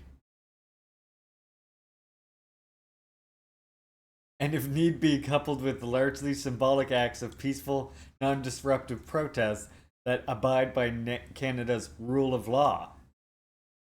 Chat, have I fixed which way is up on the vaporizer, or have I puffed on the USB end? I think they can answer that.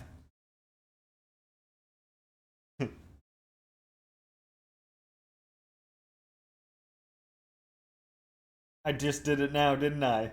I just did it right now. I literally just did it right.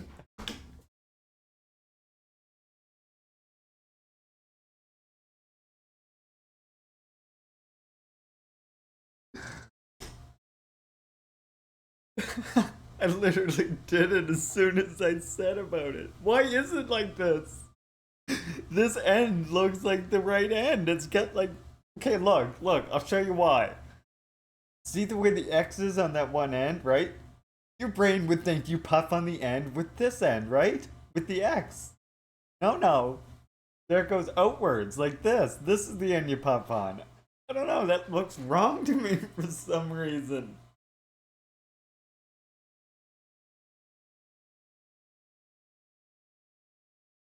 But there's the light.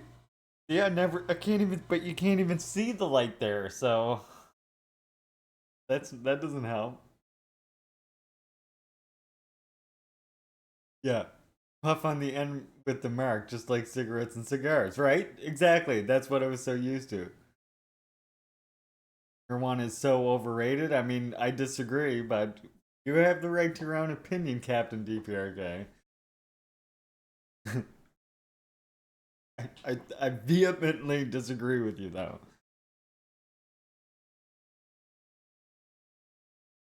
Remember, you signed the do not debate clause when you clicked OK on the chat. Yeah, exactly, Lennon Smash. Not if you have ADHD.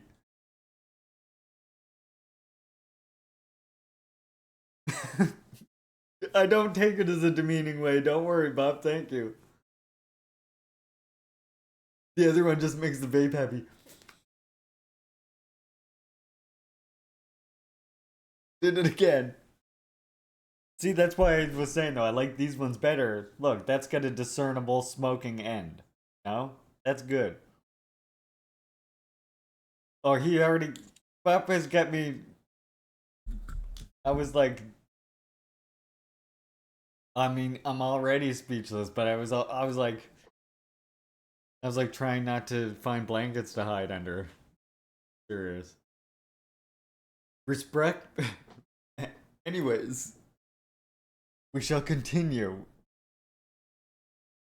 Yeah, we got the Lennon emote back, by the way, comrades. Thanks to dear comrade Haley, who so graciously gifted some subs.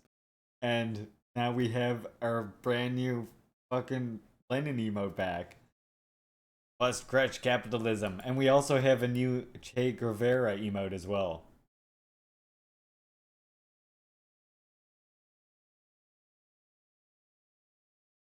I was hoping it was strategy.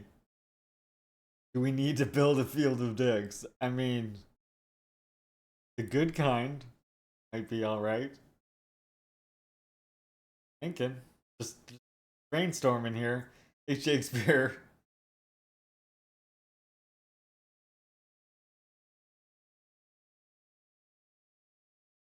You work 9 to 6 my time. Okay. Interesting. Good to know. Good to know. Well, as I mentioned before, some days.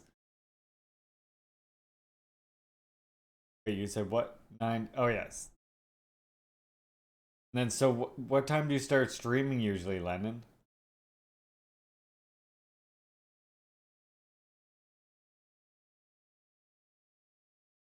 Because sometimes when the wife was working, she works 12-hour shifts every it's like 2 days a week that she works 12-hour shifts, so I'll be able to do longer straight ones on those days and perhaps be able to raid you, Lennon.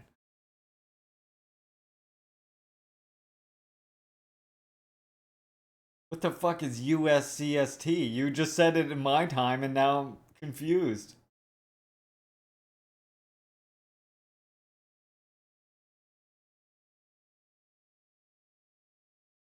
Okay, 9 and 10. Okay.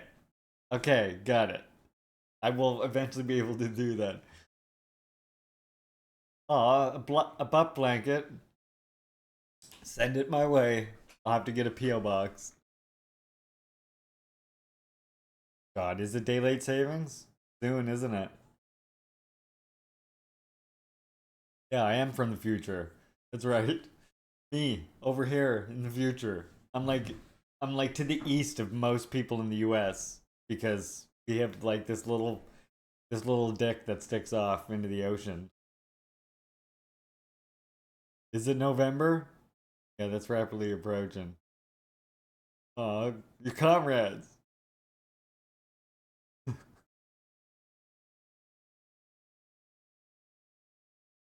Gotta smoke. I have no choice. I know 420 was 40 minutes ago now, but yeah.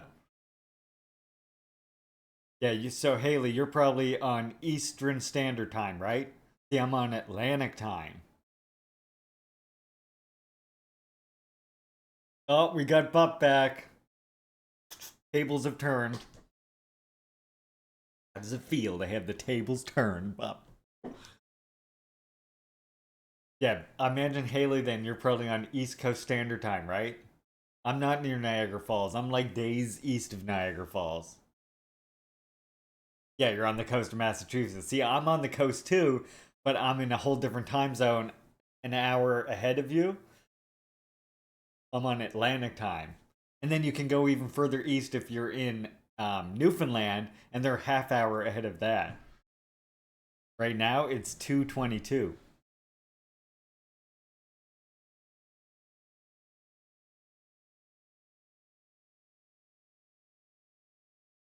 Oh no, Niagara Falls is not as east as where I am. No, Atlantic time. Atlantic. Can't think of what the actual name for it is, but yeah, it's Atlantic time. It's a whole separate time zone, further east than Eastern Standard Time. Because, like I said, I'm on a peninsula that's just sticking out into the ocean. The only other places they have the same time zone as me is people down in South America. There's some places that are in the same time zone.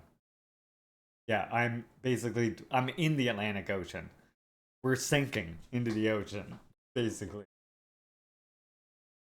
We have the landmass when you drive from Nova Scotia to New Brunswick. The like crossing, you can look from one side of the crossing to the other and see ocean on both sides. Let me see where okay.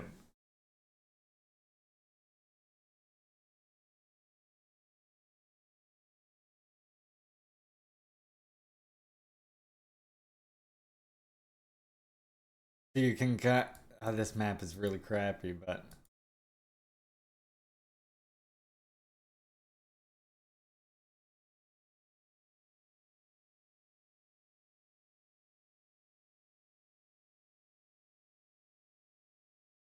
there, that one's a bit better. So you can see this one. I'm right here, sticking out into the ocean right here. So when you go further down from here, I guess some people in South America right here, like Brazil, looks like Bolivia. See how the United States coast goes to the left here? Yeah. I'm even further than Maine, because look, like right here, here's New Brunswick. Maine's like right here. I'm way over here. So directly below me is whatever the fuck these islands are, and then South America. And then as you can see, Newfoundland, that's why Newfoundland's in this separate box right here, because that's its own timeline that's now half an hour ahead of that. Yeah, maybe that is Bermuda or something, is it? Not sure.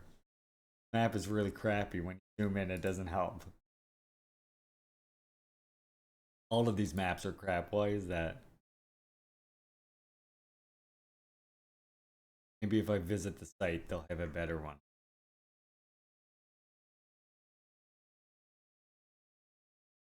No, it's still crap. Yeah, see how the Earth is flat? Check. Time. A thing. The thing. Yeah, we're way out there on the east, see? It's a thing, I tell ya. That's why it seems like I start so early, I think. That's why I started, like, instead of 9 my time, I started doing it at 10.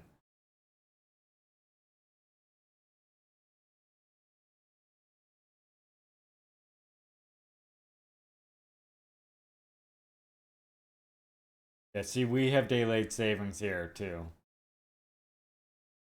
I think that's part of what the name of my time zone is. It's like Atlantic Daylight Savings Standard or something shit like that. Alright, I'll finish this read now. With respect to those approaches deemed legitimate, defending our rights, emphasis is usually placed on formal negotiations, usually carried out between official Aboriginal leadership representatives of the state, and, if need be, coupled with largely symbolic acts of peaceful, non-disruptive protest that abide by Canada's rule of law. Those approaches that are increasingly deemed illegitimate include, but are not limited to, forms of direct action that seek to influence power through less mediated, sometimes more disruptive and confrontational measures. In the context of Indigenous people struggle, the forms of direct action often take to be a problematic include activities like temporarily blocking access to Indigenous territories, with the aim of impeding the exploitation of Indigenous people's land and resources, or in rarer cases still, the more or less permanent reoccupation of portion of native land for the reestablishment of a reclamation site, which also serves to disrupt, if not entirely block, access to Indigenous people's territories by state and capital for sustained periods of time. Well, I always point out, Indigenous people have been resisting this forever.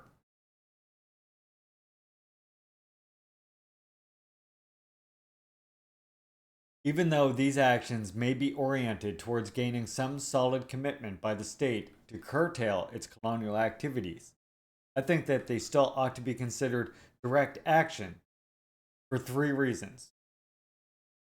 First, the practices are directly undertaken by the subjects of colonial oppression themselves, seek to produce an immediate powerful effect. Second, they are undertaken in a way that indicates a loosening of internalized colonialism, which is itself a precondition for any meaningful change. And third, they are prefigurative in the sense that they build the skills and social relationships, including those with the land, that are required within and among Indigenous communities to construct alternatives to the colonial relationship in the long run. Regardless of their diversity and specificity, however, most of these actions tend to get branded in the media as a typical native blockade, militant, threatening, disruptive, and violent. Yeah, imagine that, blocking on our own land. To prevent the encroachment, by the way. Like, I mean, you always hear about the Ochre Crisis or whatever, which was the encroachment by fucking golf resort interests. And the state coming in and allowing that theft to happen of native lands in the interest of a golf resort. Don't get me started. Don't. Get me started. The following positions are typical of those that emerged in the wake of the January 11th meeting regarding use of these direct action tactics to defend Indigenous peoples' land and interests. The first position is drawn from a statement made by the former National Chief of the Assembly of First Nations, Ovid McCarty, at an Aboriginal leadership gathering in the spring of 2013.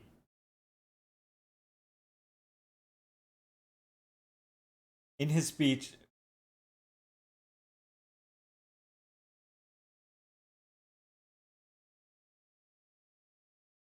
okay, Haley, comrade, thank you for hanging out and all the fucking support. If I am gone by then, it seriously means an absolute ton to me.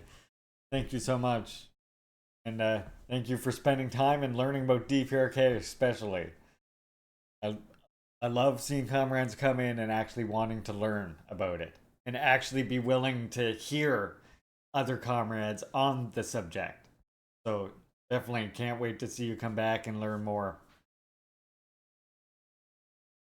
That is if I'm gone by the time you're back.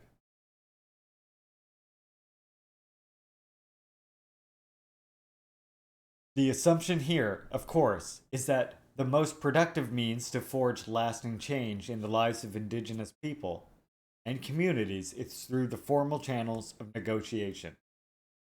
The second example is slightly more predictable. It is drawn from a statement made by Prime Minister Stephen Harper. People have the right, quote, people have the right in our country to demonstrate and express their points of view peacefully, as long as they obey the law. But I think the Canadian population expects everyone will obey the law in holding such protests, unquote. Okay, comrade. Thank you so much for hanging out. Enjoy your grocery shopping and can't wait to see you again.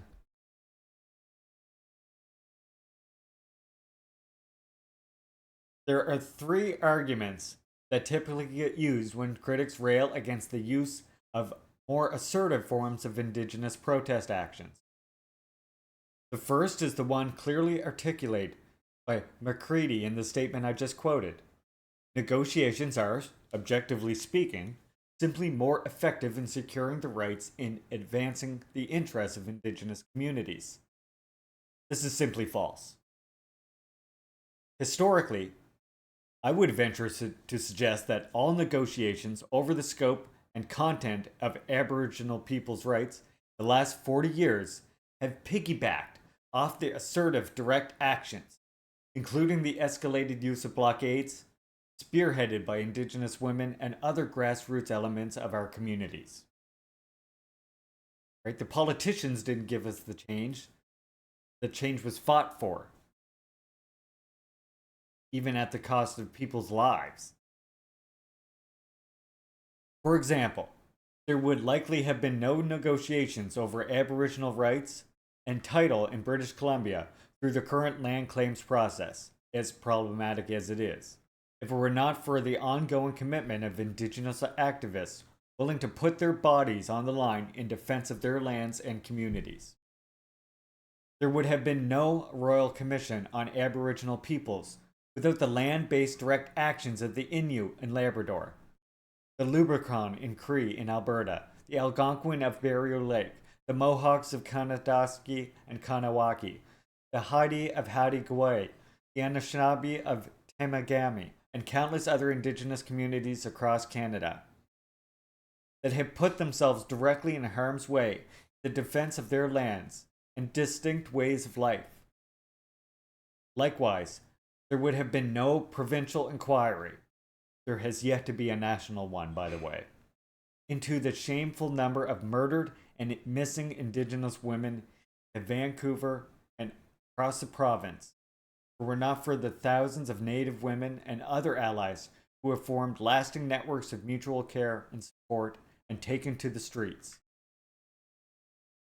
Every year on February 14th for more than 2 decades to ensure that state-sanctioned sexual violence against Indigenous women ends here and now. All of this is to say that if there has been any progress in securing our rights to land and life, including through the largely male-dominated world of formal negotiations, this progress is owed to the courageous activists practicing their obligations to the land and to each other in these diverse networks and communities of struggle. The second argument that gets used to denounce or criticize more disruptive forms of indigenous direct action involves these actions' supposedly self-defeating or alienating character. The idea this time is that insofar as these tactics disrupt the lives of perhaps well-intentioned but equally uninformed non-Indigenous peoples, First Nations will increasingly find themselves alienated in our cause, unsupported by average working-class Canadians. I have two brief points to make here. First, I think that getting this reaction from the dominant society is unavoidable.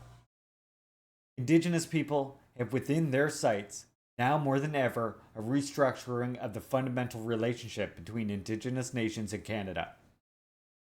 For more than 2 centuries, the manifestations of this relationship have run roughshod over the rights of Indigenous peoples, which has resulted in a massive stockpiling of power and privilege by for the dominant society. Land has been stolen, and significant amounts of it must be returned. Power and authority have been unjustly appropriated, and much of it will have to be reinstated. This will inevitably be very upsetting to some. It will be incredibly inconvenient to others. But it is what needs to happen. If we are to create a more just and sustainable life in this country for the bulk of Indigenous communities and for the majority of non-Indigenous peoples as well. To my mind, the apparent fact that many non-Indigenous people are upset or feel alienated by the aims of decolonization, movements like Idle No More, simply means that we are collectively doing something right. My second point is that this criticism or concern smells of a double standard. I suspect that equally disruptive actions undertaken by various sectors of, for example, the mainstream labor movement, including job actions, ranging from the withdrawal of teaching, transit, and healthcare services to full-blown strike activity, does not often undergo the same criticism and scrutiny by progressive non-natives that Indigenous peoples' movements are subjected to. And just look at the recent trucker protest if you want evidence of this, right? Compare trucker protests to the way land and water defenders are treated.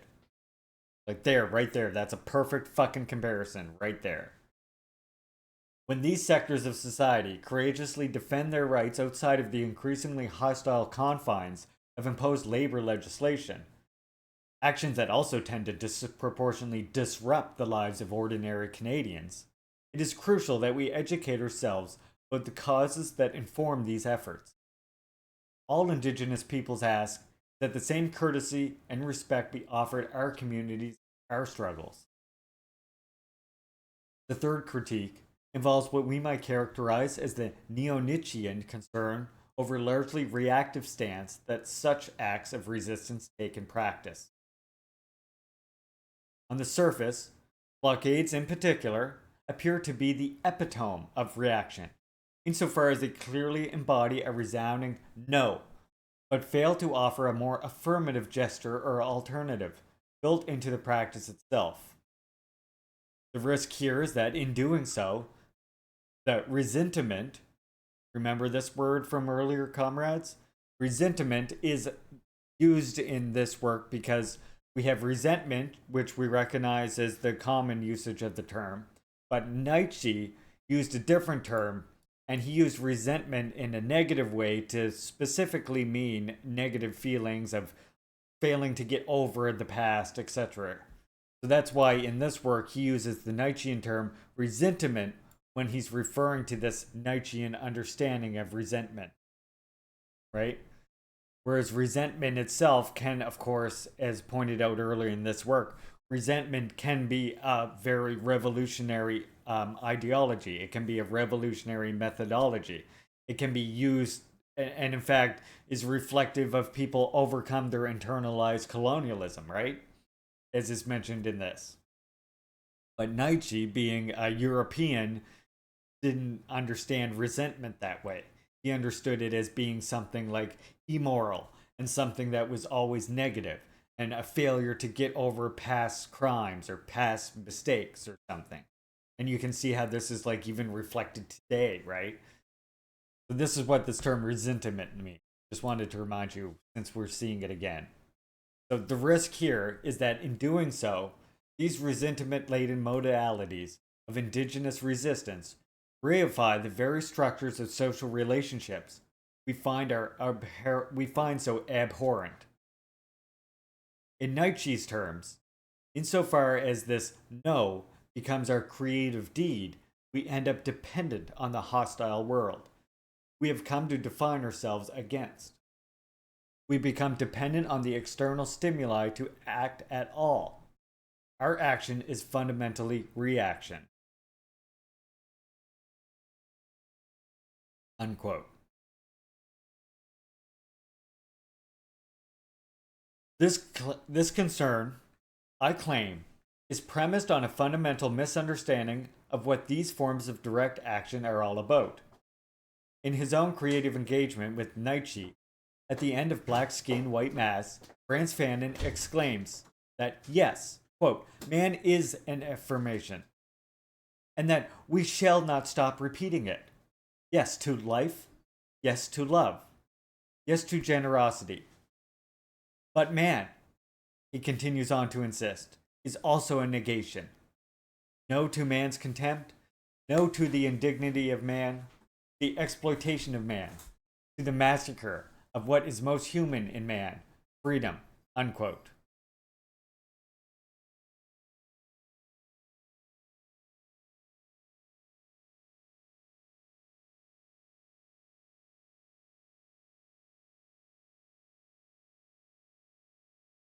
Forms of indigenous resistance.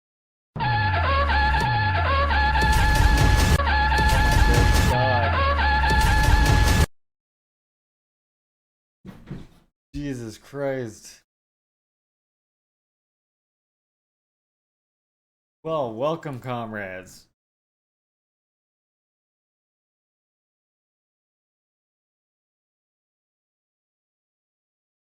Welcome to the channel. Thank you so much for the raid, comrades. Good God. How are you all doing? Jeez. Thank you so much for that raid. Easel Cat. Robo Gaming. Jeremiah on Twitch. My weird uncle. Holy moly. Easel Cat. Got a huge list of comrades here joining in. Well, welcome to the stream, everybody. We are right now just at the end of this work, which is Red Skin, White Mask. You can probably see it linked up above. It's pinned up there. You can get the link to it if you want.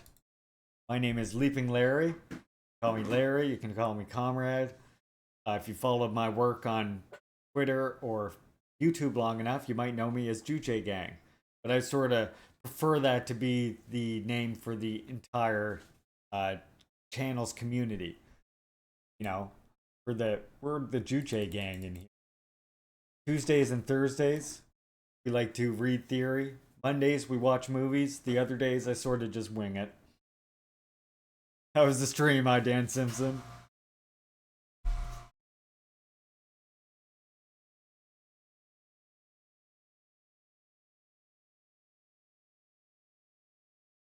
And how are all you lovely raiders today? Thank you very much for the follows. I was just saying earlier, you know, I'm having like the best streaming day I've had so far. And then we get a giant fucking Dan Simpson raid. What the hell?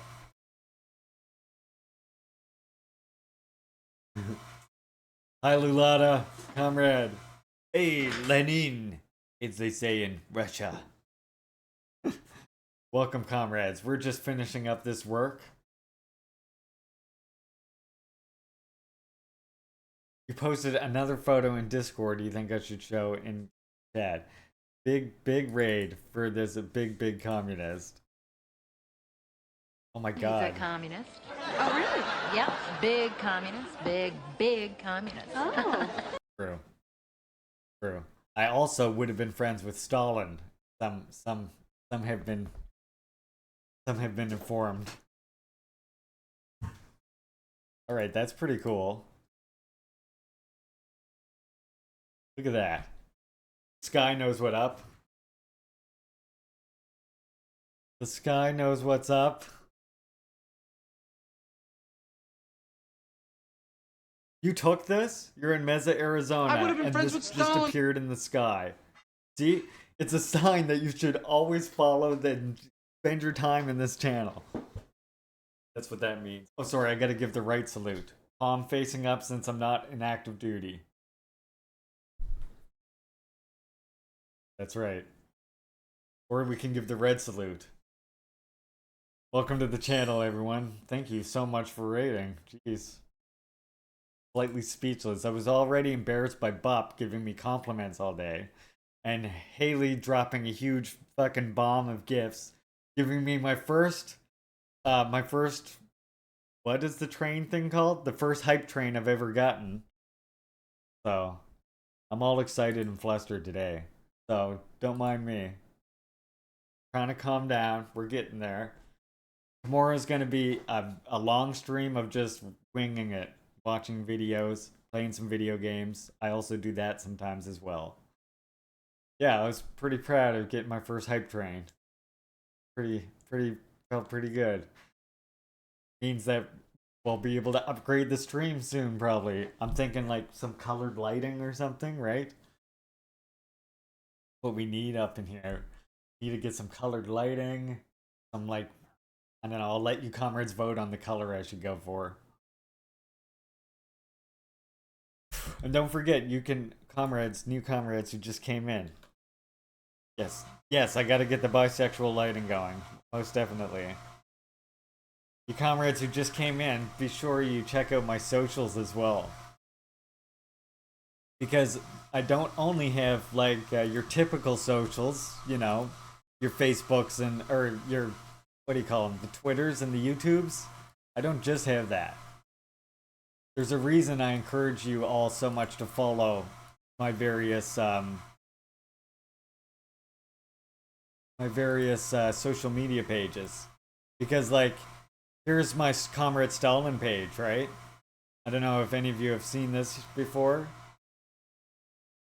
This is a little page where I post all kinds of different articles, as well as information about the new Stalin book we published. And yeah, there's some George Jackson here. And I also have all kinds of videos here too. Right here, yeah. And a lot of these videos have like been removed from YouTube. Check out my social media. And you might notice Iskra Books at the bottom. Because I do a little bit of work over here at this fantastic publishing house as well. Just some contributing editing. I contribute some articles here and there. Our newest release, of course, is this. We're going to be reading this very soon on stream. Stalin, History and Critique of a Black Legend. Well, hello there, Maltree. Welcome. Good to see you in here again. Yeah, check out Iskra. We got lots of other good books here, too. Like The Dark. This is Irish Revolutionary. Socialist Education in Korea is super good. Elected Stalin book. And if you want my Juche lessons, I always remind you, I'm in the first 2 books of this. And I'm going to be in more. Promise you, I just got busy with IRL stuff and I missed 2 issues of it. But I am in all the rest of them. Like here at the back. Here's your boy. Juche lessons right here. In writing. I feel very honored to be working with the comrades at Iskra and Peace Land and Bread because I'm the only high school dropout over there. And everybody else is like a doctorate in something. I read the article with Kim Jong-un carrying someone on his back in the video on YouTube. Yep. I love that picture. It's just a good picture. It's wholesome. Alright. Welcome in, Raiders. Thank you all for joining. It's Thursday, so I'm going to finish up this read here. No more than the average person, and that's a lot. Well, thank you, comrade, my weird uncle.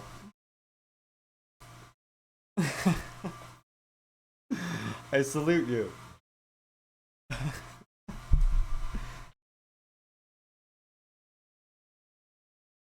The picture of the guy riding on the back, it's just like, it's a picture of like just being awesome. It's a picture of some dude just like, he's like, if you know what's funny, there's a funny contrast to be made here, because in the South, you always have the South Korean politicians carrying US soldiers and generals on their back, and then you look at DPRK and Kim Jong-un is carrying like his soldiers on his back. It might have been from an article. I would never be able to find the article again, but there's the picture you're talking about, I think.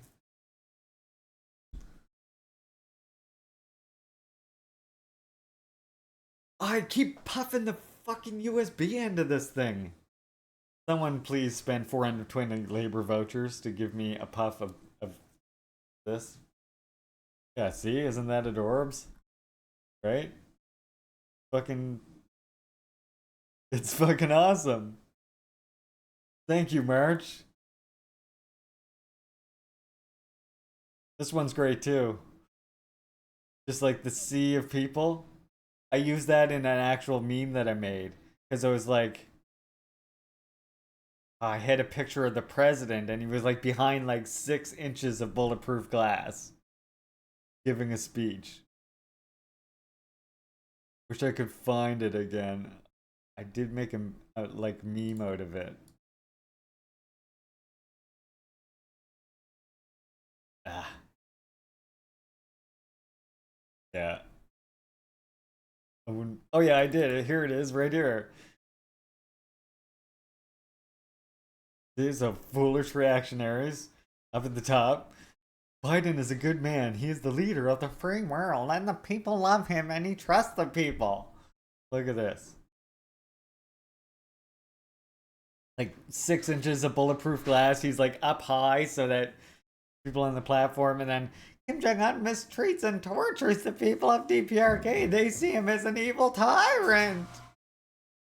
But he's like surrounded by people. No, it's like his bodyguards or whatever the guard here is doing could not ever hope to help save him if someone wanted him there, right? Like, there's no fucking way. Good God. Well, that's for a different channel, Captain DPRK. That part's over now. Bob got everybody all excited earlier. Yep. Same thing they said about Gaddafi. The people loved him and he didn't need protection from them. Unlike the US. 100%. I mean, it's like, same with like, look how many socialist leaders do that. Look at Castro, right? That famous bulletproof vest thing. And he's like, I don't need a bulletproof vest. What are you talking about? I never wear a bulletproof vest, right? Like, that's a famous Castro thing. Very similar. They always slander leaders of socialist countries as being authoritarian, dictators, etc. Yeah, righteousness is my protection was his thing. And that's why I always tell people, though, right? If you can defend Cuba, I please ask you to get a better understanding of DPRK if you don't also extend that same logic to DPRK. Like, let's quote Raul Castro again, right? If someone interested in what the Cubans' opinion is on certain questions, he should ask the North Koreans. And if someone asks what Korea's standpoint may be on certain cases, he can safely ask the Cubans about that. Our views are completely identical on everything. And that's after Raul's visit to DPRK, by the way. And of course, what he means by that is that they share the same working class ideology. They're building the same anti-imperialist, anti-colonial society. right? And they have the same sort of state organs, the exact same Marxist-Leninist type of state. Democratic centralism, party independent of state organs, etc. and so on. So I just always remind people that if you can defend Cuba, you can't defend DPRK. Try and get a better understanding from comrades. Seek out Korean friendship associations. People like Dermot Hudson, like Comrade Natalie Revolts that was in here earlier, right? They're great. Your rhetorical skills end up being snarky. Well, you can snark it up, just be like, hey, end the fucking sanctions, dickweed, and then hang up the phone or whatever. That works, right? Just fuck you, dickweed. End the sanctions. Click, beep. See, I'm still like in the past thinking of like hanging up the phone like that, but I haven't done that in many years. Alright, let us finish our read of Red Skin, White Mass, and then I'll show you what we're going to be reading in next Tuesday and Thursdays. And also what we have planned for upcoming streams. Okay? Okay. So I'm right here. Forms of indigenous resistance, such as blockading and other explicitly disruptive oppositional practices, are indeed reactive in the ways that some have critiqued, but they are also very important. Through these actions, we physically say no to the degradation of our communities and to the exploitation of the lands upon which we depend. But they also have ingrained within them a resounding yes. They are the affirmative enactment of another modality of being, a different way of relating to and with the world. In the case of blockades, like the one erected by Anishinaabe people of Grassy Narrows in northwest Ontario, which has been in existence since 2002, they become a way of life, another form of community. They embody through praxis our ancestral obligation to protect the land that we are core to, who we are as Indigenous people.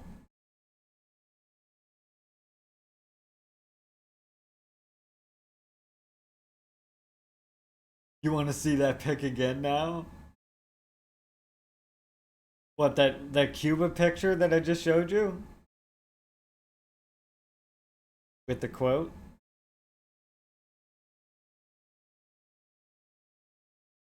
This one you were talking about?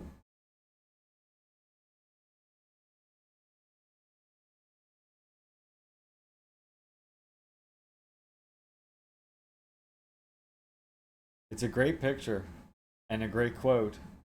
You know, Che Rivera too had a very similar thing to say when he went to DPRK as well. The cute one.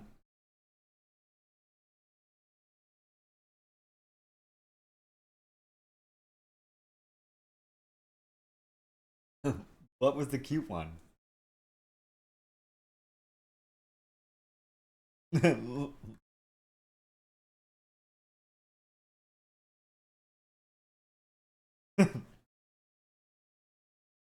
Thesis 2. Capitalism no more. What the recent direct actions of First Nations communities, like Elsipogtog in New Brunswick, demonstrate is that indigenous forms of economic disruption through the use of blockades are both a negation and an affirmation. They are a crucial act of negation insofar as they seek to impede or block the flow of resources currently being transported to international markets from oil and gas fields, refineries, labor mills, mining operations, hydroelectric facilities located on the dispossessed lands of indigenous nations.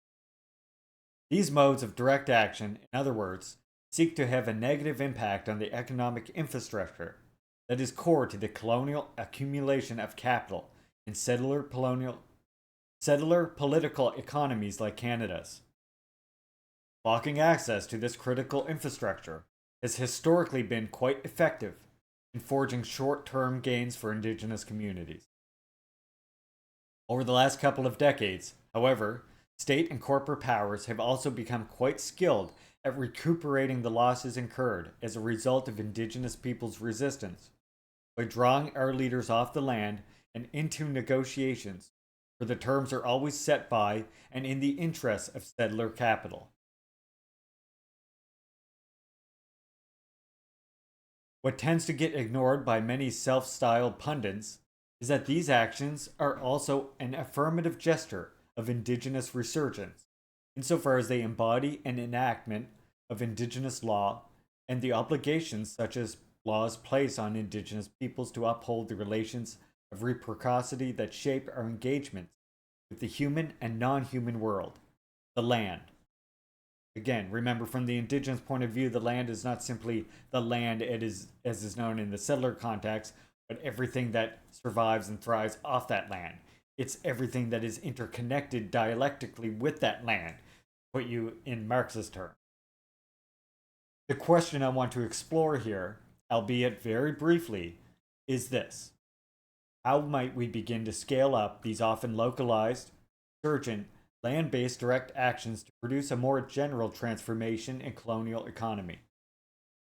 Said slightly differently, how might we move beyond a resurgent indigenous politics that seeks to inhibit the destructive effects of capital to one that strives to create indigenous alternatives to it? In her recent interview with Naomi Klein, Dan Simpson hints at what such an alternative or alternatives might entail for indigenous nations. Quote, people within the Idle No More movement, we're talking about indigenous nationhood, talking about a massive transformation, massive indigenous nationhood, we're talking about transformation, a massive decolonization, unquote. They are calling for a resurgence of indigenous political thought that is land-based and very much tied to the intimate, close relationship to the land, which to me means the revitalization of sustainable local indigenous economies. Unquote. Without such a massive transformation in the political economy of contemporary settler colonialism, any efforts to rebuild our nations will remain parasitic on capitalism, and thus on the perpetual exploitation of our land and labor. Consider, for example, an approach to resurgence that would see indigenous people begin to reconnect with their land and land-based practices on either an individual or small-scale collective basis. This could take the form of walking the land, quote unquote, in an effort to familiarize or refamiliarize ourselves with the landscape and places that give our histories, languages, and cultures shape and content. To revitalizing and engaging in land-based harvesting practices like hunting, fishing, and gathering, and other /or cultural production activities like hide tanning and carving. In the case of my nation, basket weaving. All of which also serve to assert our sovereign presence on our territories in ways that can be profoundly educational and empowering. To the reoccupation of sacred places for the purposes of relearning and practicing our ceremonial activities.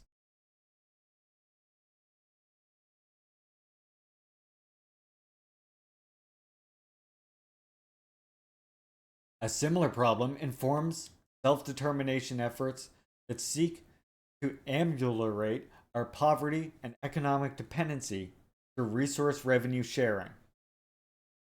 More comprehensive impact benefit agreements and affirmative action, employment strategies negotiated through the state and with industries currently tearing up indigenous territories. Even though the capital generated by such an approach could, in theory, be spent subsidizing the revitalization of certain cultural traditions and practices, in the end, they would still remain dependent on a predatory economy that is entirely at odds with the deep reciprocity that forms the cultural core of many indigenous peoples' relationships with the land. What forms might an indigenous political economic alternative to intensification of capitalism within our territories take? For some communities, reinvigorating a mix of substance-based activities with a more contemporary economic venture is one alternative. as discussed in Chapter 2. In the 1970s, the Dene Nation sought to curtail the negative environmental and cultural impacts of capitalist extractivism by proposing to establish an economy that would apply traditional concepts of Dene governance, decentralized, regional, political structures based on participatory, consensus decision making, to the realm of the economy.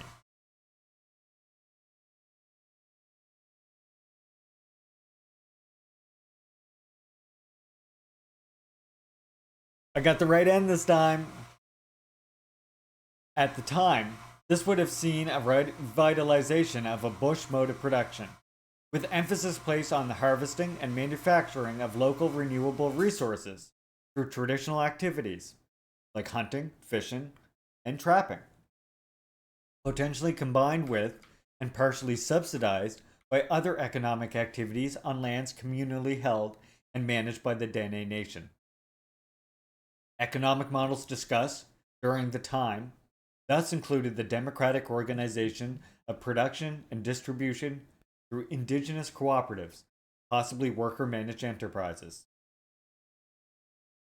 Sorry for the ad going right now, I guess. Well, thank you for all the supporters that don't have to see the ad, I guess. Revisiting indigenous political economic alternatives, such as these, could pose a real threat to the accumulation of capital on indigenous lands in three ways. First, through mentorship and education, these economies reconnect indigenous people to land-based practices and forms of knowledge that emphasize radical sustainability. This form of grounded normativity is antithetical to capitalist accumulation. Second, these economic practices offer a means of subsistence that over time can help break our dependence on the capitalist market by cultivating self-sufficiency through the localized and sustainable production of core foods and life materials that we distribute and consume within our own communities on a regular basis. It's a threat. Subscribe or see ads, yo. That's what it's about. Yeah, you heard me. Anyway. By the way, this actually, the whole self-sufficiency thing here reminds me that I'm very excited. The next work we're going to be reading is about Juche, and I will be able to get into some discussions about how Juche, which is not just focused on Korea, but really about knowing your own conditions and creatively applying what you could call Marxism-Leninism to suit your own material conditions. And I think we'll be able to get into some good discussions with the next read, which I'll get into at the end of this. Third, through the application of indigenous governance principles to non-traditional economic activities, we open up a way of engaging in contemporary economic ventures in an indigenous way that is better suited to foster sustainable economic decision-making. An equitable distribution of resources within and between indigenous communities. Native women's political and economic emancipation, an empowerment movement for indigenous citizens and workers may or must pursue livelihoods in sectors of the economy outside of the bush. Why not critically apply the most egalitarian and participatory features of our traditional governance practices to all our economic activities, regardless of whether they are undertaken in the land-based or urban contexts?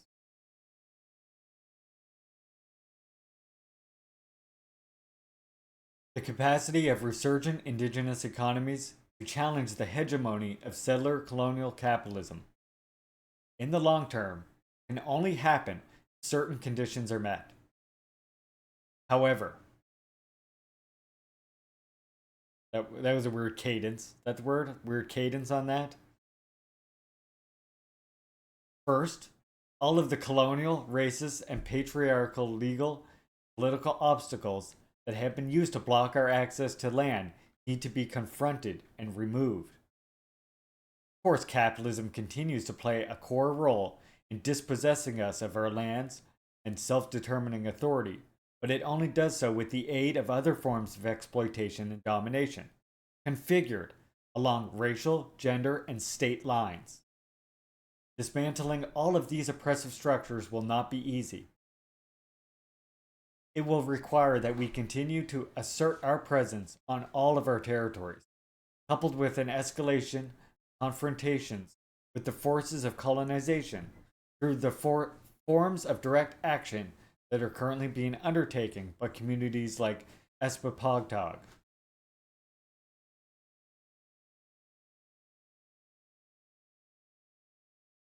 Second, we also have to acknowledge that the significant political leverage required to simultaneously block the economic exploitation of our people and homelands while constructing alternatives to capitalism will not be generated through our direct actions and resurgent economies alone.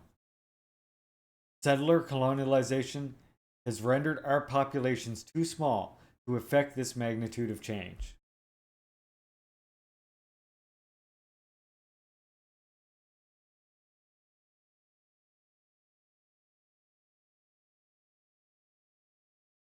This reality demands that we continue to remain open to, if not actively seek out, and establish relations of solidarity and networks of trade and mutual aid with national and transnational communities and organizations that are also struggling against the imposed effects of globalized capital, including other indigenous nations, national confederacies, urban indigenous people, and organizations, the labor, women's, GPLTQ2S, gay, lesbian, bisexual, trans, queer, and two-spirit, and environmental movements, and of course, those racial and ethnic communities that find themselves subject to their own distinct forms of economic, social, cultural marginalization. The initially rapid, relatively widespread support expressed both nationally and internationally for Idle No More movement in spring of 2013, and the solidarity generated around the Elspecatog anti-fracking resistance in the fall and winter of 2013 gives me hope that establishing such relations are indeed possible. It is time for our communities to seize the unique political opportunities of the day, and the delicate balancing act of having to ensure that social conservative contempt for First Nations does not overwhelm neoconservative love of the market. Prime Minister Harper is irred by letting his racism and sexism of the former outstrip his belligerent commitment to the latter. This is a novice mistake that liberals like John Chrétien and Paul Martin learned how to manage decades ago. As a result, the federal government has invigorated a struggle for indigenous self-determination that must challenge the relationship between settler colonialization and free market fundamentalism in ways that refuse to be co-opted by scraps of recognition, opportunistic apologies, and the cheap gift of political and economic inclusion. Grift would have worked as well. For indigenous nations to live, capitalism must die. And for capitalism to die, we must actively participate in the construction of indigenous alternatives to it. As I always say, as settler communists, in North America, it's up to you, comrades, to organize and get behind the leadership of First Nations comrades. And only through the overcoming, somebody hit me with a communist quote, please. Only through the overcoming of settler colonialism, through the liberation of all First Nations, can we then reach a socialist state. If somebody has 300 labor vouchers, I can get you. There we go. Thank you, Dorian. Because I do have a really good,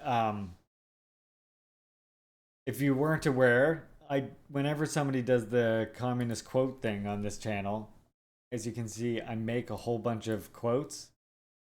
Because when I first started getting radicalized years ago, you would search on YouTube or whatever and you would just see all kinds of anti-communist nonsense all the time, right? Is there an echo on stream? Sorry, there was some activity in the background. Hopefully it's subsided now. Is anybody else getting an echo?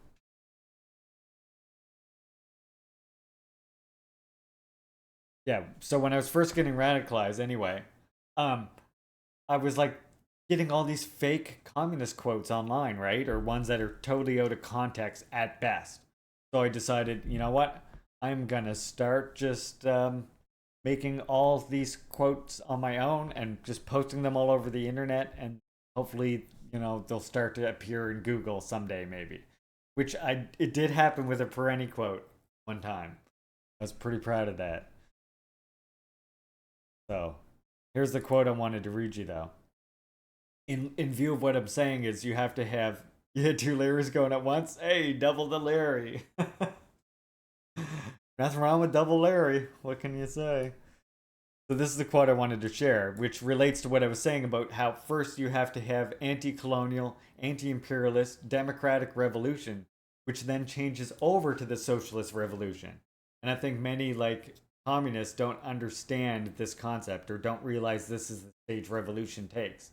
And I just want to show you that here, like in our country, socialist revolution began after the carrying out of the anti-imperialist, anti-feudal democratic revolution in the northern half of the republic following liberation.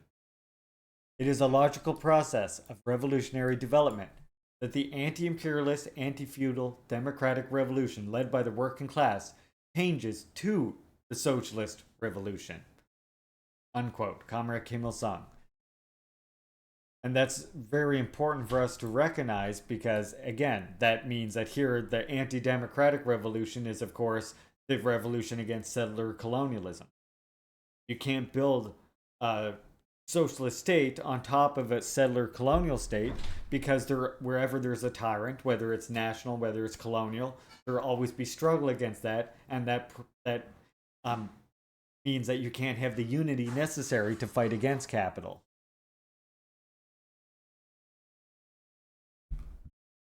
I like to screen anyone I raid Zoop because of things, but I won't get into that now. I'm going to save that for another stream. Talk about that one day. Anyway, I'm going to continue with the read. We're on Thesis 3, Dispossession and Indigenous Sovereignty in the City. And this is almost near the end. We got I think we only got a couple pages left. As I said, there's a big list of indexes and notes, so the 245 at the top is deceiving, trust me.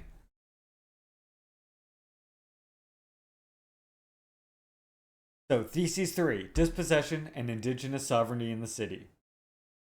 In Canada, more than half of the Aboriginal population now lives in urban centers.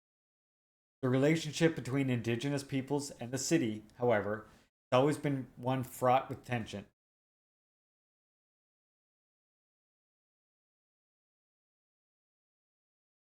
Historically, Canadian cities were originally conceived of in the colonial imagination as explicitly non-native spaces, as civilized spaces. And urban planners and Indian policymakers went through great efforts to expunge urban centers of native presence. In 1911, for example, Prime Minister Wilfrid Laurier announced in Parliament that, quote, where a reserve is in the vicinity of a growing town, as is the case in several places, it becomes a source of nuance and an impediment to progress, unquote. Fuck that guy. Wow, UPS drivers will now make an average of $170,000 according to CBS due to the unionization contract. Let's go, another win for unionization. This developmentist rationale, which at the time conceived of native space, particularly reserves, as uncultivated wastes, which they still act like, justified an amendment to the Indian Act a month later. Yeah, Leo, you get a sub. Yay. Which stipulated that the residents of any Indian reserve, because I got my first hype train today. I forgot to tell, I don't know if Dan Simpson is still here, but I got my first hype train today. It was pretty hype. It was pretty good. So, as uncultivated wastelands justified an amendment to the Indian Act months later, which stipulated that the residents of any Indian reserve, quote, Indian reserve which adjoins or is situated wholly or partly within an incorporated town having a population of not less than 8,000, unquote, could be legally removed from their present location without their consent if it was deemed in the interest of the public and of the Indians of the band of whose use was reserve is held, unquote. This situated Indian policy in the precarious position, as by the turn of the 19th century the reserve system, originally implemented to isolate and marginalize native people for the purpose of social engineering, assimilation, was increasingly being seen as a failure because of the geographical distance of reserves from civilizational influence of urban centers. Here you have economic imperatives of capitalist accumulation through the dispossession of indigenous peoples' land come into sharp conflict with the white supremacist impulses of Canada's assimilationist policy and the desire of settler society to claim the city for themselves and only for themselves. The civilizational discourse that rationalized both the theft of indigenous peoples' land and their subsequent confinement onto reserves facilitated a significant geographical separation, the colonizer and the colonized, that lasted until the mid-20th century. As Shireen Razak notes, the segregation of urban forms of native space that marked the colonial era began to break down with the increase of urbanization that took hold of the 1950s and 1960s, which resulted in new racial configuration of space within this new colonial spatial imagination. Quote, the city belongs to the settlers, and the sullying of civilized society through the presence of racialized other white spaces gives rise to careful management of boundaries within urban space. Planning authorities require larger plots in the suburbs, thereby ensuring that larger homes and wealthier families live there. Projects and Chinatowns were created, cordoning off the racial poor. Such spatial practices, often achieved through law, nuance laws, zoning laws, and so on, mark off the spaces of the settler and the native, both conceptually and materially. The inner city is racialized space, the zone in which all that is not respectable is contained. Canada's colonial geographies exhibit the same pattern of violent expulsions, the spatial containment of Aboriginal peoples to marginalized areas of the city. Processes consolidated over 300 years of colonization. Unquote. The dispossession that originally displaced indigenous peoples from their traditional territories, either onto reserves or disproportionately into the inner cities of Canada's major urban centers, now serving to displace indigenous populations from the urban spaces they have increasingly come to call home. To this end, I suggest that the analytical frame of settler colonialism, developed through the previous chapters, offers an important lens which to interrogate the power relations that shape indigenous people's experience in the city, especially those disproportionately inhabiting low-income areas.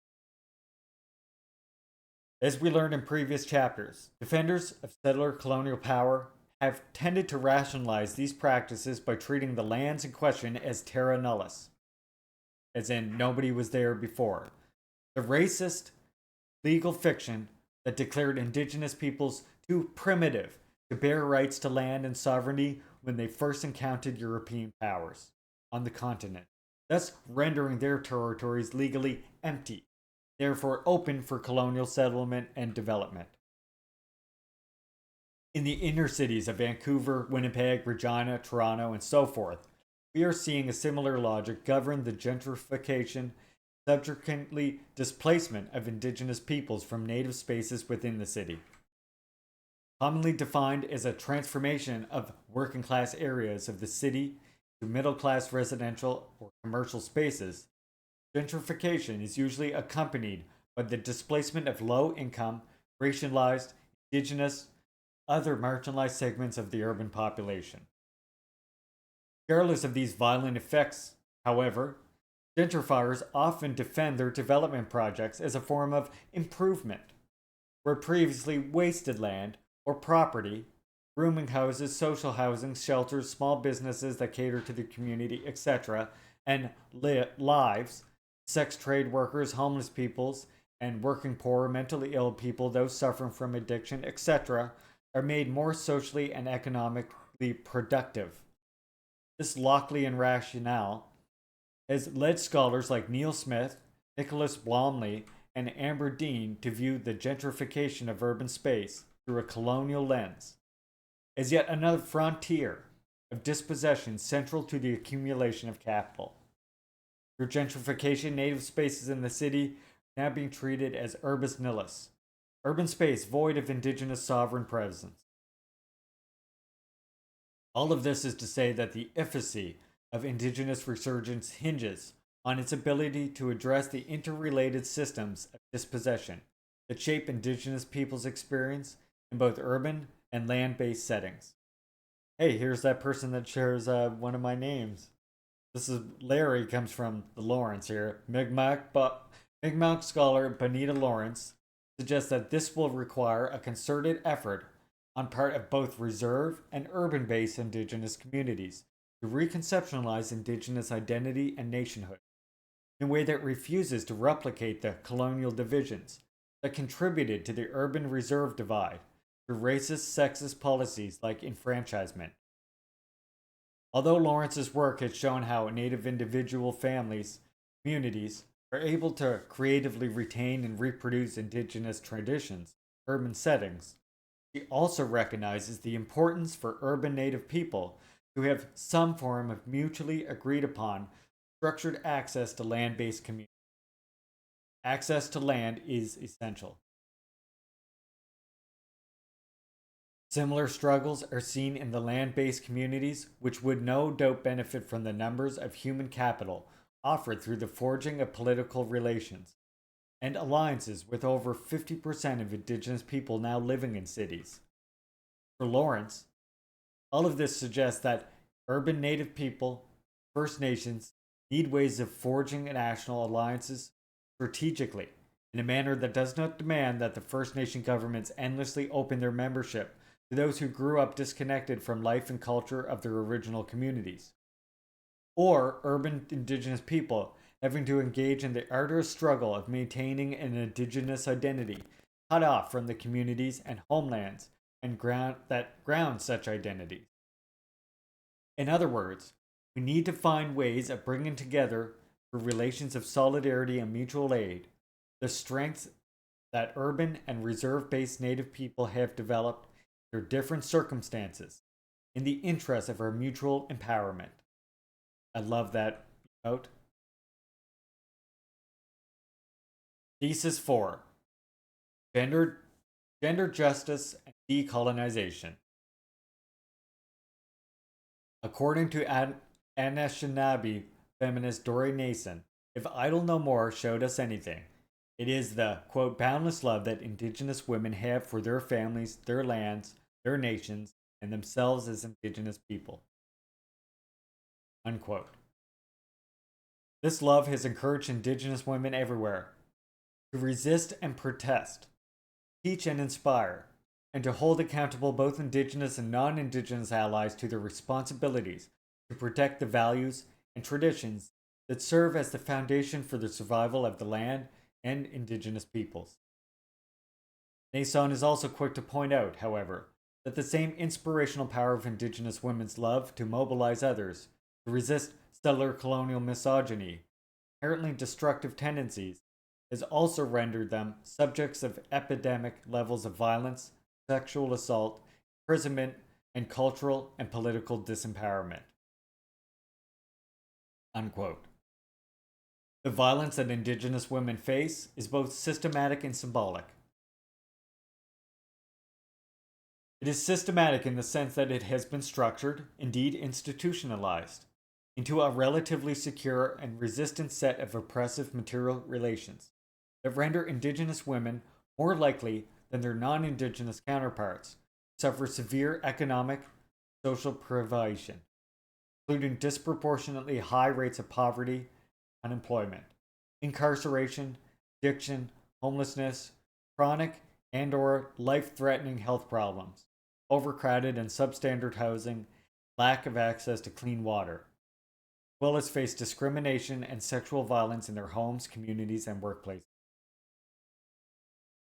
Just as importantly, however, the violence that Indigenous women face is also symbolic, in the sense that Pierre Bourdieu used the term Gentile, invisible, violence, unrecognized as such, chosen as much as undergone.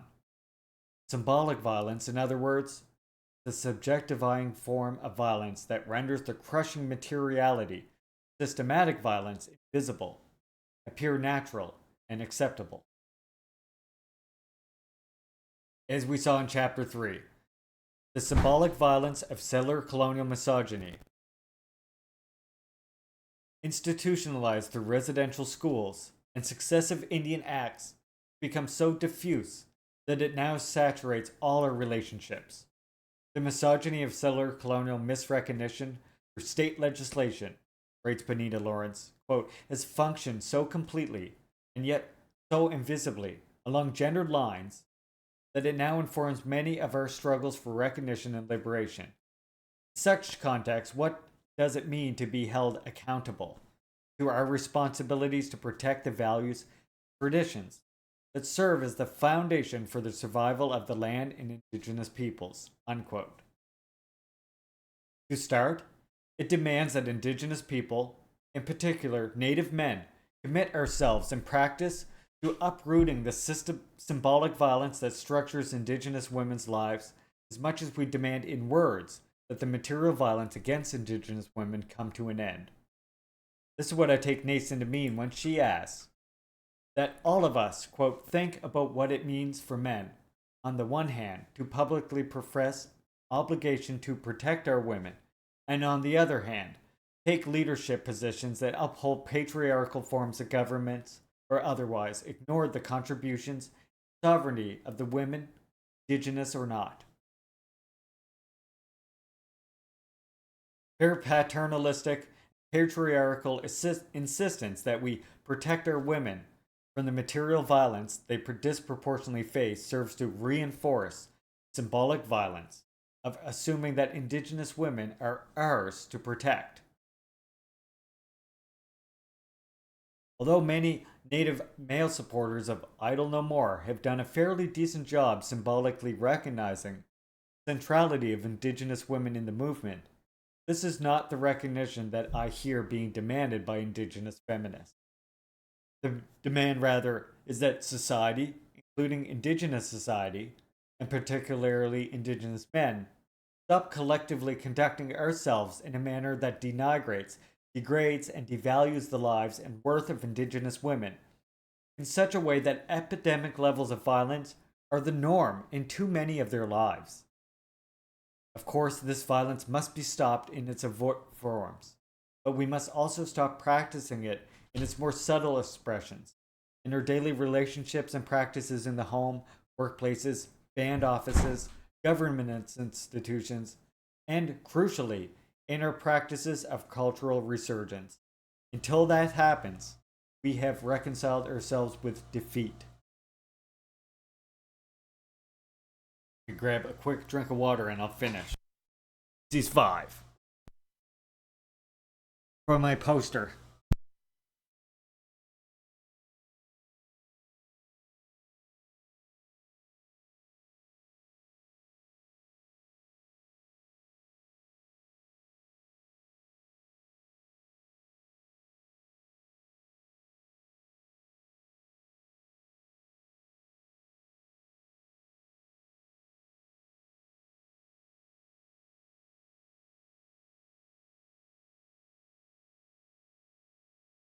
Do I like Red Nation podcasts?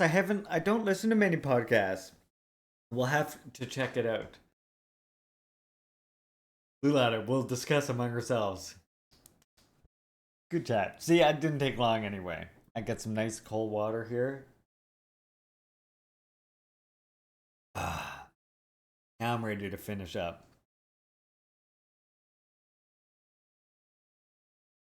I know Rick wants me on Buffalo podcast. Probably do that at some point. Video pod on YouTube, you should check it out. I like it, but I'd be interested to know what you think of it. Yeah, I'll try and remember it. If I don't, or if you remember to send me a message on Discord, I will remember a lot better to check it out.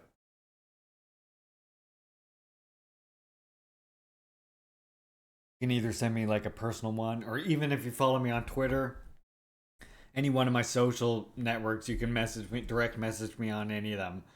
Be like, hey, it's Dorian Sapiens. Remember to check out this podcast, because I would be interested, but I got ADHD, so you know. Yeah, if you like and subscribe, if you hit that subscribe button, I remember better. I'm just kidding.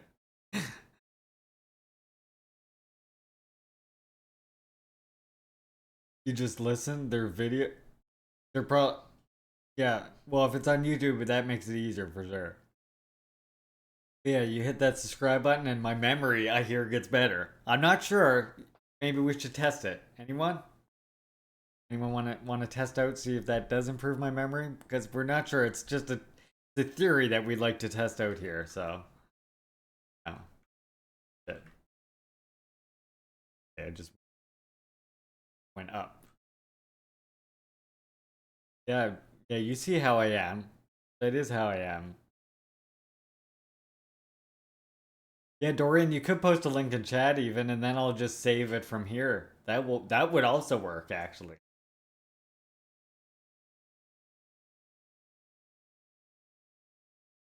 If you have a link to it right quick, I could just save it right here.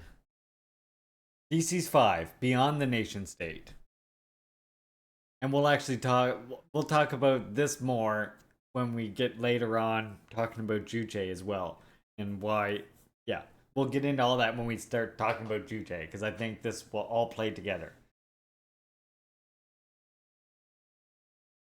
Because I say beyond the settler colonial understanding of a nation state, but yeah, definitely we'll talk about that part. I'm gonna talk you up. Okay, cool. Well, now I'm subscribed. Thank you, comrade. All right. We are now in a position to revisit the concern I raised at the end of Chapter 1 regarding a problematic claim made by Dale Turner in This Is Not a Peace Pipe. Turner's claim is that if Indigenous peoples want political and legal relationship between ourselves and the Canadian state to be informed by and reflect our distinct worldviews, we will have to engage the state's legal and political discourses in more effective ways. This form of engagement, I claimed, assumes that the structures of domination that frames Indigenous state relations in Canada derives its legitimacy, substance, by excluding Indigenous people and voices from the legal and political, institutional, and discursive settings within which our rights are determined. Seen from this light, it would indeed appear that critically undermining colonialism requires that Indigenous people find more effective ways of participating in the Canadian legal political practices that determine the meaning of Aboriginal rights. Yet, I would venture to suggest that over the last 40 years, Indigenous people have become incredibly skilled at participating in the Canadian legal political practices that Turner suggests. In the wake of the 1969 White Paper, these practices emerged as the hegemonic approach origin change in our political relationship with the Canadian state. We have also seen, however, that our efforts to engage this discursive institutional spaces to secure recognition of our rights have not only failed, but also instead served to steadily reproduce the forms of racist, sexist, economic and political configurations of power we initially sought through our engagements and negotiations with the state to challenge. Why has this been the case? Part of the reason has to do with the sheer magnitude of discursive and non-discursive power we find ourselves up against in our struggles. Subsequently, in our efforts to interpolate the legal and political discourses of the state, secure recognition of our rights to land and self-determination, we have to find ourselves interpolated as subjects of settler colonial rule.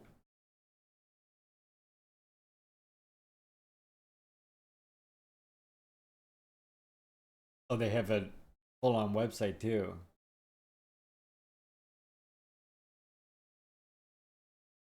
Saving that. Thank you, comrades. Salute. What are the implications of this profound power disparity in our struggles for land and freedom?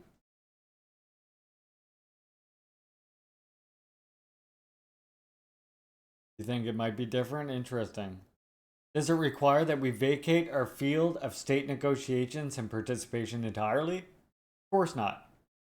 Settler colonialism has rendered us a radical minority in our own homelands. This necessitates that we continue to engage with the state's legal and political system. What our present condition does demand, however, that we begin to approach our engagements with the settler state's legal apparatus with a degree of critical self-reflection, skepticism, and caution that has to date been largely absent in our efforts. I also demand that we begin to shift our attention away from the largely rights-based recognition orientation that has emerged as hegemonic over the last 4 decades, to a resurgent politics of recognition that seeks to practice decolonial, gender-emancipatory, and economically non-exploitive alternative structures of law and sovereign authority, grounded on a critical refashioning of the best indigenous legal and political traditions. It is only by privileging, grounding ourselves in these normative lifeways and resurgent practices that we have a hope of surviving our strategic engagements with the colonial state with integrity and as indigenous peoples.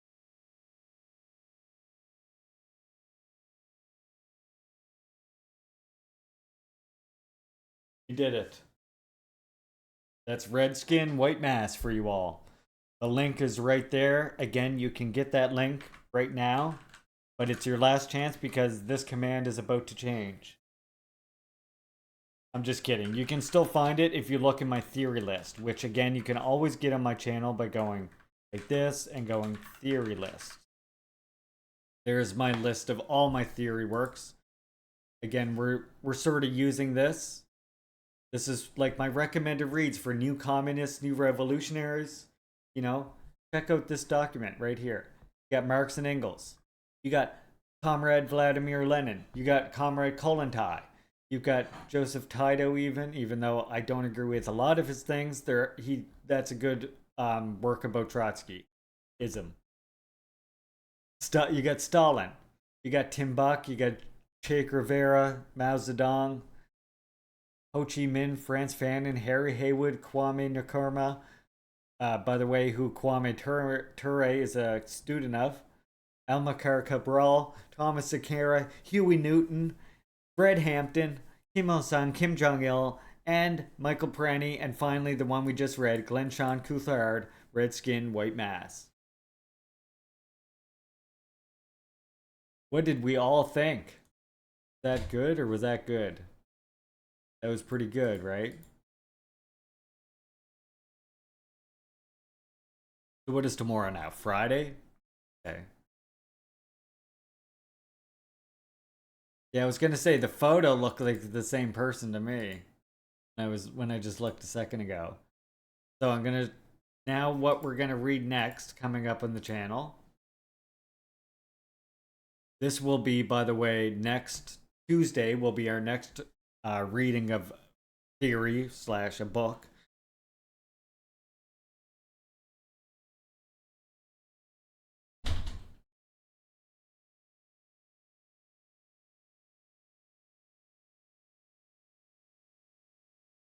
So, our next reading is going to be this. This should only take, I could probably do this, I'm thinking, in one stream or so. We're going to do Kim Jong-il. Giving priority to the ideological work is essential for accomplishing socialism. We'll be able to talk more about Juche when we discuss this work. And then following that, I promised one of the translators of Stalin, History and Critique of a Black Legend, I promised Comrade Henry that I would do a reading of this on stream as well. And this is going to be quite a long one. As you can see, it's like 327 pages all about Comrade Stalin, dispelling the myths. And this is the very first officialized English translation, authorized, which means the blessing of Comrade Lusardo's family and friends, as it being like an accurate translation. So this will be our work immediately following the Kim Jong-il work. That's Tuesdays and Thursdays. Now, Mondays on the channel, I do movie watching. So if you comrades are interested in seeing the Vietnam movie Fall of Saigon, made in Vietnam, make sure you keep following the channel. Keep that notification on for that. You won't want to miss actual revolutionary perspective on that war. And then tomorrow, I guess we're just going to hang out and, hang out. Anyone got 420 labor vouchers? Let's go, Smokes. Let's go, Smokes.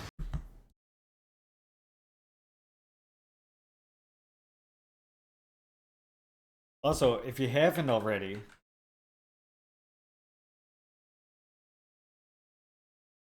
I encourage you to also think about joining our fantastic Discord community. Thank you, Kanakami. Always got my back. I always encourage you to join our fantastic Discord community here. It's not my Discord community. We're being the true communists that we are. We have a collective Discord community called the Red Star Vanguard. Our other streamers include Comrade Valkyrie, Comrade Vivian, and Comrade Z, are recognized streamers. And we're a great group to just learn about communism from. We've got a lot of different channels in here. It's been around since 2016. We have channels to learn about communism from, but we also have a lot of gamers in here. So it's a good spot to find non-reactionaries to play video games you like with. We always have a spot that's like find party members to play with. Just because it's so old, we have somewhat high security in there. So when you join up, we ask that you just answer the 5 questions, and then we'll admit you in. Then you can, tell them, by the way, you're from the Leaping Layer live stream, and I'll add you to the tag. That way I can tag you whenever I go live. If you have any suggestions for what you want to watch tomorrow, let me know. I have a couple breakthrough news I want to watch tomorrow, and I do have Michael Prani here, The Pathology of the 1% and the Myth of Capitalism. I would like to watch those tomorrow. And then on the weekends, as you may know, I like to do crowd control gaming sometimes, which means you comrades can spend your labor vouchers that you earn just watching my channel, also known as channel points, and you can come in and affect my gameplay. So far, we've only done Zelda, A Link to the Past, and the comrades have been loving turning the floor to ice. But any one of these games I could do on stream. You just can use your labor vouchers, you can affect the gameplay. You can, if you're feeling really generous, you can even use your bits to affect your gameplay. Watch me thank you a million times. But any one of these classic games especially, I could do. The next one I'm thinking that I want to do, where is it? How many comrades are familiar with this game right here? Earthbound, yeah. I want to do Earthbound. That's the next crowd control game I want to do. Oh, Castlevania's there too. Yeah, I could do Castlevania. I have Symphony of the Night. Anything up until Dreamcast I can do. You like Earthbound, Matthew? Yeah. I'm going to do Earthbound next time. So tune in for the weekend because I might do it. Or it might also become something I do at the end of streams as well. But yeah, when I do Earthbound as well, you'll see me do all the cheesy, terrible voice acting I can possibly muster. Promise you that. I do have a couple modern games as well. But yeah, anything that's up until GameCube for sure. And then I do have a couple like Project Zomboid I have Red Dead Redemption 2. And a few of these other ones. But anything classic I can definitely do. Mario RPG. You do Mario RPG. My favorite one though, of course, is Zelda Link to the Past. That's my favorite game of all time. And we like to do the randomizer. So I don't know where the items are. Every time it's like something different. And then comrades, it's got really good redemptions. Like you can change like a you could change my D-pad and my buttons between each other so that my D-pad becomes the buttons and the buttons become the D-pad. You can kill me instantly. Or, you know, if you're feeling actually nice, you can also help me too. Who wants to do that? Yeah, there's Castlevania. I would love to do Castlevania. I love Castlevania.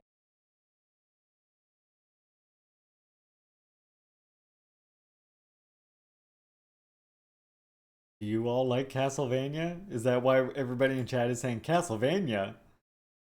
Castlevania 2 there? Oh my god, that's such a hard one, isn't it?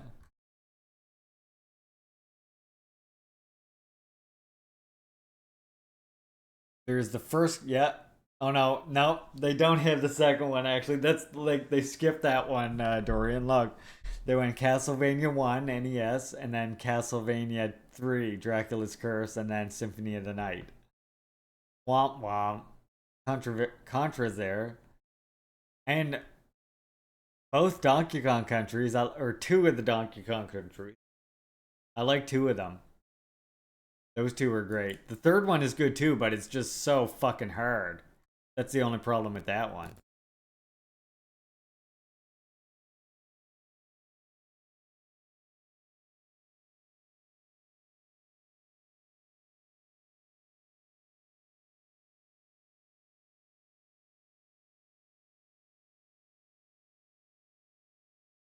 Okay. So yeah, to have a look at that. I'll link the webpage right here for you. You comrades can go ahead and look at that page. Anything on the weekend you want to see me play in there that you want to control, let me know. I play some other games after streams as well. I like to have fun on the channel sometimes, you know? Come on. What can I say?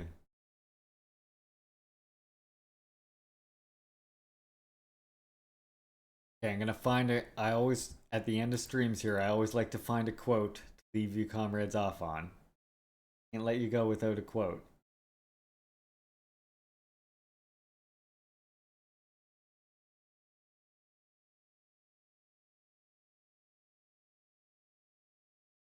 Actually, I gotta go because we read actually a news article that was about the Mumia Abul Jamal Freedom Foundation. We're gonna actually read a quote from that.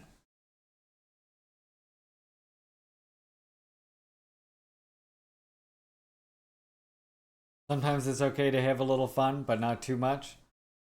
We'll never have too much, don't worry. I promise you, Dorian. I promise to you that we'll never have too much fun in this. Look, it's part of coping with a colonized existence, okay? Gonna have to get over that. By the way, if you do support my work either here or on the Juche game YouTube or whatever, I encourage you to send your support if you'd like to and have the means to. Very much appreciated, but of course never required. You have a disability budget that I do manage to live within, so but your support is definitely highly appreciated. And yeah, definitely helps any little bit. As Bubbles would say,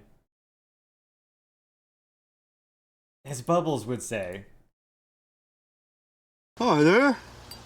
Yeah, I haul shopping carts out of ponds and sell them back to the store for a living. I've been doing it for 18 years, so give me a fucking check, please. Okay, I always like to leave your comrades with a quote here. So how about this one? The media itself, an arm of mega corporate power, feeds the fear industry. So yeah, if you support my work, please give me a fucking check, please. I've been hauling shopping carts out of the ditch for 13 fucking years. Kidding. But yeah, your support's majorly appreciated. In all actuality. The media itself, an arm of mega corporate power, feeds the fear industry so that people are primed like pumps to support wars on rumor, innuendo, agenda, legends, and lies. Comrade Mumia Abu Jamal. Please free him, by the way. Alright, comrades, thank you so much for joining me today. I hope you learned something from a read. I hope you liked Squirrel and Hedgehog. You know, if you catch me early enough, you get to watch Squirrel and Hedgehog from the DRK. And comrades in chat can tell you how good it's been up here in chat. Right? Tell them. Tell them, chat. Tell them how good Squirrel and Hedgehog is. Come back, join me tomorrow. I'm going to be just freebasing it, doing some videos.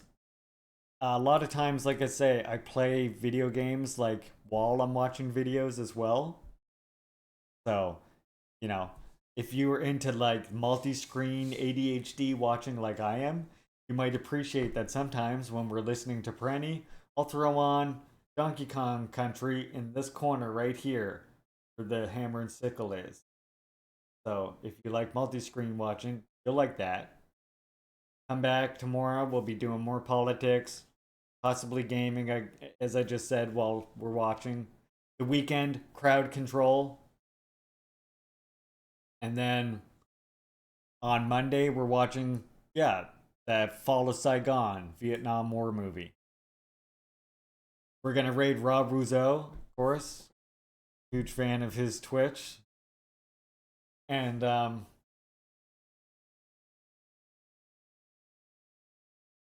maybe the cat ran away. What? I walked out the door to this adorable kitty that was licking the rocks because it's so dehydrated. What? Trying to find the owner, whom I will probably beat the shit out of. Please give them an extra beating for me as well. We have a fantastic little kitty rescue here. I'll show you next time you comrades are with me. I got a fantastic little kitty here who is a rescue from a hoarding situation. She's the most sweetest little sweetheart. I have to show you all. She's very floppy. Next time you come. Alright? Thank you so much for making this literally the best fucking stream I've had since I started. I got the hype train. Never had one of those before. I didn't even know how that happened. And your support means just so fucking much to me. Thank you, comrades. As does your time spent with me. I appreciate you all coming and listening to me read. Like, what? Thank you. Thank you for just coming and listening to me read. That blows my mind. I love you all. And I hope you come back tomorrow. We're going to be watching videos and chilling out. You're fucking amazing. Comrades, I love you all. Come join me again tomorrow, please.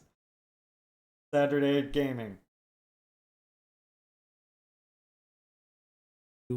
Ingest too much of it. This is some guy, Rob Russo, some leftist based in Canada. I was turned on to this sick individual, and I found this.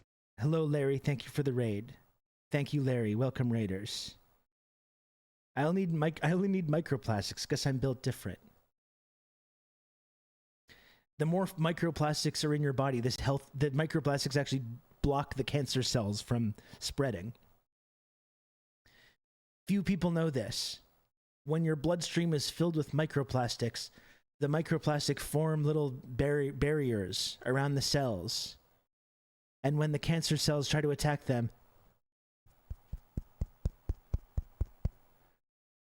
I bet you didn't think about that, did you?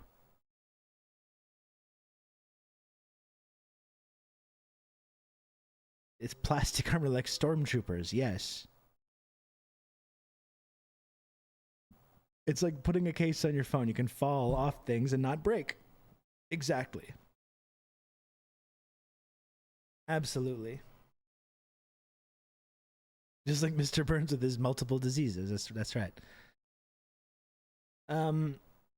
Ruskin said the damage has been done. In the avalanche of media coverage of WHO's designation of aspartame as a possible carcinogen, many outlets noted WHO's split decision or reported that WHO found the product to be safe. Those reports did not